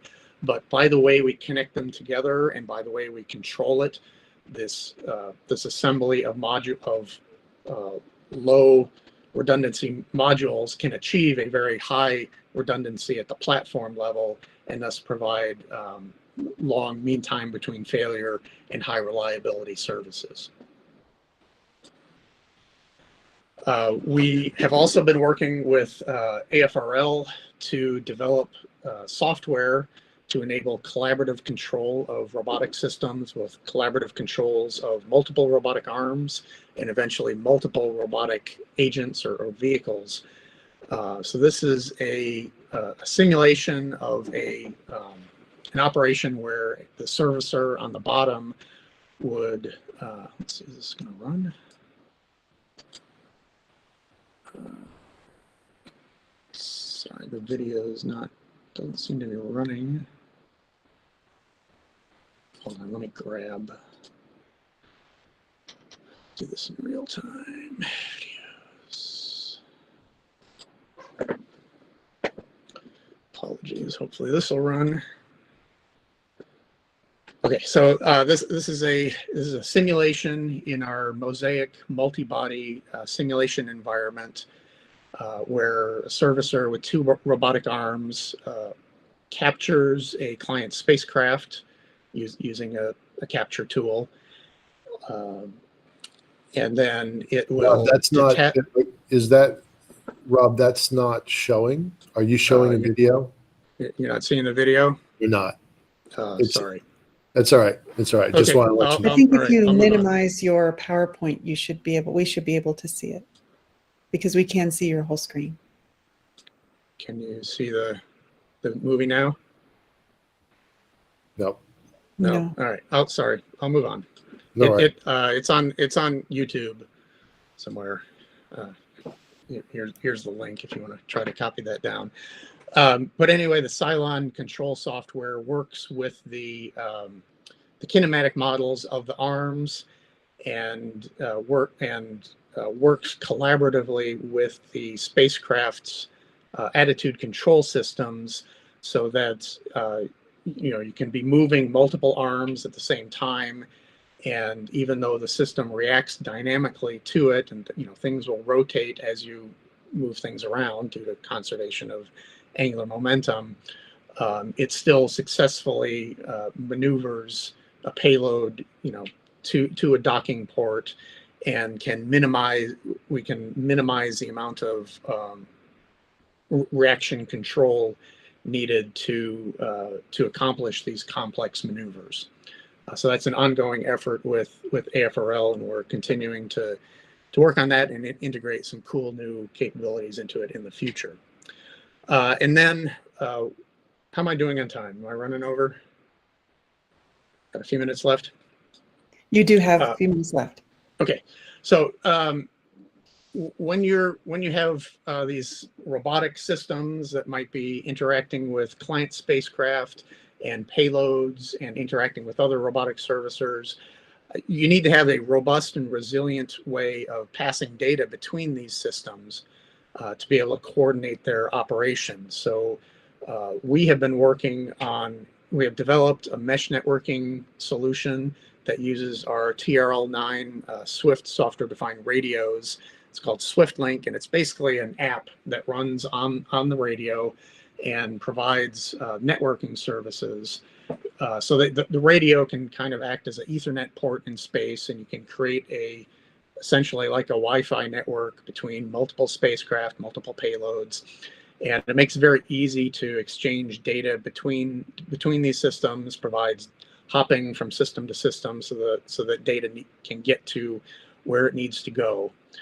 And we're currently working to implement Type 1 crypto solutions for it, as well as build in what we call zero trust blockchain, which is a distributed ledger-based solution that provides dynamic authentication services. You can do really cool stuff like have ephemeral keys and make sure that a node on the network is only able to access the services and data that it's authorized to get access to. And that's really key to ensuring security in a large multi-user modular space platform. So within the in-space manufacturing area, we've worked on a number of technologies and products. I'll go through just a few of them here. We just recently wrapped up an experiment on the space station called the Refabricator. Refabricator is a express rack payload that integrated a plastic recycling system with a 3D printer, and it was designed to demonstrate repeated cycles of printing and recycling and printing and recycling. And the idea there is when we send astronauts on a long duration mission to the moon or to Mars, we don't want to have to send them with every conceivable part and tool that they might ever possibly need to have, because that would be many shipping containers of stuff that they probably would never use. What we'd like to do is send them with some of the designs for the things that they might need and a few spools of plastic filament or other feedstock. And so they can make these tools and parts as needed, and then recycle the material and reuse it over and over, so we can greatly reduce the logistics challenges of long duration manned missions. So that mission flew on the space station, and we're waiting to get the samples back to basically see how the plastic changes in the space environment as you do these repeated printing and recycling operations. And then we worked on a couple of related SBIR projects. One was called Erasmus, where we worked on techniques for printing, sterilizing, and recycling medical and food safe items. And then CRISP, where we developed a process for designing and printing and recycling launch packaging materials. So you can, instead of having to send up a bunch of bubble wrap and foam and other material that becomes kind of waste on the space station and has to be dealt with as waste, we can send up packaging materials that can be then recycled into feedstock for new tools and parts. We've also worked with NASA on NASA's in-space manufacturing program on an effort called Fab Lab, and that is intended to assemble a full manufacturing capability for precision metallic parts for mission critical operations. And our part of that effort was to integrate the robotic arm to be able to move parts from one, say, from a storage facility to a machining facility to an inspection stage. And then we also worked to integrate some of the inspection capabilities for validation of the parts. Additionally, we're currently collaborating with NASA and Maxar on a project called MakerSat. And this is an evolution of a SBIR project from about 10 years ago called CisLunar, where we started developing capability for in-space manufacturing of high-performance carbon fiber composite trusses. And on the left there, hopefully you can see a video of an early prototype of the CisLunar manufacturing a 10-meter long carbon fiber truss. MakerSat is going to demonstrate the essential processes involved there on the OSAM-1 satellite mission. And the MakerSat experiment is basically going to manufacture a 10 to 20 meter long carbon fiber boom in the space environment. So MakerSat is that gold package on the side of the OSAM-1 satellite, and it's manufacturing the boom, and then the satellite's arm is probably going to pull the package off and wave it around like a lightsaber, and then probably eventually toss it away. But essentially, what we will be demonstrating is that we can manufacture the 2x4s that we need to build large space infrastructure, such as large support structures for megawatt class solar arrays and large antennas and large telescopes. So we've completed CDR in that program, and we are currently wrapping up integration of the qualification unit. And the flight hardware is pushed back to fall of this year. I guess I need to update that. Additionally, the last presentation was really interesting to me because we worked for several years under DARPA funding on a project called Orbweaver to design and do proof of concept prototyping of a payload that could ride on an ESPA ring. And then after the ESPA ring has done its job, this Orbweaver payload would chew up most of the ESPA ring and collect the aluminum material from it and process it in a induction furnace system, and then cast that aluminum to make hexagonal segments for a large antenna reflector. And the idea here is that the payload would ride up, process an ESPA ring, and then it could, the robotic systems could collect the pieces, and it could fly off and then go do it again at another ESPA ring or another target piece of space debris. And in this effort, we successfully did proof of concept demonstrations of all of the key processes involved here: the nibbling of the ESPA ring, the processing and casting of the aluminum into antenna segments, and the precision assembly process. So that's kind of a quick rundown of some of the projects we've been working on, and I'll be glad to take any questions that you have if we've got time left. We have just a couple of minutes. Brett Peterson asks, would you and your team be open to conversations around further developing this control? The sideline control, sure. Yeah, we're working on it for our Gauntlet payload, but we're very interested in using it for as many activities as possible. Great. And Charles Radley asks, what is the current technological readiness level of the Kraken arm?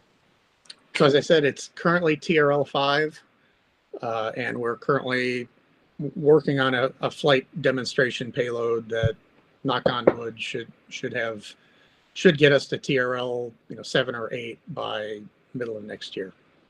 Great. I have so many questions that I wrote down, but I'll just ask the one. You talked about hiring graduate students to run the robotic arms. Have you thought about other workers with robotic manufacturing operations experience, perhaps from Scranton, Pennsylvania, who might also fill those roles? Yeah, I mean, eventually we'd like these systems to be highly autonomous, but that's a long way away. Really developing and proving out those capabilities. So in the near term, these robotic operations are going to be teleoperated or man or woman person tended. And there's a lot of work to be done on the control software and other processes to get it there. So there's a lot of interesting work to be done that requires good robotics and software and validation experience. Great, thank you. And I think you win the award for the driest sense of humor today. All right, let's see. Our next speaker, Mike Lewis, is Chief Innovation Officer at NanoRacks, where he is responsible for overseeing the technical, scientific, and creative direction of the company. He has developed, built, and flown experiments and platforms to the ISS, and is the co-inventor of the Bishop airlock, the first entirely commercial element of the ISS. He has also helped develop multiple satellite deployers that have deployed nearly 300 satellites. If those are all still active, then Mike's fingerprints are on over 10% of active satellites in orbit today. Mike, you have the screen. Well, thank you. Hopefully not my fingerprints. But no, thank you, Lee. And thank you, Michael, and everybody at Blue Marble. Really appreciate this. First, want to compliment Rob on the beard. Looking wonderful, Rob. And thanks for a great presentation. Yeah, really great group of presentations here, guys. Yeah, I know Justin, Gary, and Rob, obviously, and Melissa's was great as well. So hopefully I can contribute to this. I'm going to see if I can present. You guys able to see this? Not yet, but it will come up. Okay, we'll give it a sec. If you don't mind, Lee, tell me when it's on there. Will do.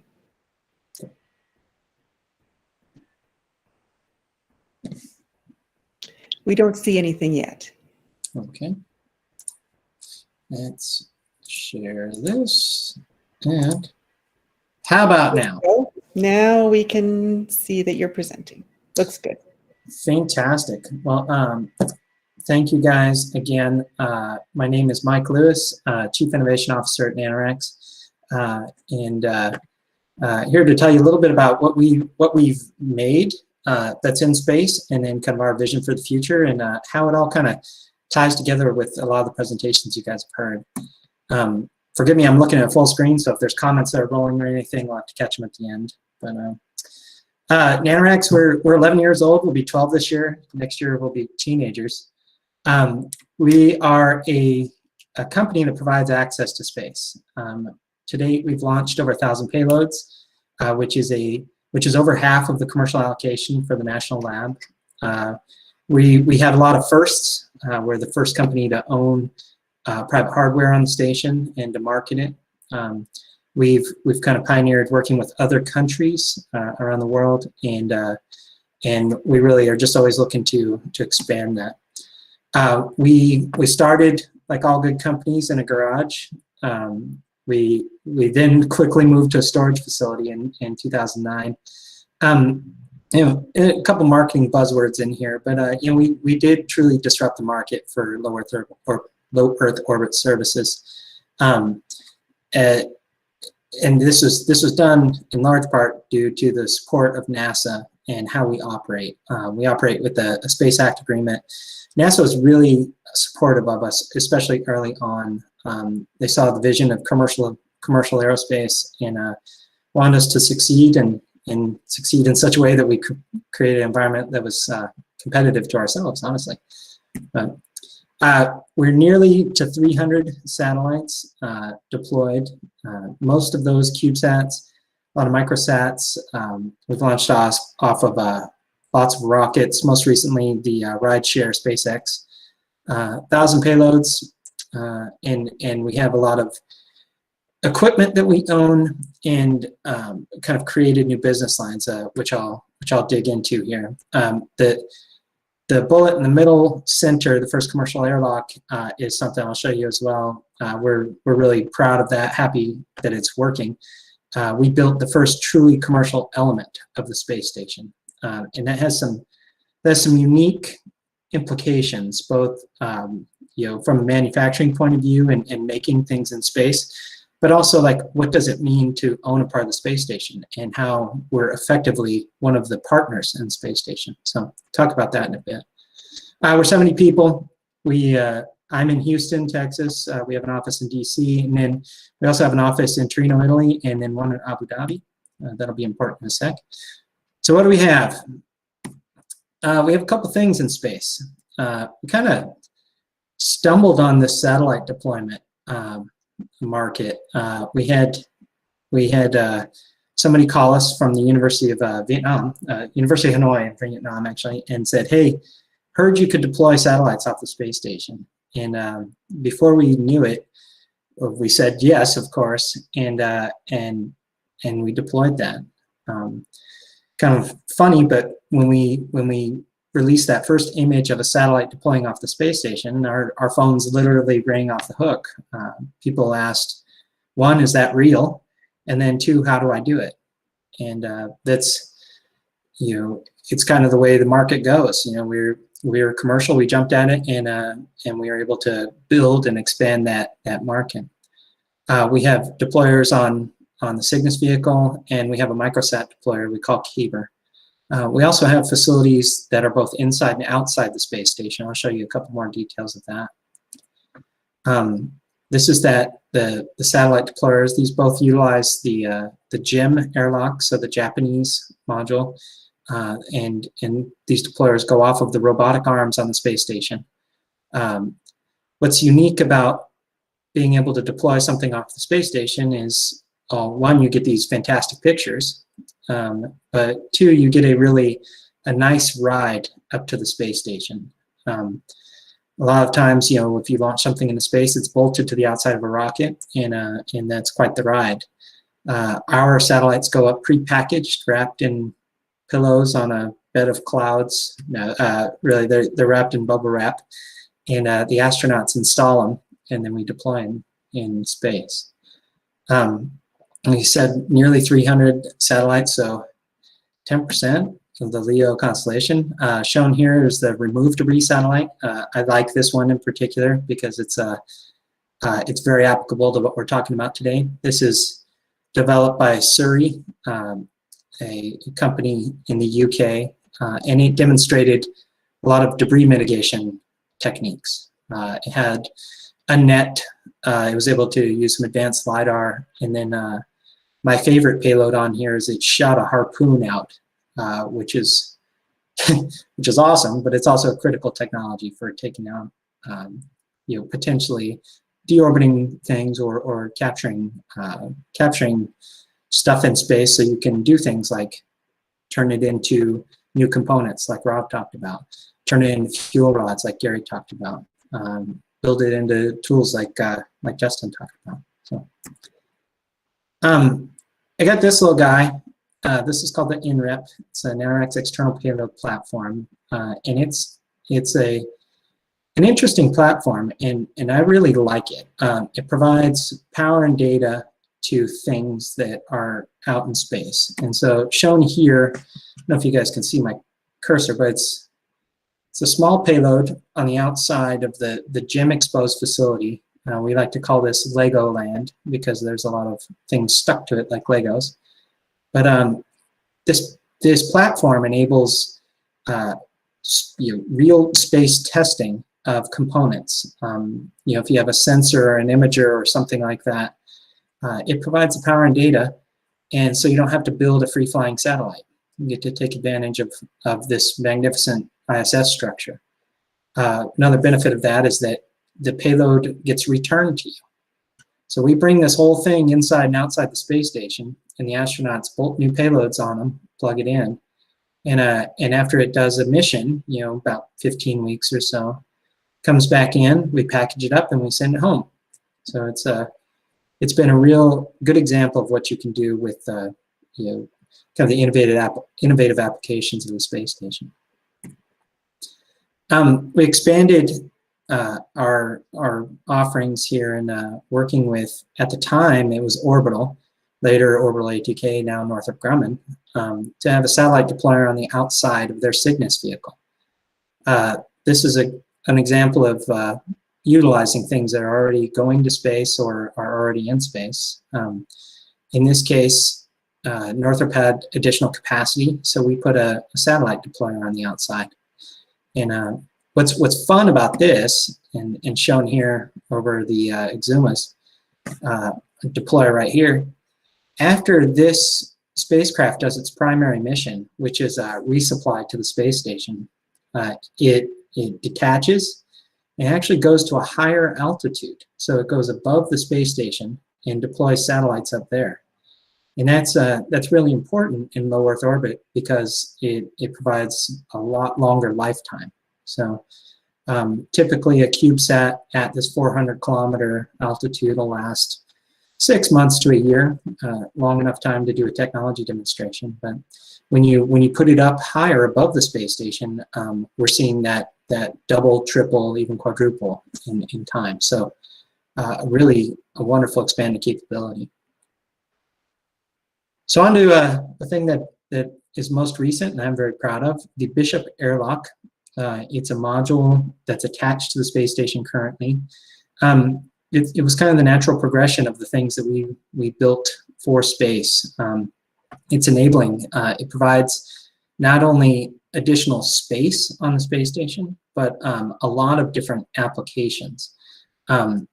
It's a doorway to space. It uses the hatch on the station to close and open, and we can put payloads inside and outside. It also has external locations to mount payloads. And one of the more interesting applications, it's able to perform partial pressure vacuum experiments. So it's a new capability that you can do on Earth, but not in the presence of microgravity like this. And Rob mentioned trash and that being an issue, and he's absolutely right. One of the first applications of the airlock shown here in the upper left on the station is the deployment of trash. It's a real issue living in space. Astronauts produce about, it's 1 CTB, but basically a bag of trash a day per person. And with an increased crew and just not enough space, it's an issue. So we're going to be the trash guys in space. The first one will be deployed in October of this year. So pretty excited about that. So moving on, we built some stuff, and we're looking to build some more stuff. This is we put it under the umbrella of the Outpost program. Not a new idea. This is an old von Braun image shown basically using the upper stage of the Saturn V rocket. You said, hey, this thing is going to space. It's all the way there. It's delivering its payload. What are we going to do with it? So we took this concept and we brought it to NASA with our partners, and we did a feasibility study to show that we can turn this upper stage into things. Really, the idea is, not novel or anything, but the application is, and this is the kind of platform that we need to be able to perform a lot of these, at least the initial tests of the technologies that the other people have been talking about. So we had part of NASA's Next Step program, and now launching this year on Transporter 3. We are building the first of these demonstration missions. Working with Maxar, they have an arm that does some cutting, and we're going to be doing some friction milling on the upper stage. This again is after the rocket's done its primary mission and before the upper stage deorbits. So this is exciting, and something that we see as the future of manufacturing in space. So the question posed to me, what does all this stuff mean for the average citizen in Scranton? And I have a list here, but I'm going to focus on the last one, the agriculture. But obviously, we benefit from space every day. Communications, Earth observations, just even our weather. But we've worked with satellite companies in the past that are doing things like tracking things like logging, fishing that are illegal or have global impact. as well as fires, mining. Planet was a customer, and they after a earthquake, were the first to provide images of the area, which helped in the rescue operations. Some of the platforms we have on the station enable biological research and manufacturing like those that you've been hearing. But I want to focus on agriculture because I think this has the biggest impact, especially for our folks there in Pennsylvania. Today, 1% of the world's a barely livable hot zone, and there are some estimations that could rise to 19% by 2070. Really, there are issues. There are land issues, water scarcity issues, soil degradation. Really just things that we're all aware of and that are happening around us, but also worldwide.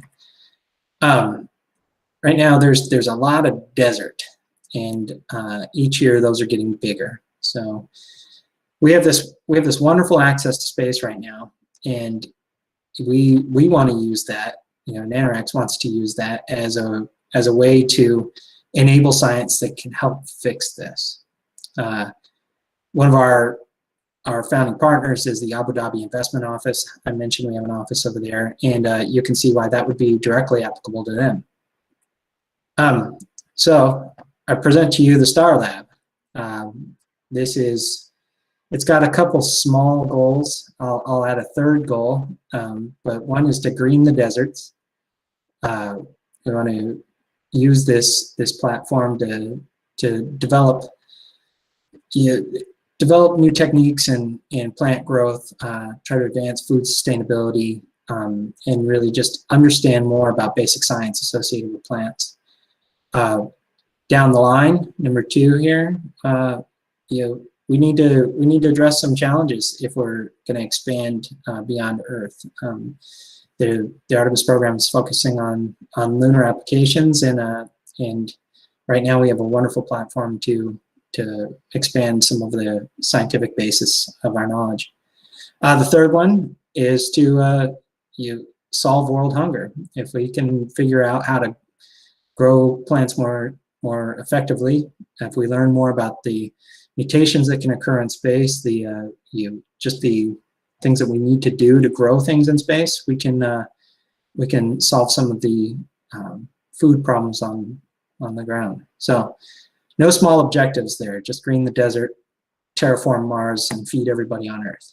So sorry about that. I will leave it on this slide, actually. I won't. It's just going to go. So with that, I welcome feedback, questions. I'll go off, stop sharing here, but again, thank you for the opportunity to present. Thank you. That was a really interesting take on the Scranton question. A great rehearsal of the benefits for everyone on Earth from space investment. So appreciate that. Wanted to say that one of our listeners has said he would definitely buy a Trash Guys in Space t-shirt if you guys make one. So it sounds like you've got some manufacturing work here on Earth. It is such a basic need, and it's fascinating. I describe the airlock to people. I talk to my mom about it and say, yeah, it's this metal structure, it goes on the space station, and yeah, of course there's 1,000 questions, and it's very visceral how it's a problem we face every day. Like, I have to bring out the trash, and you imagine living in this space station, which is it's big, but it's not that big. It's about the size of a 3-bedroom apartment, and that trash stacks up pretty quick. So it's definitely a real world application. So it sounds like you have a lot of things that are happening now. Can you talk about the ramp up time frame of some of the things that are just in the works? Absolutely. So I talked a lot about our platforms that are on the space station and the things that we're using right now to enable current scientific research. We also focus a lot on education and those type of things that are forward looking. We've kind of progressed in a way as a company where we build upon those things. We learned how to build things for space, and the natural progression was to be able to build part of a station. So later this year, we're launching our first repurposing mission where we're going to reuse the upper stage of the Transporter 3, and we have plans down the line, as soon as 2022 and beyond to continue the repurposing missions. Ultimately, I think we'd like to own our own space stations and complementary space stations. NASA is a wonderful a mission, a plan, and just announced a commercial LEO initiative. But we want to be able to build space stations where folks like Tethers, Made in Space, CisLunar Industries, off-planet research can go and perform these, otherwise possibly risky or at least experiments that aren't compatible with people there. So, we see those being very complementary. So, to answer your question, starting this year, and then every year from now on. Yeah, it's great. Sounds like we have some comments that are reinforcing, totally agree with you. There is need to put social development at the forefront in everything we do, failing which the economic divide will grow, making any advancements worthless. So really a lot of appreciation for your slide there. Well, that's wonderful. It's great to hear. We get caught up a lot of times in the fact that we're building things for space and we're working on this project that's right in front of us, and it's important to think about the bigger impacts of these. The aerospace industry is in a unique position. We're very visible for not being as big of an industry as a lot of other ones, but that's on purpose. We have rockets that launch. There's nothing more visible than that. Things in space, beautiful images of the Earth, and every astronaut that goes up, you'll hear a common version of this, but they say, well, you look back and you see how fragile the Earth is and how we need to take steps to improve that. So we have that platform, and I think it's important to utilize it for those things. Agreed. All That's right. Justin's comment. He remembers the U-Haul. I was going to save this question for the panel, but I'll just spin one more in there. And that's, you talked about how you can collaborate. Everybody knows everybody. You're enabling. I mean, Gary had a slide where all three of the other companies on the panel are represented. How does that evolve as the industry does take off? And there are new players every day, and all of a sudden there's, it's profitable to be jumping in as a new company. How do you build those relationships over a larger group? Yeah, well, a rising tide raises all ships, right? I mentioned that in the early days, NASA really supported us. And they supported us in such a way that we created an environment that other companies can enter and be competitive in. And I think that's an excellent model. It's similar to the railroad companies building, the government building railroad tracks so that companies could come in and run trains. I see this as an ecosystem more than an economy. We have a need for everything, and as far as competition goes, we want to see everybody succeed. I want to see advancements happen, and I don't care if they happen on my platforms or somebody else's. Yeah, that non-exclusive term on NASA's technology transfer, I think, is a big deal, and it sets an example. And in a way, the way you describe it, it's almost a miniature version of the public-private partnership that we're looking to advocate for on a national scale. So. Absolutely. No, and I hope I gave you some sound bites for that. I really support that decision. So. Great. Well, Mike, thank you so much. Oh, go ahead, Michael. I wanted you to talk a little bit about, your new space station, right? Like if it becomes a private space station of your own, whether you attach it to ISS, the ability to recapture and reuse a spent upper stage, that's been around in science fiction, Werner von Braun. Like, we know that idea has been out there, and lots of people have tried it. I'm going to put myself out on a limb and say what makes yours different is that you already have hardware in space. Like, you've actually done the baby steps to take this big next giant leap, if I can use that overused phrase. So what made you decide now is the time? Because the idea has been around for a long time. Why step out and do it now? Great question. Well, there's a couple of obvious reasons, I guess. One is the aging infrastructure in space. The station does have a limited lifetime, and NASA's moving forward, looking beyond. We see there still being a real need to perform science in microgravity, especially in low Earth orbit. It's surprisingly close, space is, so you can bail out easily. Costs have come down, especially launch costs. That's the largest one associated with these type of endeavors. And generally, the attitude is right. We see Axiom with their NASA funding to build a section of the space station. That's fantastic. It's there's a lot of support for that. I'd say there's a lot of support for that in the public eye, as well as in the funding sources through the congressional lines and everything like that. So we want to do that now because it seems like a natural progression for us, being able to use what we've learned and been able to implement as a commercial company, show how we can be agile and do things slightly more efficient, but also be able to adhere to the safety and verification processes that have been very successful with NASA, and then and implement those safely. So I'm going to make a strategic guess. You can confirm or deny. You already have your partner with Cygnus. I'm going to make a guess that you would use that as your foundation. Is that a safe guess?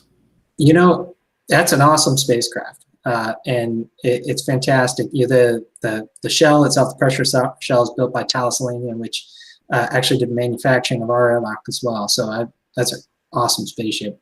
But actually, we don't care what rocket we use. Good answer.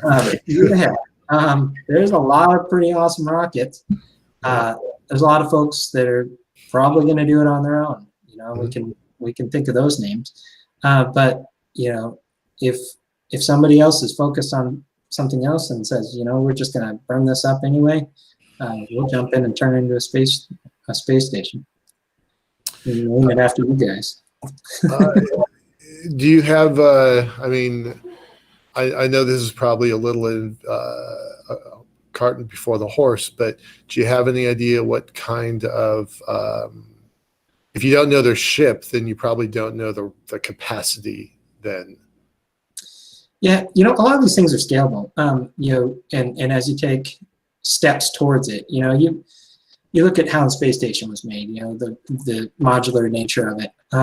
We could put something up there that doesn't necessarily have all the E-class systems or things that you need to keep a person alive. But if you have a way to dock to it with the spacecraft, you could pull a Dream Chaser up to it, utilize their E-class. It's just a matter of having those destinations and having multiple destinations that you can perform any number of things. Scientific experimentation being at the forefront. Super, super cool. Everybody here that knows me, I know a lot of people on this call. I know most of the guests from way, way back. You're new to me, so this has been really particularly interesting to me because there was a lot of stuff in here I didn't know. So I'm personally grateful. So thanks for joining us, Mike. I'm going to turn it back over to Lee, and we'll be right back with the panel. Okay. Thank you. Thank you. Thank you.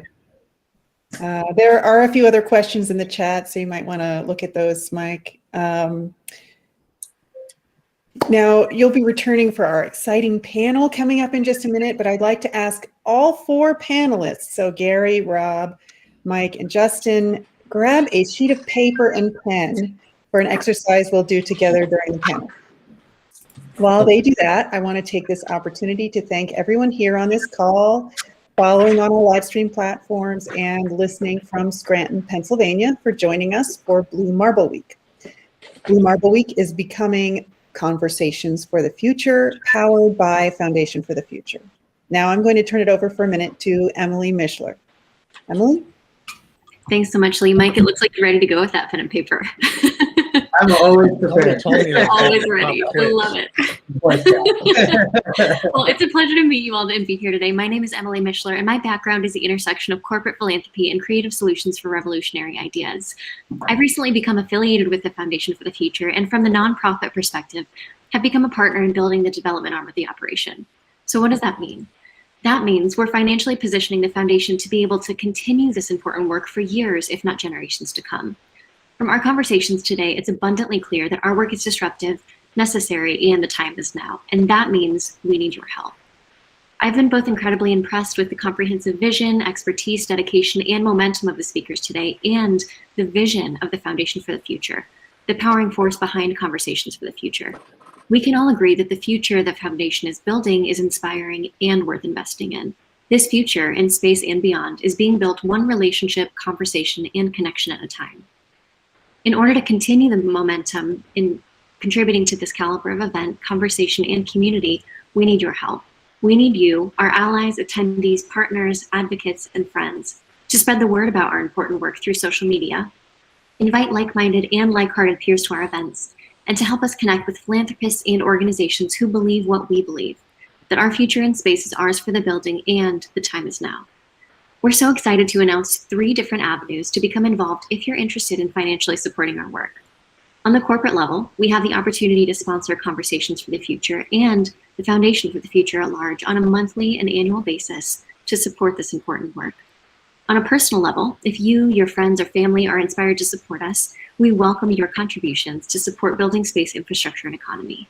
More information to sponsor and support the Foundation is available at f4f.space or the QR code on the screen. Finally, the Foundation has recently launched a corporate and individual membership program whose mission is to connect like-minded and passionate individuals who see the near-term potential in space. We're recruiting everyone from students to CEOs to join us in creating a dynamic ecosystem of young enthusiasts, investors, entrepreneurs, and larger industry partners inside or outside of the space industry. We welcome all who want to join and contribute to this urgent conversation which impacts us all. More information is available on the Foundation's website, f4f.space/membership. So what's our ask? Help us in bringing space back home, because the time is now and the world can't wait. If you have any questions, please don't hesitate to reach out to Lila, Tim, or any affiliate of the Foundation for the Future. Our contact information and a link to donate is available at the QR code on the screen and also available on the Foundation's website, f4f.space. I'm happy to stick around and field any questions for those of you on our organization's meeting link. And for those of you on the live stream, please feel free to reach out in the comments. Again, thank you so much for your attention. And now I'll turn it back over to Lee for our regularly scheduled programming. Thank you, Emily. All right. So it's been a great day of discussion so far. Next up, we have a great panel on making in space. 4 of our earlier speakers, Justin Kugler, Gary Kalnin, Rob Hoyt, and Mike Lewis, bring a depth and breadth of experience and knowledge on the past, present, and future developments that will allow space to become routine, that will allow for a young person from Scranton, Pennsylvania to make a career in the industry, maybe even working in space. So panelists, I really appreciate you being part of this discussion, and I want to start off by saying you've each given a fascinating talk on some of the specifics around your work, and I'd like to zoom in on something you all have in common. From a business perspective, each of your companies has something special about it. Government contracts, NASA funding, successful exits, or lots and lots of operations. You're all in the thick of it. What do you think of the rate of growth in space entrepreneurship? Are there too many companies for space for where we are today, or not enough? Gary, do you want to start us off?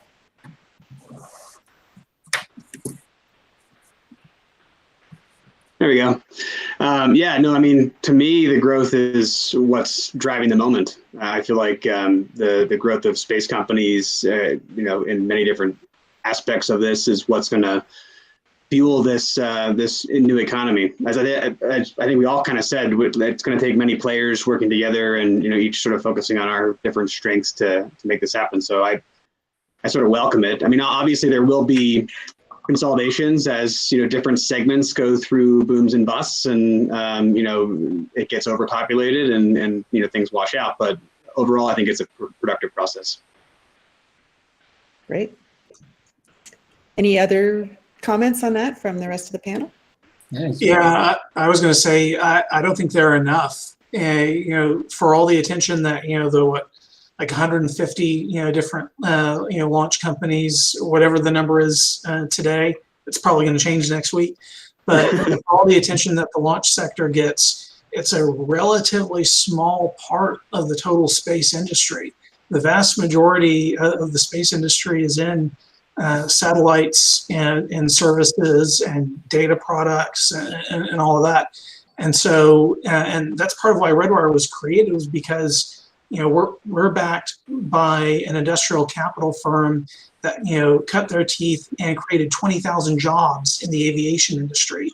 Yeah. They created Redwire because there aren't enough of those mid-tier solution providers in the aerospace industry that can provide those integrated solutions to a wide variety of customers. We've got kind of a dumbbell shape to the industry. You've got the really big established firms that have been created through you know immense consolidation at the prime contractor level, and lots of you know small entrepreneurs. There's very little in the middle, and so I mean that's specifically why Redwire was created, was to help fill that gap and you know create that you know more positive growth curve in the industry. So I want more. We need more.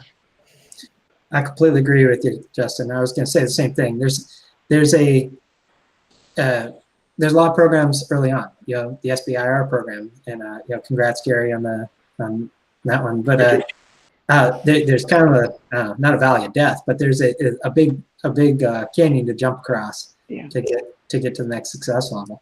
Especially in an industry where you know your launches aren't, you know, they can be delayed, and there's not a lot of guarantees and things. Yeah, I completely agree. Yeah, more companies. Rob, you talked about those interconnecting pieces. Sounds like you agree with Justin as well, in terms of filling those gaps. Yeah, it's a really exciting time right now in the industry. You know, I'd say it's a good time to start a company based upon SBIRs because you know the company, you know, the past year or so there have been a few private equity backed firms that have bought up a lot of the more successful SBIR companies like us, and now we can't go after SBIRs, so there's more room for new competition. And you know, within the last couple of years, we're seeing you know the big private equity players starting to realize an opportunity in the space sector and put some significant money into it.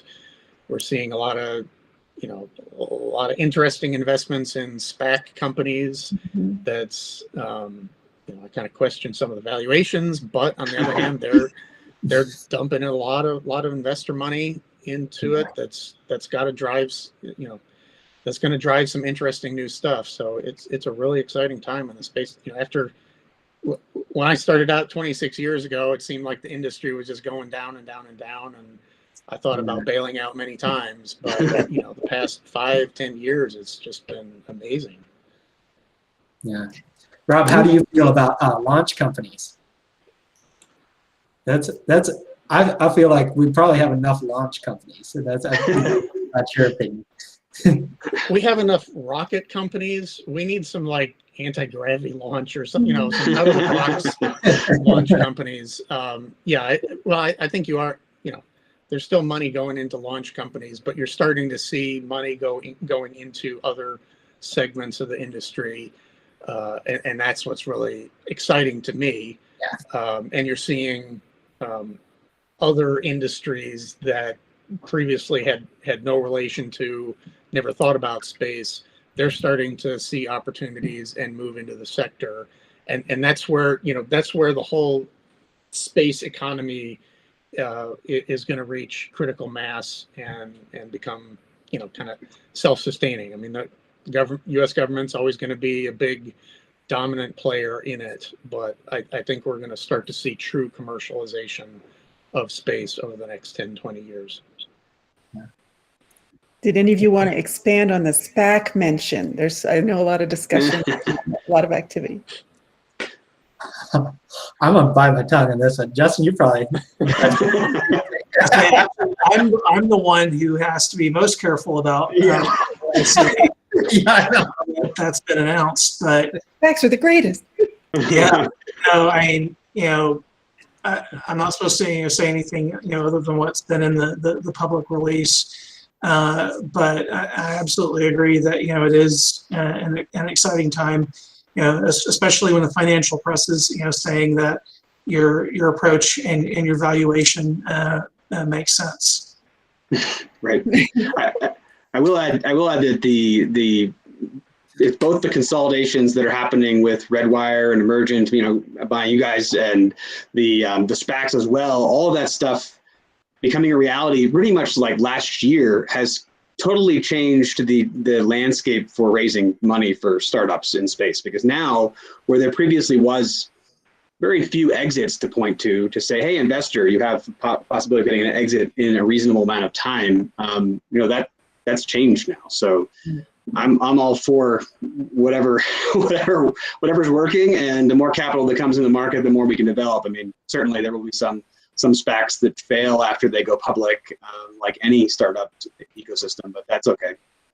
That's just part of the game.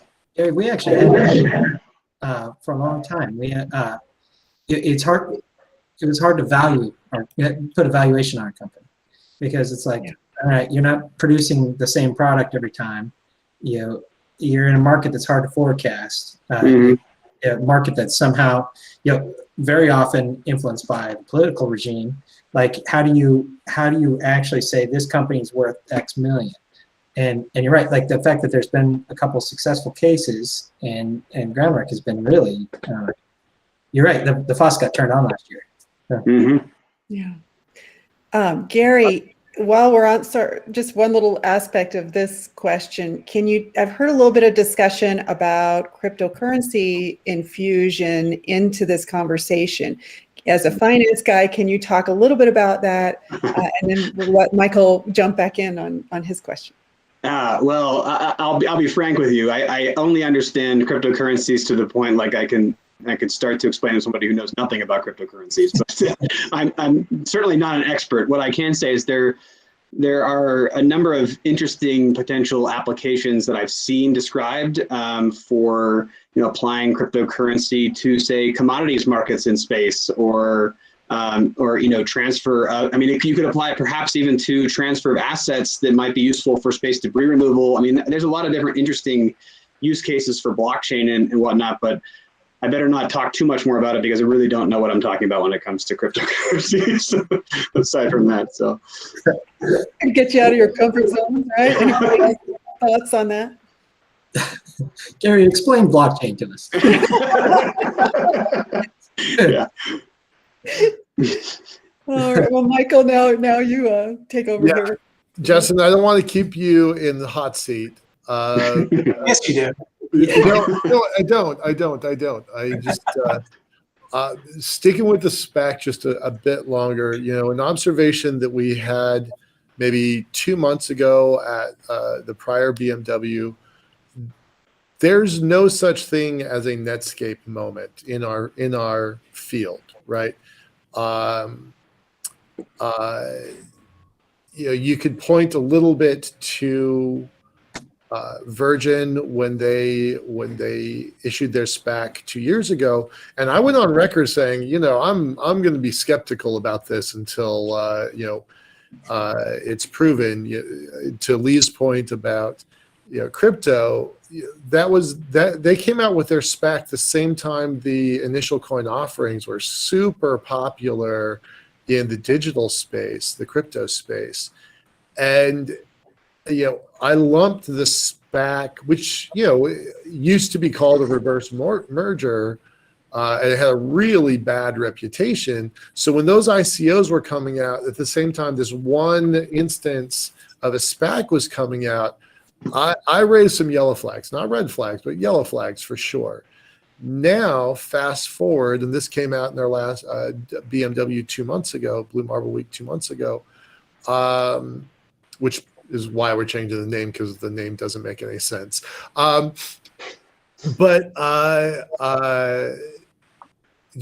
The thing that's really showcasing to the market that these things are investable, that these technologies, these companies are investable, is that they have the only examples of companies that are exiting are the kinds of companies that each of the four of you have built, right? Did the hard work, got the NASA grants first, expanded out to other DoD, DARPA, etc., National Science Foundation, did the hard work, proved capabilities, did it again and again and again and again, and then fast forward, Redwire gets acquired, Tethers gets acquired. We don't know where NanoRacks is sitting, but I'm curious. And we've got CisLunar Industries kind of saying, hey, I really like what those other cats are doing. Let's see if we can copy them, right?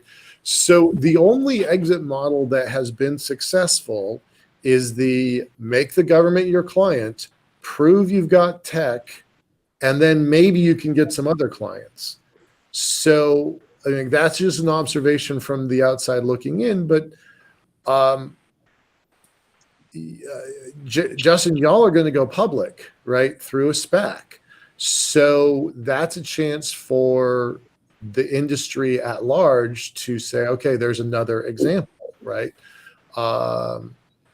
I don't think Tethers is not, in that roll up, y'all are not going public. Is that correct? There's no SPAC in your future that you know of that you can talk about right now? I will claim ignorance. Okay, fair. All right. Nothing's off the table, Michael. No, Right? nothing's off the table. Good. I want to hear that. I want companies to go public at whatever mechanisms are available to them, because I think it's valuable financially, psychologically, emotionally for the global community at large to be able to participate in this. So I'm very excited about what y'all are doing. I just wanted to throw that editorial in. It's not a question. I'm interested to see how the pressures and requirements of being a public company changes all these companies. Mm-hmm. We're not part of a public company at this point, but we are now a sister company to a medium-sized corporation, which was part of a big company, and we are getting borged into their financial system, Right. and having to deal with all that stuff. Which it's interesting and eye-opening, and it helps some areas, but my main concern is the intense focus on quarterly results, monthly revenue, yada yada. That does make it hard to make the long-term investments, and I worry that's not very compatible with the timelines involved in space ventures.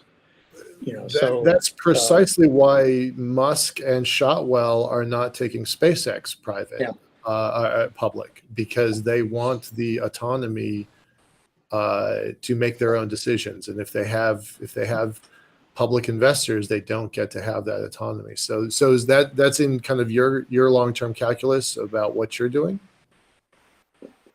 Well, those decisions are now being made above my head. Okay. I'm All not right. entirely privy to all of them. Okay. But I mean, we now have a very intense focus on, monthly revenue and quarterly revenue and quarterly EBITDA and all that stuff. But we're also making, 10-year strategy plans, and they all got to make business sense. But it will be an interesting learning experience to see how that affects the kind of, 10, 15 year semi-crazy, space visionary stuff that I like to work on, whether there's going to be an avenue to that in this kind of environment or not. I don't know. We'll see. Yeah. Well, how does this affect your hiring? Because all four of your organizations are hiring, maybe more or less than others. Mike is new to me. I said it the other day when I had my first conversation. They're literally twice the size I thought they were. And Justin is, I don't know. I knew it was large. I don't think I knew it was 500. So that's so, yeah. And so like all of y'all are doing something. So how does this industry kind of, growing up and maturing, impact what you're doing now? Like, where are you going to be in 6 months? Let's start there. Where are you going to be in 6 months? I'll jump in and echo what Rob said. I'm afraid that we lose some of the kind of sci-fi nature of it. The go for the big stuff. We've grown. I walk around the office and there's new faces all the time, and it's indicative of a new culture, right? Like you have to make sure you still retain what got you here. Dance with one. We talk all the time about new accounting systems and reporting systems and all this really boring stuff, HR, blah blah blah. But it really is. How do you keep that innovative nature moving forward? How do you keep challenging the industry, doing things that you wouldn't necessarily think make business sense at the time? Yeah, I mean, from the Redwire perspective, that's part of why we've been fairly selective about which companies we've acquired over the past year, and which companies we're continuing in our planning cycle, as well as working first with Aero Equity Industrial Ventures to create Redwire, and now with Genesis Park on the SPAC. We have deliberately sought out people that understand what it takes to build a business in a very challenging high tech environment, where sometimes it takes 5 years or more to see a return. And so we've deliberately sought to bring on industry partners, financial partners, and bring in companies into the fold that share that vision of combining that good solid heritage work on spaceflight systems with that forward-leaning vision for what we can do when we make things that are bigger than just the sum of their parts, to enable that transformational growth that we all know is possible. And doing so through the stepwise, one foot in front of the other, daily work that we have to do to bring revenue in the door and keep the lights on and keep paying people so they can feed their families, as well as the transformational work that may take 10 years before it creates that 10x or 100x return. And so getting that balance right is a really big focus of what we're doing at Redwire. And we've been fortunate that the financial organizations that we're working with, like Aero Equity and like Genesis Park, they understand that and appreciate that, and have seen how that can be successful in terrestrial industries. And so it doesn't scare them that we're doing this in space. Cool. Great. So we've talked about a variety of different things that can hold us back in getting to that next level. What would you say is the biggest factor? Is it a lack of legal infrastructure, a dearth of customers or market structure, gaps in technology, or limitations on human resources in space? Mike, would you like to start with that one? Yeah, we fly a lot of payloads to a space station, and for a while there, NASA, the new no was saying there wasn't enough crew time.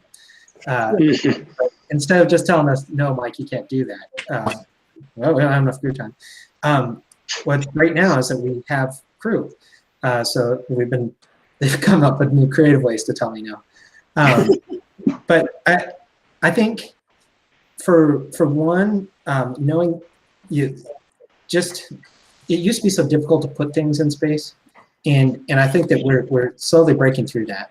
But still just a generation before us, if somebody flew one experiment to space, on a shuttle or something like that, it could be their entire career. Yeah. And it's just because it was difficult. And we hear that all the time, that it's difficult. But I think that was one of the obstacles, and I guess more the disseminating that information that it's more doable now. Things are more accessible. That's one challenge. The other is still cost. Prices are coming down, but it still costs a lot to build a rocket and launch it.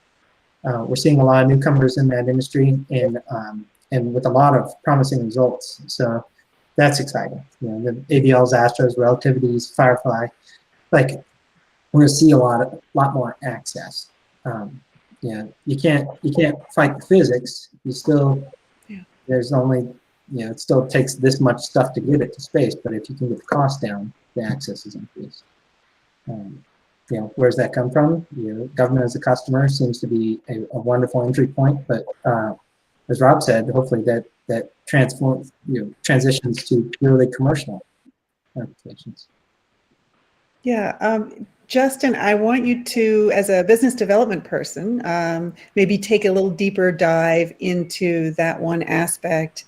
Talk about the development of customers and markets in your experience. No, that's a great question, and I do think that very much has driven that approach of pursuing government as a customer first, because if you look at kind of how this industry has traditionally been structured, private satellite operators are among the most technologically conservative customers in the entire industry, because they want to be 115% sure that what they're flying works. It'll work the first time, because there's billions of dollars and insurance policies and careers on the line, because the margins can be really, really thin because of the capital investment that's required.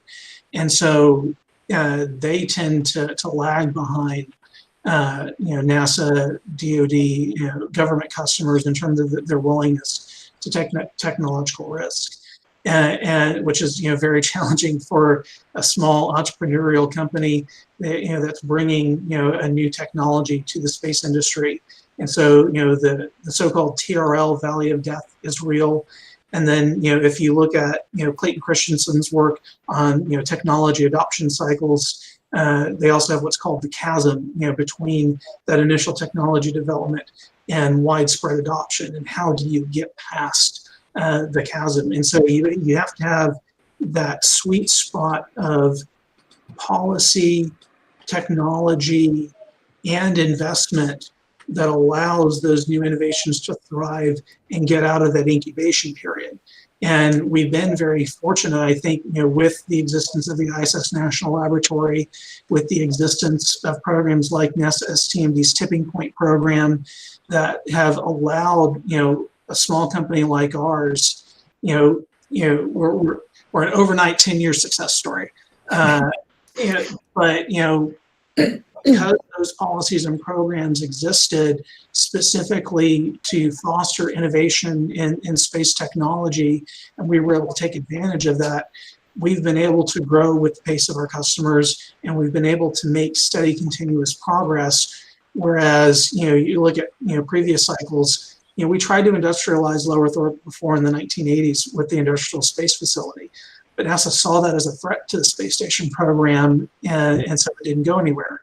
And then we tried it again, when I was in college with NASA's commercial space centers, which were NASA university partnerships. But then Constellation came along, and the microgravity science program was cut because Mike Griffin didn't understand how that helped us get to the moon, and we had to start all over again. And then I came along around the same time that NanoRacks was getting started, and I actually helped them negotiate their first space agreement with NASA and got them the allocation for their first payloads to station.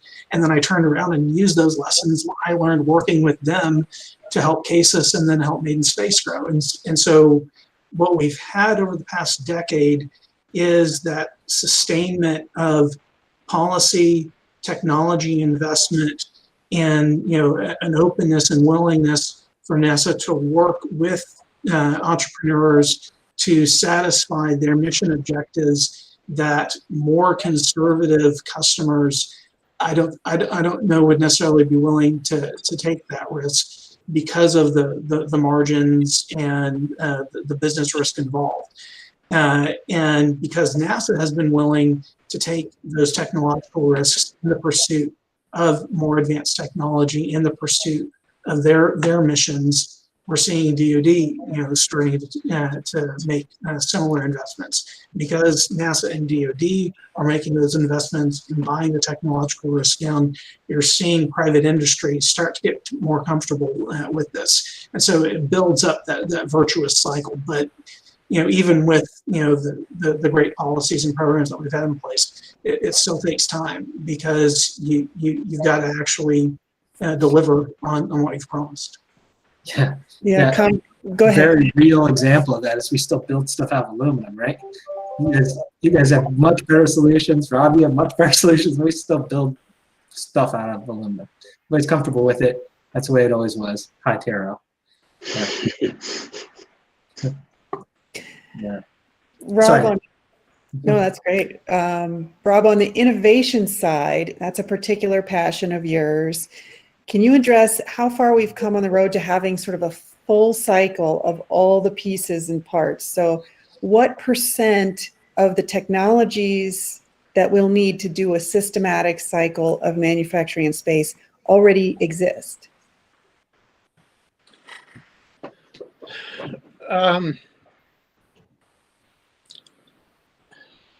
I'm not sure I have a full view of the lay of the land, but based upon work we've done, and I know that Justin and his team have done, and some of the other folks, there's at least proof of concept or kind of TRL 3-4 of almost everything that we need to do this.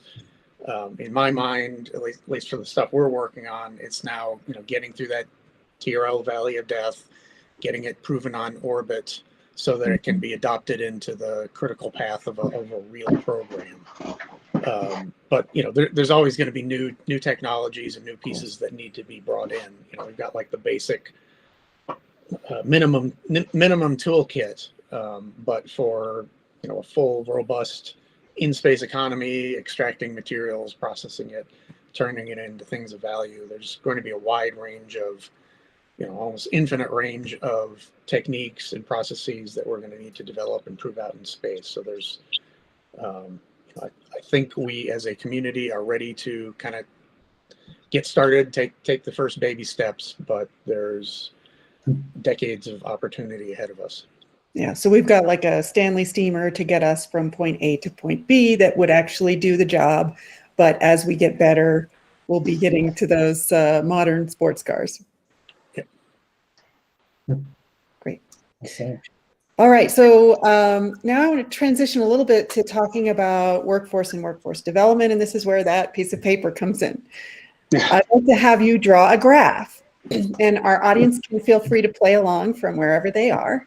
The axis on this graph is time from now to 2035, and the y-axis is the number of jobs in space manufacturing, including yours. You don't have to put numbers on that y-axis because we're just interested in the shape of the curve. So please go ahead and draw those while I look to see if there are any questions in the chat for later. I want to see the number. I know the curve is going to look. Where do we start though? How many are there now? What surprise you? Jobs that are in the whole industry, or jobs that are in space in space manufacturing? The whole industry.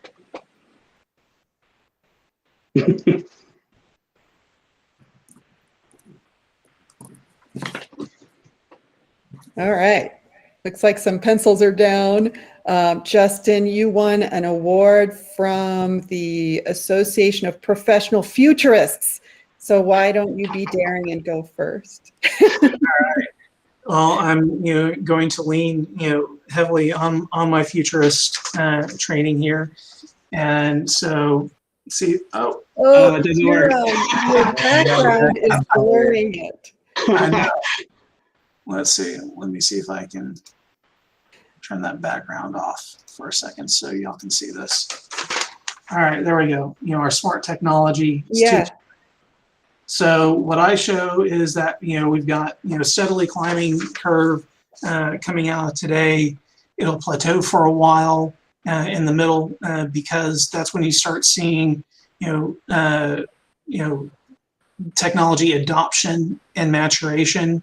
And then once you get out of the hype cycle and people see it for what it really is, then it takes off again and continues growing steadily out towards 2030 and beyond.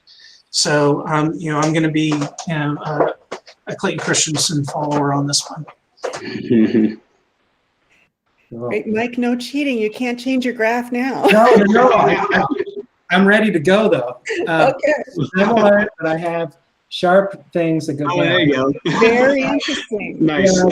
These are all those world events we can't predict, like pandemics and things. Yeah. And then, Rob, I tried to draw a trusselator, but it came out as a cartoon. So, there we are. The other illustrations are welcome. Yeah.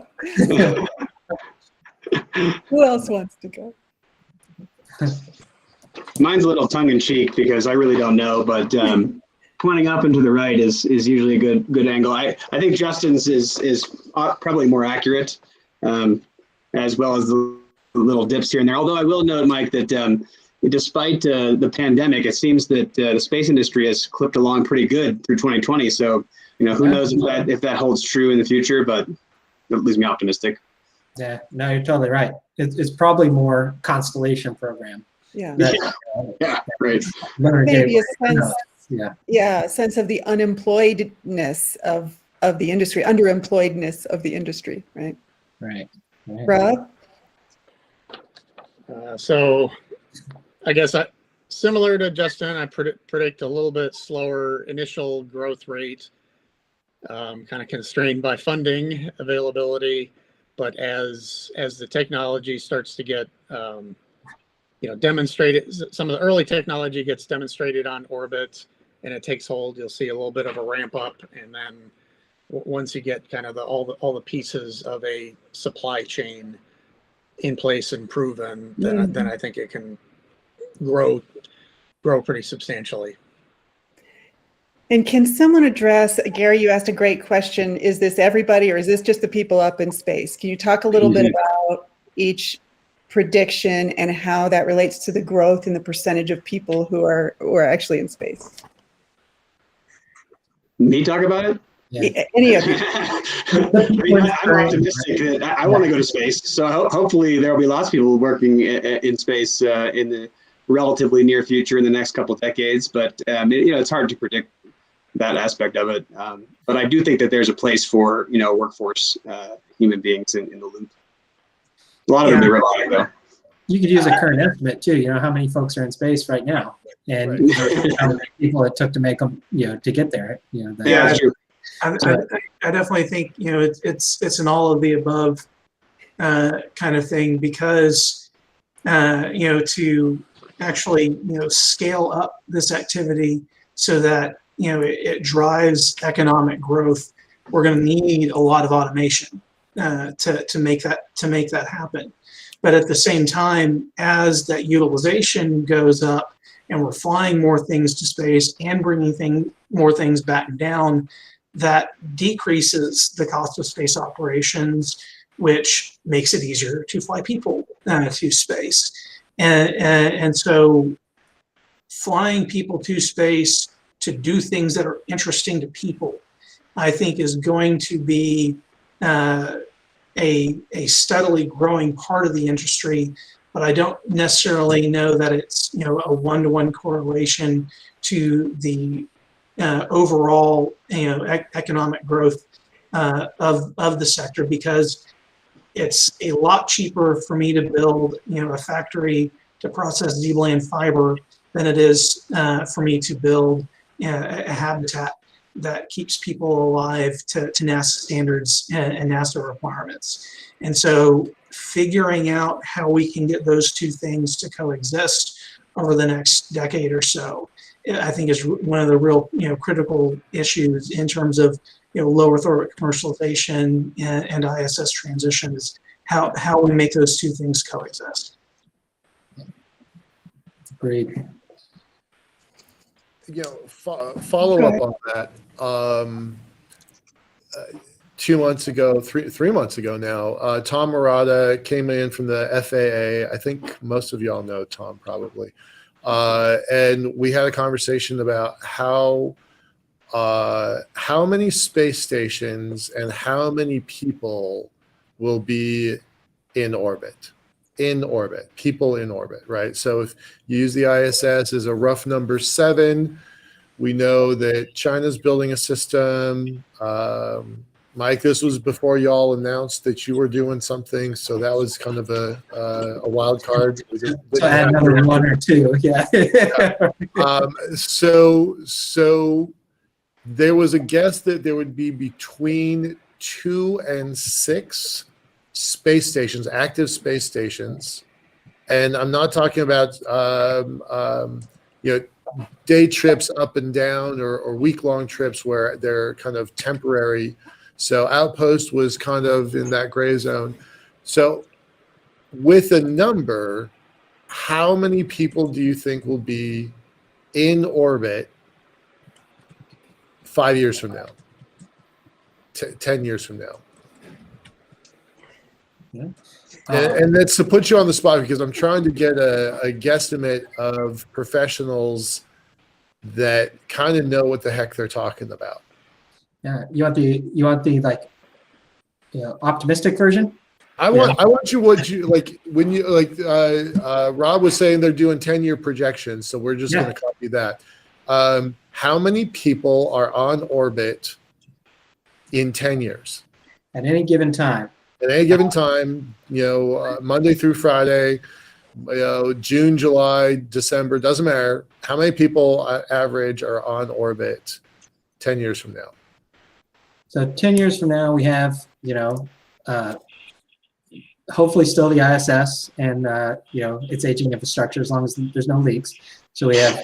Y'all should all come by tomorrow's event, by the way, just a plug for tomorrow, because they're going to talk about that a lot. So yeah, I'd say, you add another 4 or 5 space stations plus space tourists plus things like that. I'll go easily 100 at any given time. How's that? 100 at a time. Okay. Anybody else? Higher, lower? Putting your reputation. Yeah, I was going to say dozens up to 100. Dozens up to 100. Okay, cool.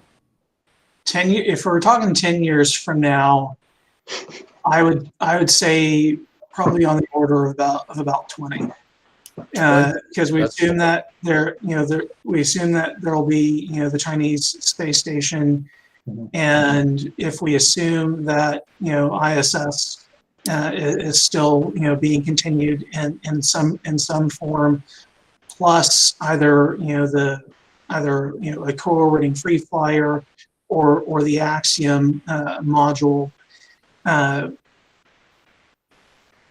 I don't think that's a significant enough change with what we've observed for the current trends to drive a 100x increase. And That's why I asked the optimistic version. No, you're on record, buddy. This is going. I mean, the comment section said 5,000. I'm like, that's I like that. Yeah. But I think a safe bet would be around 20. 20. Rob said dozen to 100. How many robots though, Justin? No. Wait. Gary hasn't answered yet. Gary, what's your answer? I mean, my answer is probably less informed than the other three guys, but I tend to. Well, I'm optimistic, so I'm hoping more for the 100 range. But okay, all right. We're gonna come back in 10 years. Y'all are gonna be guessing. We're gonna be. Hopefully, it's 1,000. I personally think it's amazing that we can even have a conversation about how many space stations and how many people. I want robots, right? But I think the robots are just the enablers for people to get out there. So. This kind of conversation, I don't think, we have all been around this for a while. Gary, you're the newest to the team, but Rob only predates me by about 4 years. So we've been pushing this rock uphill for a long time. And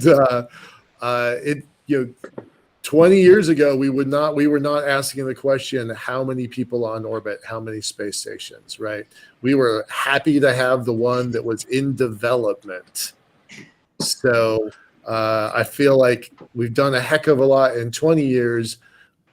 I think I'm going to stick with the optimistic side, but I said about 40 to 70. I didn't go quite so far as 100. So curious. All right, cool, good. The trend breaker in all of this is Starship. Yeah, it is. If they pull off Starship, and they pull off building it in such a way that you can fit lots of people on there without them being stuffed like sardines, so that they want to kill each other after 12 hours. Like Starship is the trend break for all of this. We at BMW have been referring to that as the Starship singularity, because we cannot predict with accuracy what happens if that is successful. Yeah. We're so used to incremental development, 20 years of incremental development, to have something like that happen.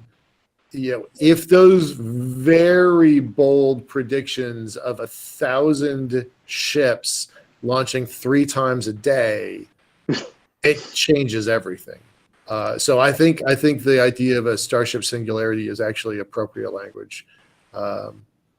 And his track record's pretty good, so fingers crossed. It might take 10 years to get there, but it might, right? He might have the first one with people on it with 100 people at a time. Might be 10 years. And then Rob and I are right. Yeah. All right. And then we're just all hitchhikers. Right. All right. Well, I'm gonna. Oh, go ahead. Last question on the same theme. Revenues derived from products built on orbit, right? Way harder guess, right? But how much money can you make from products on orbit, right? Each of y'all are making things. You're making different kinds of widgets. There's a revenue source. Somebody is paying for that. How much money you're going to make with orbital manufacturing? I'll start. There's an aspect to this that is just still this product was in space. There's just a truly commercial aspect. There's also a aspect where we see fundamental differences. We flew terpenes, which were later used in production of whiskey, that produced a different product, and most said a good product, a better product. So there's a market for that. It's right now it's small and niche, and for the smaller purchaser, but Justin, I'll let you talk about what if we can make ZBud. So, we didn't prime one of the LEO commercialization studies for NASA back in 2018 because it was more focused on habitat providers and what they would need. But we were on several of those teams, including the NanoRacks team. And as part of that, we did a fair amount of economic modeling and potential market capture surveys, which are in the various reports. But if you look at how target terrestrial markets for things like optical materials, single crystal optoelectronic devices, even what's going on with biomanufacturing, and the fact that a lot of what's happening in terrestrial biomanufacturing is limited by the need for scaffolding and other essentially ways to counterbalance the effects of gravity on these cellular structures. And I see our good friends from TechShot are on this call, and they've got one of the best vascular biologists in the world working on this. But the long story short is that if in-space manufacturing for terrestrial use is able to capture even just a fraction of these terrestrial markets, these are multi-billion-dollar industries, bigger than the launch industry, comparable to the small sat industry today. And then when you add on that how we can actually grow the size of the satellite industry as a whole through in-space manufacturing and robotic assembly, so that we're not just all fighting for ever smaller pieces of the same pie, but we're actually growing the satellite industry and making that pie bigger. I think over the next 10 years, there really is an opportunity for transformational, multi-billion-dollar growth in the space industry. I knew you'd give a great answer. Nice handoff. Pitching you underhand here today. So for a follow-up question, bringing it full circle back, it was great discussion. I want you to think about Foundation for the Future's Space Act of 2021, which is to create that public-private partnership where individuals can invest, buy stock, buy shares. There's an additional way for individuals who aren't qualified investors to get a piece of this pie. How does that change the curve you just drew?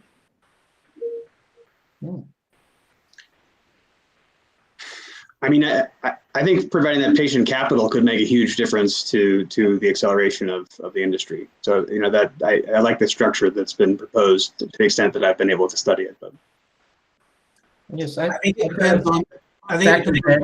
Justin. Oh. Good. I would say I think it very much depends on how it's deployed. If we spend the next 5 years doing more studies, then it doesn't necessarily move things faster. But if that capital is deployed in much the same way that it was public-private partnerships that built great hydroelectric dams out west, because there was a need to supply power to those growing cities, and the government didn't necessarily have an annual budget big enough to build it themselves, but through guaranteed low interest loans and services contracts, private industry was able to raise the capital to go build those dams and provide services.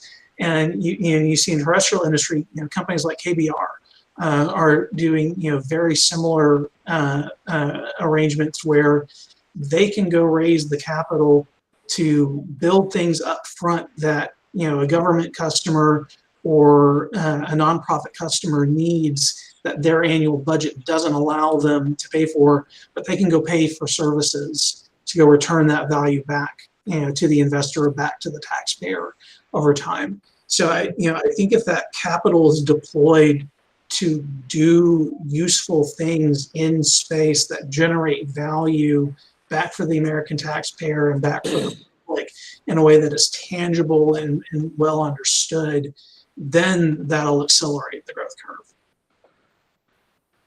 Excellent. Great answer. Like, there's still, every time you build a new resource, there's always just how it's used. And yeah. Any other input on that? If you want to create a functioning economy or a functioning market, brand new market, you really need to bring up both the supply side and the demand side in unison. If one is brought up with that, the other just doesn't work, and somebody goes out of business. So if it can be applied to, I think right now there's a bunch of us kind of on the supply side, and the demand side, as Justin noted, traditionally is extremely risk averse.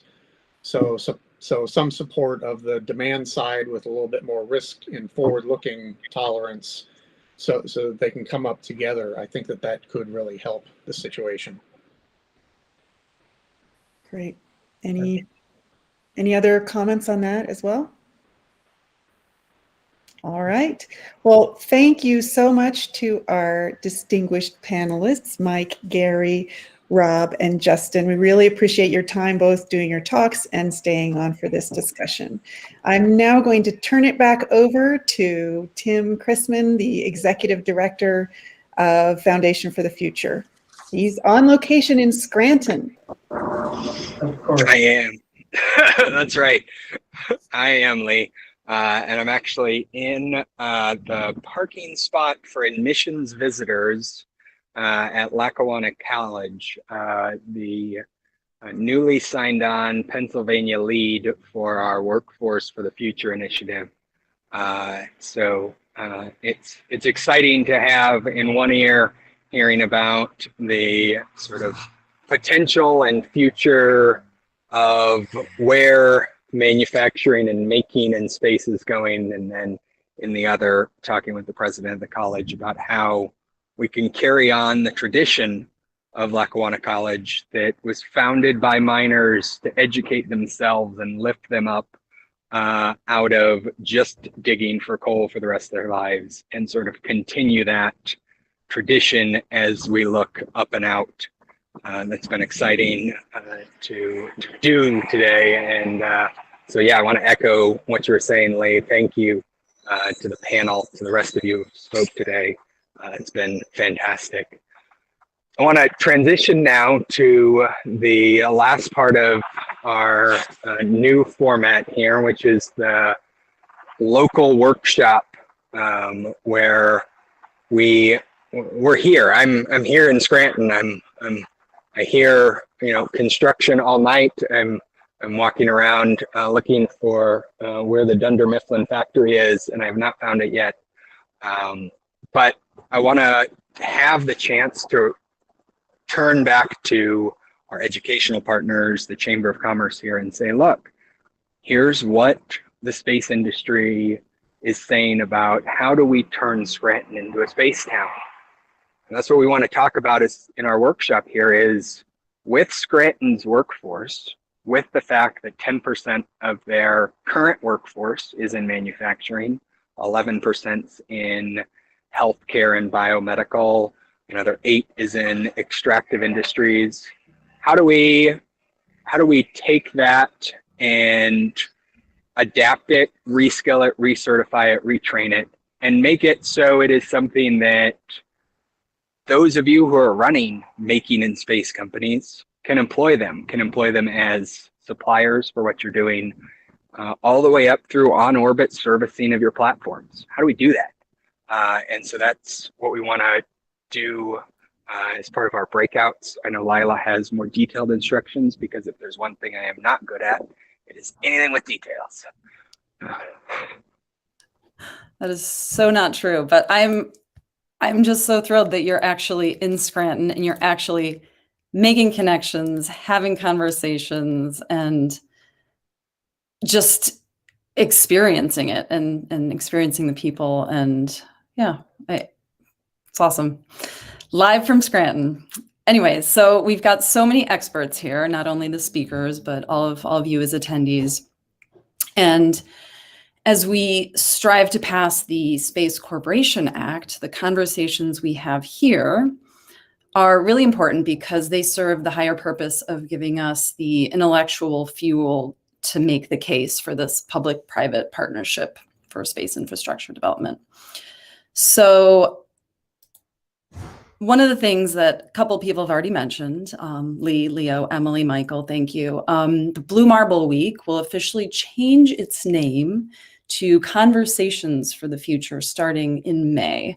I'll give a little more detail on the why behind that tomorrow, but I will put it into context now as we start these breakout groups. This is going to be a great opportunity to do a little bit of networking, which is something we don't get to do very often anymore.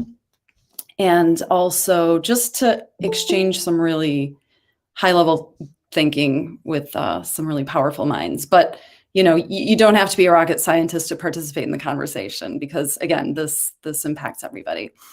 So here's the plan. We will assign everyone into breakout groups. There should be about 6 to 8 people per group. And we're going to pose a question. And before I pose the question, I want one person within the group to be designated as I guess a presenter. So at the end of your session, you will bring your high-level thinking back, and we'll talk about it briefly. So for the first 15 minutes, so the question is, let me get that out there just to get over that anticipation there. So Tim's in Scranton. How can a city like Scranton prepare a space-ready workforce? That's what we're talking about. Workforce, what can Scranton do to prepare it? So yeah, get into your groups. I'd love to see 15 minutes of just networking. You'll want to get to know each other, talk a little bit about who you are, where you're from, and really take the opportunity to make the connections and give everyone a voice. I think that's important. And then for 15 minutes, you can discuss the question, and I'll put it in the chat just so that people can remember what it was.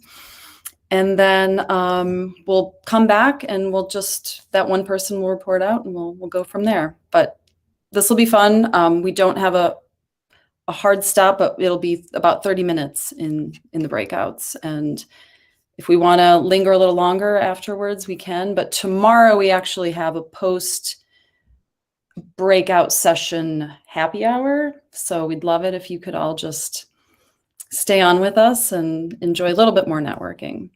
So Fabio, are you ready to break us out? We're going to be zoomed off into a room. I don't know who we'll be with yet, but it should be fun. And as we log off on the live stream platforms, I want to thank everyone who joined and followed today. We look forward to seeing you again soon. We look forward to seeing you soon tomorrow. Very soon.